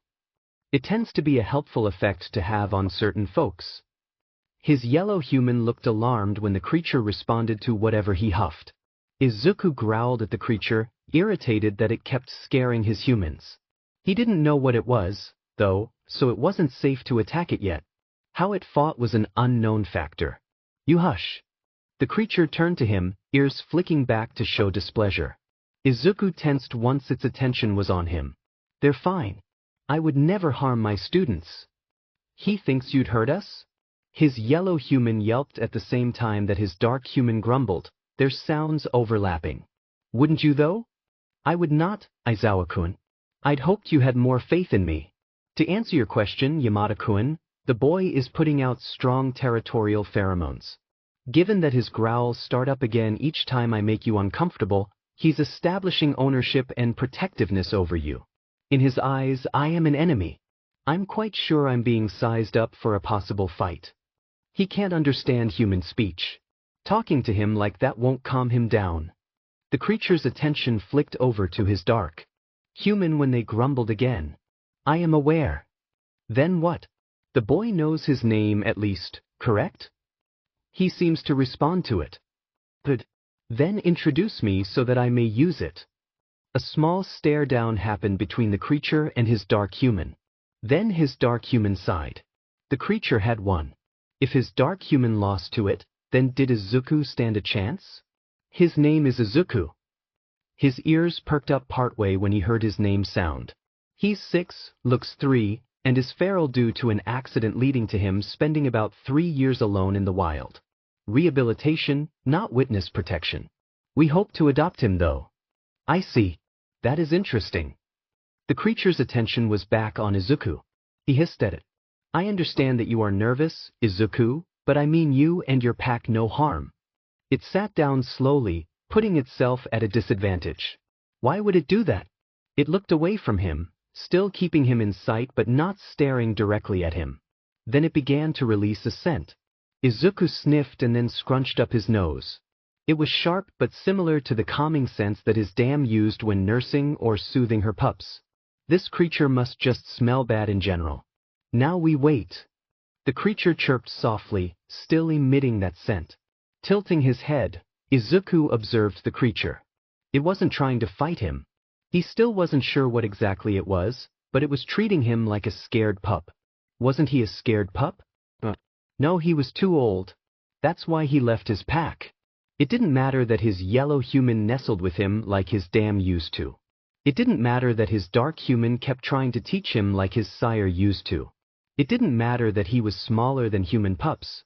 It didn't matter that he felt so small but so safe in their den and in their arms. He was not a pup. They were his pack. And he'd protect them. Deciding that the creature might not be a threat, he moved closer to sniff it. Underneath the calming scent, they smelled of that liquid that his yellow human drank. They also smelled like wood and bear and dog. And that creature that his sire called mink. Only one had ever come into their territory. It didn't stay long. His sire said to avoid it. Unlike a squirrel, it could fight back. He backed off a bit, not sure what to think of that. This creature looked nothing like the mink that had slunk across their territory. Its smells were all mixed up too, making it hard to identify. Without turning his back on it, Izuku returned to his dark human side. The creature laughed. He's confused by me. Understandable. I doubt he's ever encountered something like me. You're enjoying this. His dark human rumbled at the creature while picking Izuku up. Of course I am. The creature smiled in that predatory way. Izuku hated that. Feral. A term reserved for domesticated animals who have returned to an untamed state. Feral human children were uncommon, although not unheard of. The cause of feral children was extreme isolation. Yes, some grew up in the wild, away from civilization, but others reached a feral state simply by being confined. If you lock a child in a room during the critical language learning window and deny them any social interaction, they will turn out feral. Luckily, the younger they are, the easier the enculturation process is. They can still learn proper social skills with enough time. Raccoons, in particular, are bright creatures. It would not surprise Nizu if the child before him with an obvious raccoon quirk had heightened intelligence. Teaching him would be a long process, but it would be a simple one. He would just need patience. Please, don't antagonize him, Aizawa requested, holding his pup protectively. The pup who postured himself as an adult. He wondered if the child was even aware that he was human.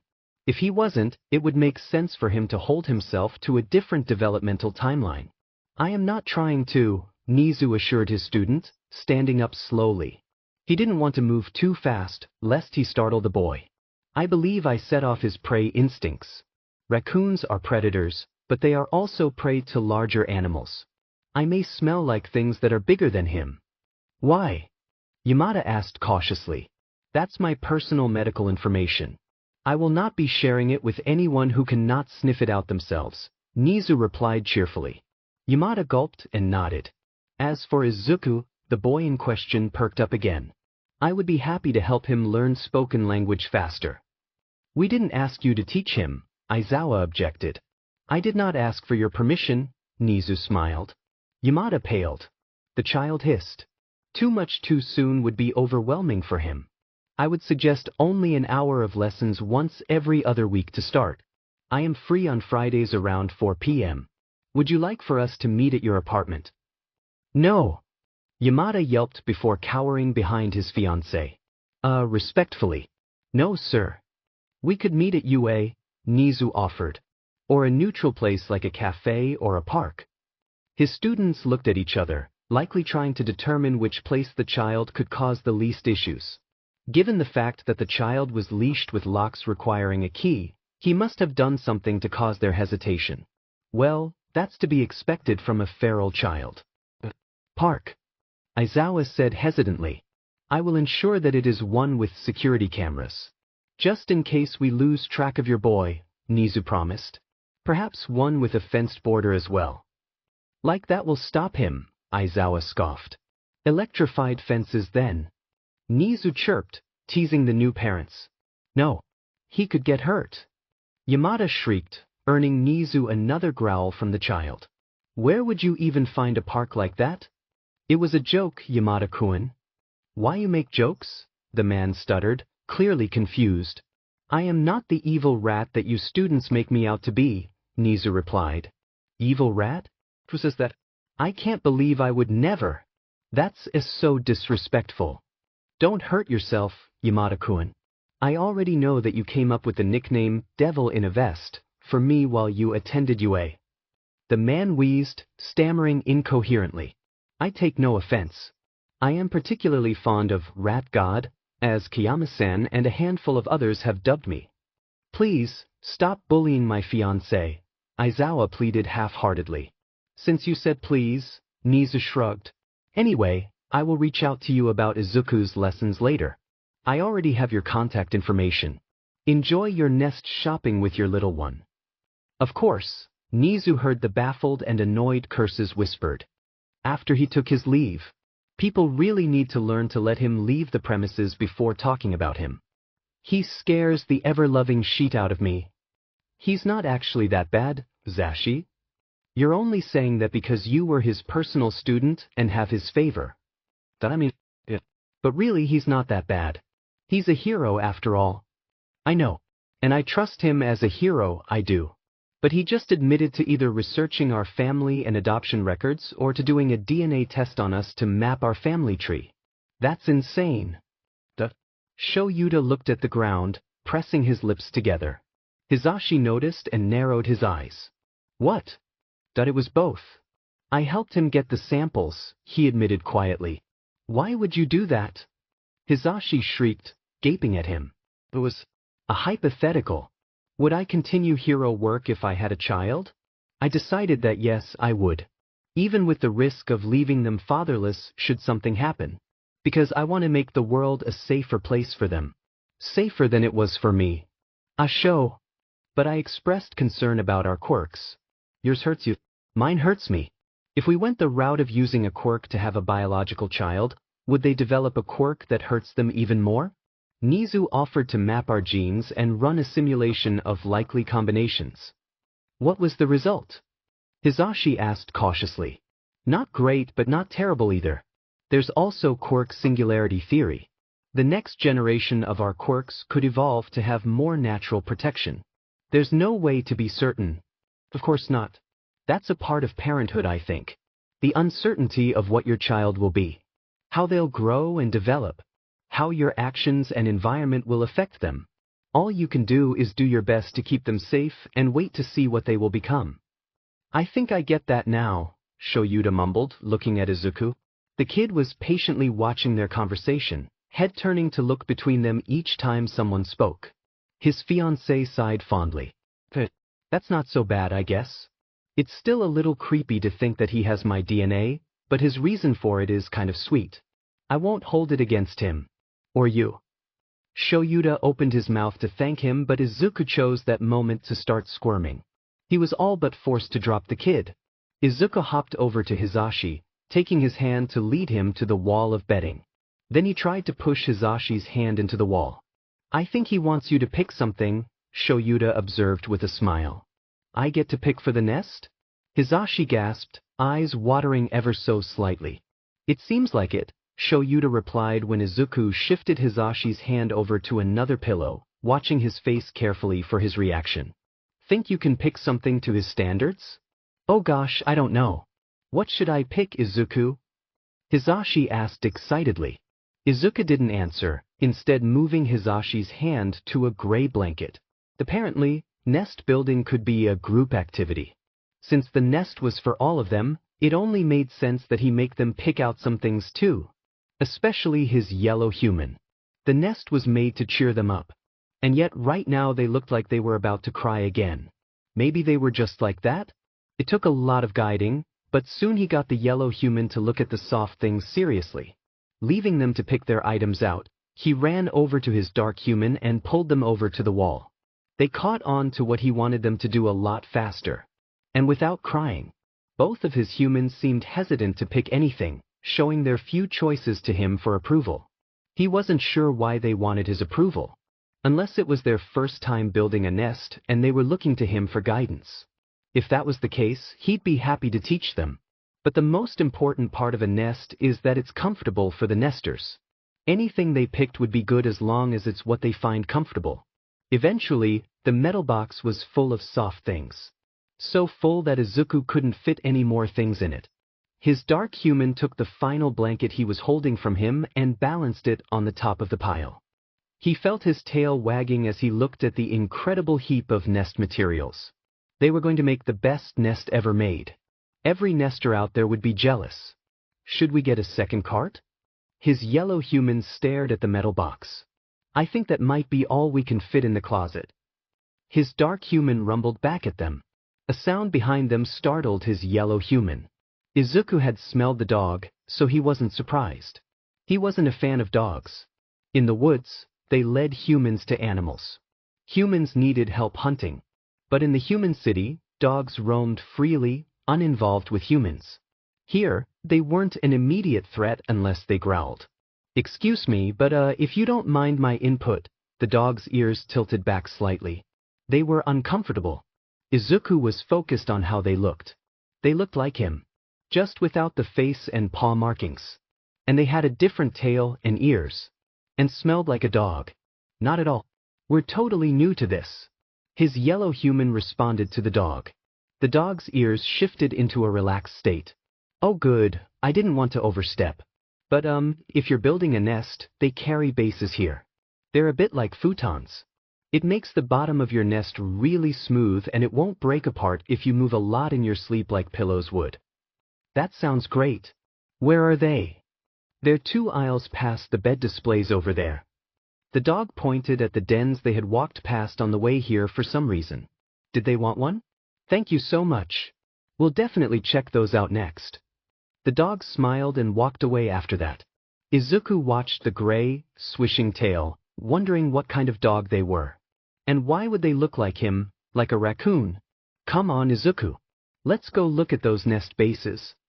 His yellow human chattered excitedly, picking up Izuku in his arms. He would think about the dog later. For now, he nuzzled into his yellow human's shoulder. They clearly needed his attention. Running into Nizu had been terrifying and exhausting. The fact that his fiancée DNA tested him with the rat was a little weird. But it came from good intentions, so he couldn't hold it against either of them. Shouta was always socially awkward and he knew that when they started dating. And Nizu? Well, Nizu didn't always grasp human emotions or social standards. Despite that, the shopping trip was going well. They had filled an entire cart with pillows and blankets. There were even a few plushies thrown in here and there. Then they looked at nest bases after a man with a wolf mutation suggested them. Izuku had seemed thrilled, laying on each display to test them. He wound up picking a 2-piece base. The bottom was a circular tatami mat. The top was a 4-inch cushion with a removable cotton cover. It'd be easy to wash, which was great since it was white. Now they had moved on to the ultimate challenge of their shopping trip. Shoes for Izuku. How about these ones? Izuku stared at the soft, jelly sandals that Hisashi had put on for him. He took 2 steps in them before plopping his butt on the ground to tug them off his feet. Shouta set them aside with the other rejected shoes. So far they had tried sneakers, sandals, flip-flops, and even slippers. The kid was just not having it. Shouta sighed. You need shoes, kid? Do you need help finding anything? A saleswoman asked, approaching them from the end of the shoe aisle. Her name tag said Sumiko, and she had thick, white hair. It was an odd texture, perhaps a bit like a sheep's wool. That was likely given where they were. We're just trying on shoes to see what our kiddo will tolerate. I'm afraid none have passed yet, Hisashi chuckled. The saleswoman eyed Izuku's bare feet and the pile of rejected shoes. If you don't mind my help, I could suggest something after seeing how he walks, she offered. If you could, that'd be great. We're running out of ideas. The saleswoman nodded and asked Izuku to walk toward her. When they explained that the kid didn't speak or respond to most spoken language, she switched to hand motions in stride. Surprisingly, she got Izuku to walk toward her without issue. She also coaxed him into jumping up on a stool that was in the aisle for those trying on shoes. Then she smiled. I think I know what will work.